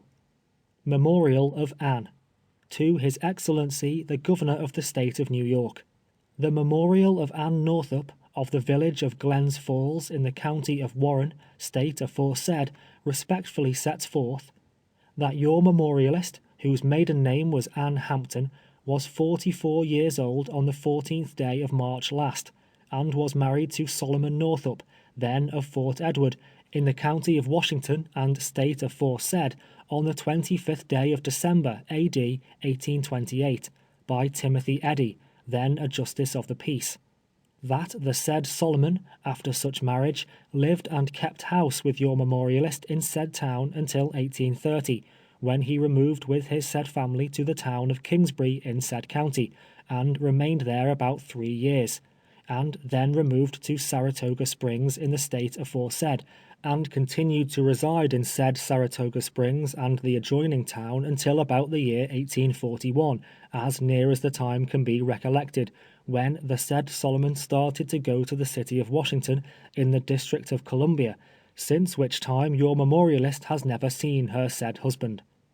And your memorialist further states that in the year 1841 she received information by a letter directed to Henry B. Northup, Esquire, of Sandy Hill, Washington County, New York, and postmarked at New Orleans, that said Solomon had been kidnapped in Washington, put on board of a vessel, and was then in such vessel in New Orleans, but could not tell how he came in that situation, nor what his destination was.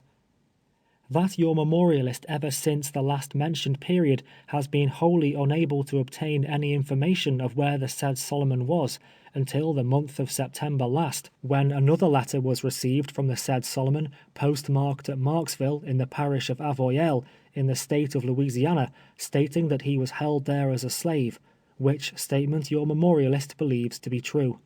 That the said Solomon is about 45 years of age, and never resided out of the state of New York, in which state he was born, until the time he went to Washington City, as before stated.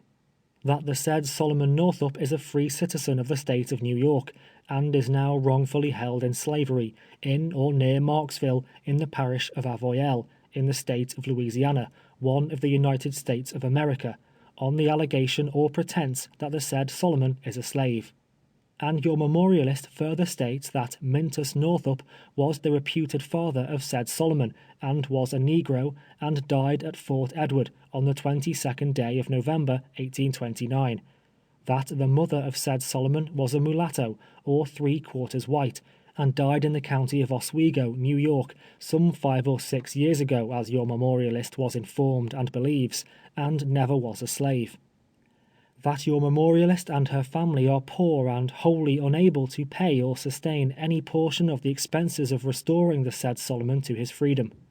Your Excellency is entreated to employ such agent or agents as shall be deemed necessary to effect the restoration and return of said Solomon Northup, in pursuance of an act of the Legislature of the State of New York, passed May 14th, 1840, entitled, "An Act more effectually to protect the free citizens of this State from being kidnapped or reduced to slavery." And your memorialist will ever pray. Signed, Ann Northup. Dated November 19, 1852. State of New York, Washington County. Ann Northup of the village of Glen Falls, in the county of Warren, in said State, being duly sworn, doth depose and say that she signed the above memorial, and that the statements therein contained are true. Signed, Ann Northup. Subscribed and sworn before me this 19th November, 1852. Charles Hughes, Justice Peace. We recommend that the Governor appoint Henry B. Northup, of the village of Sandy Hill, Washington County, New York, as one of the agents to procure the restoration and return of Solomon Northup, named in the foregoing memorial of Ann Northup. Dated at Sandy Hill, Washington County, New York, November 20, 1852.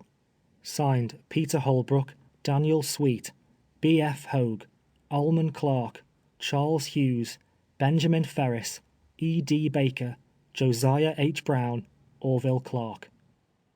State of New York, Washington County. Josiah Hand, of the village of Sandy Hill, in said county, being duly sworn, says he is 57 years old, and was born in said village, and has always resided there. That he has known Mintus Northup and his son Solomon, named in the annexed memorial of Ann Northup, since previous to the year 1816.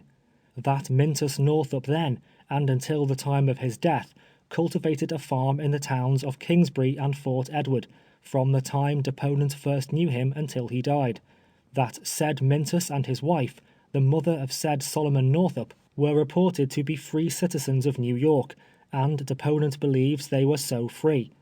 that said Solomon Northup was born in said county of Washington, as deponent believes, and was married December 25th, 1828, in Fort Edward aforesaid, and his said wife and 3 children, 2 daughters and 1 son, are now living in Glens Falls, Warren County, New York, and that the said Solomon Northup always resided in said county of Washington and its immediate vicinity until about 1841, since which time deponent has not seen him.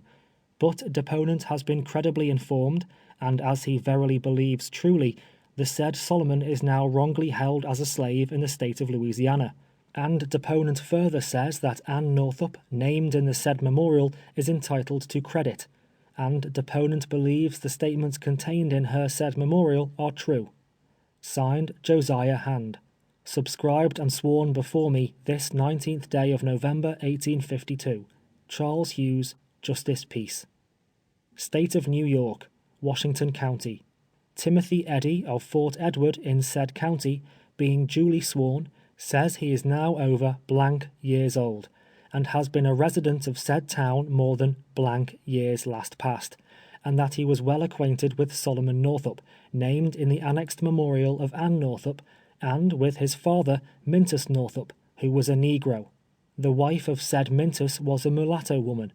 That said Mintus Northup and his said wife and family, 2 sons, Joseph and Solomon, resided in said town of Fort Edward for several years before the year 1828, and said Mintus died in said town A.D. 1829, as deponent believes.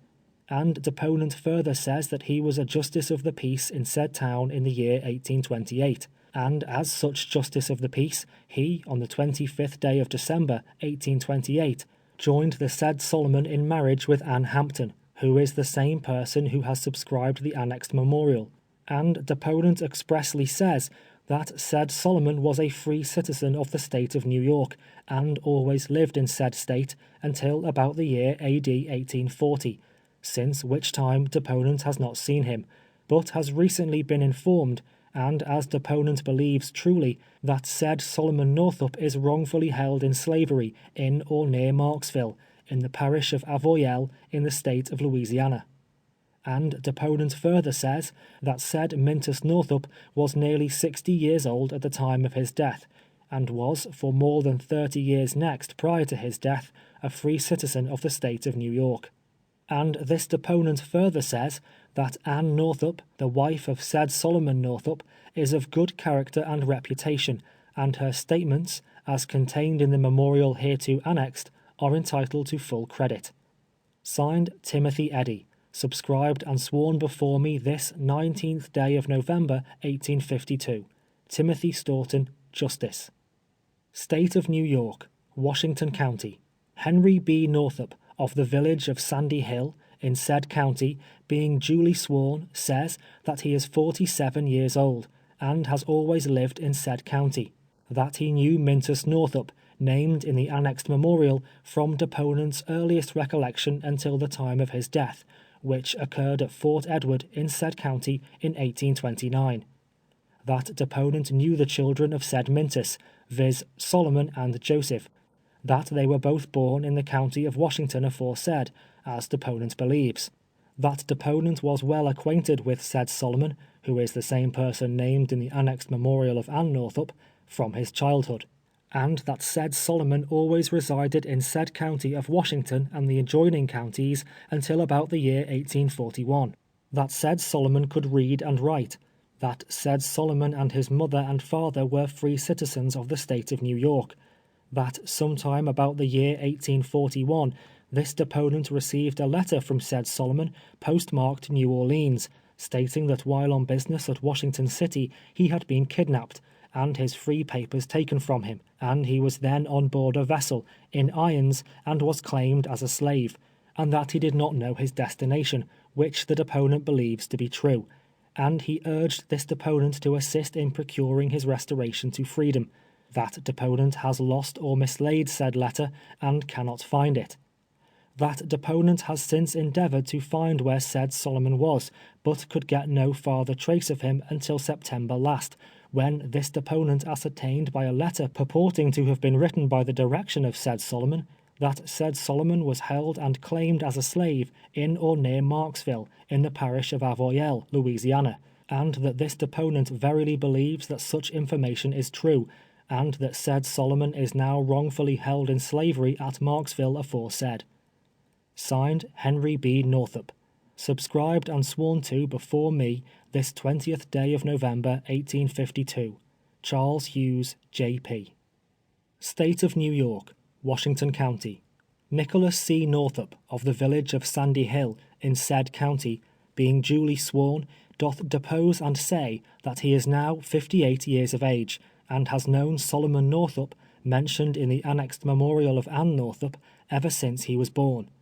And this deponent saith that said Solomon is now about 45 years old, and was born in the county of Washington, or in the county of Essex, in said state, and always resided in the state of New York until about the year 1841, since which time deponent has not seen him or known where he was, until a few weeks since deponent was informed, and believes truly, that said Solomon was held in slavery in the state of Louisiana.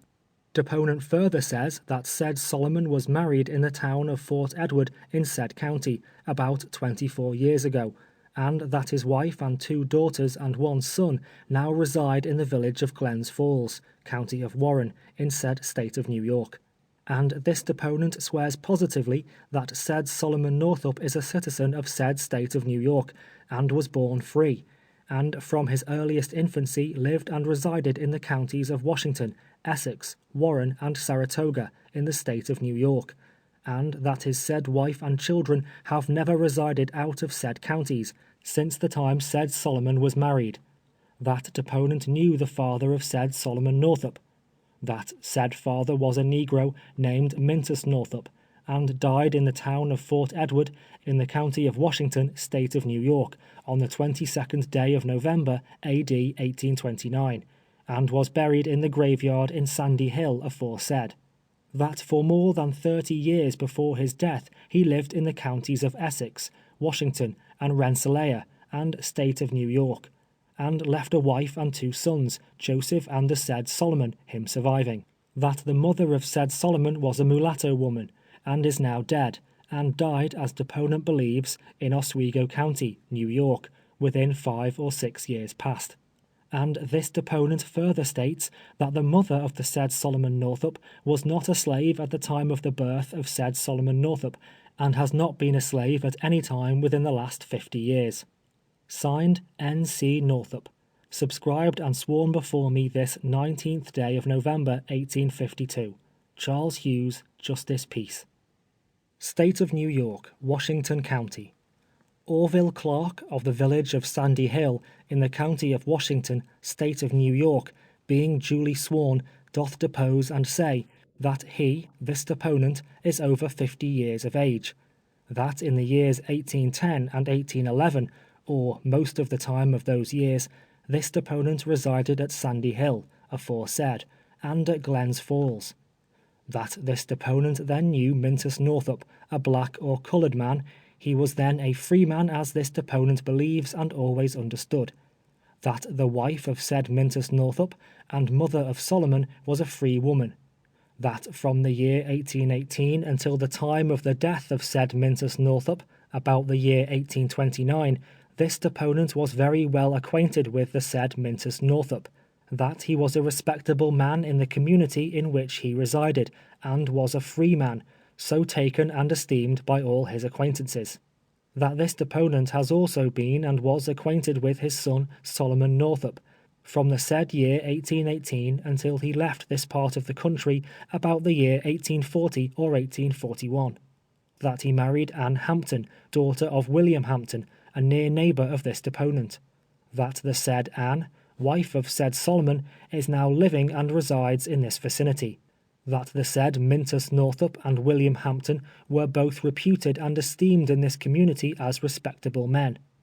And this deponent saith that the said Mintus Northup and his family, and the said William Hampton and his family, from the earliest recollection and acquaintance of this deponent with him, as far back as 1810, were always reputed, esteemed, and taken to be, and this deponent believes truly so, free citizens of the state of New York. This deponent knows the said William Hampton, under the laws of this state, was entitled to vote at our elections, and he believes the said Mintus Northup also was entitled as a free citizen with the property qualification. And this deponent further saith that the said Solomon Northup, son of said Mintus, and husband of said Anne Hampton, when he left this state, was at the time thereof a free citizen of the state of New York. And this deponent further saith that said Anne Hampton, wife of Solomon Northup, is a respectable woman, of good character, and I would believe her statements, and do believe the facts set forth in her memorial to His Excellency the Governor in relation to her said husband are true. Signed, Orville Clark. Sworn before me, November 19th, 1852. U.G. Paris, Justice of the Peace. State of New York, Washington County. Benjamin Ferris, of the village of Sandy Hill, in said county, being duly sworn, doth depose and say, that he is now 57 years old, and has resided in said village 45 years. That he was well acquainted with Mintus Northup, named in the annexed memorial of Anne Northup, from the year 1816 to the time of his death, which occurred at Fort Edward in the fall of 1829. That he knew the children of the said Mintus, namely Joseph Northup and Solomon Northup, and that the said Solomon is the same person named in said memorial. That said Mintus resided in the said county of Washington to the time of his death, and was during all that time a free citizen of the said state of New York, as deponent verily believes. That said memorialist, Anne Northup, is a woman of good character, and the statement contained in her memorial is entitled to credit. Signed, Benjamin Ferris.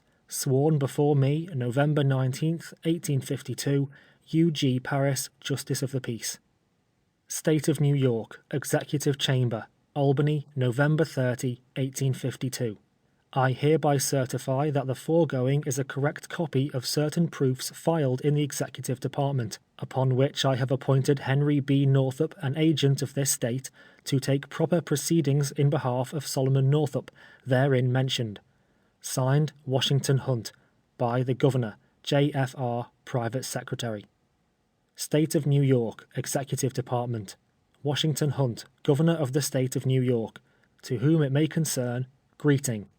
Whereas I have received information on oath, which is satisfactory to me, that Solomon Northup, who is a free citizen of this state, is wrongfully held in slavery in the state of Louisiana. And whereas it is made my duty by the laws of this state to take such measures as I shall deem necessary to procure any citizen so wrongfully held in slavery to be restored to his liberty and returned to this state. Be it known that in pursuance of Chapter 375 of the laws of this state, passed in 1840, I have constituted, appointed, and employed Henry B. Northup, Esquire, of the county of Washington, in this state, an agent with full power to effect the restoration of said Solomon Northup, and the said agent is hereby authorized and empowered to institute such proper and legal proceedings to procure such evidence, retain such counsel, and finally to take such measures as will be most likely to accomplish the object of his said appointment. He is also instructed to proceed to the state of Louisiana, with all convenient dispatch, to execute the agency hereby created. In witness thereof, I have hereunto subscribed my name, and affixed the privy seal of the state, at Albany, this 23rd day of November, in the year of our Lord 1852. Signed, Washington Hunt. James F. Ruggles, Private Secretary. Appendix C, page 309. State of Louisiana, Parish of Avoyelles. Before me, Aristide Barbin, Recorder of the Parish of Avoyelles, personally came and appeared Henry B. Northup, of the County of Washington, State of New York, who hath declared that by virtue of a commission to him as agent of the State of New York, given and granted by His Excellency Washington Hunt, Governor of the said State of New York, bearing date the 23rd day of November 1852, authorizing and empowering him, the said Northup, to pursue and recover from slavery a free man of color, called Solomon Northup, who is a free citizen of the State of New York, and who was kidnapped and sold into slavery, in the State of Louisiana, and now in the possession of Edwin Epps, of the State of Louisiana, in the parish of Avoyelles. He, the said agent, hereto signing, acknowledges that the said Edwin has this day given and surrendered to him, as such agent, the said Solomon Northup, free man of color, as aforesaid, in order that he be restored to his freedom, and carried back to the said State of New York, pursuant to said commission, the said Edwin Epps being satisfied from the proofs produced by said agent that the said Solomon Northup is entitled to his freedom. The parties consenting that a certified copy of said power of attorney be annexed to this act. Done and signed at Marksville, parish of Avoyelles, this 4th day of January, 1853, in the presence of the undersigned, legal and competent witnesses who have also hereto signed. Signed, Henry B. Northup, Edwin Epps, Aid Barbin, Recorder. Witnesses, H. Taylor, John P. Waddill. State of Louisiana, parish of Avoyelles. I do hereby certify the foregoing to be a true and correct copy of the original on file and of record in my office. Given under my hand and seal of office as Recorder, in and for the parish of Avoyelles, this 4th day of January, A.D. 1853. Signed, Aid Barbin, Recorder. The End. End of 12 Years a Slave, by Solomon Northup.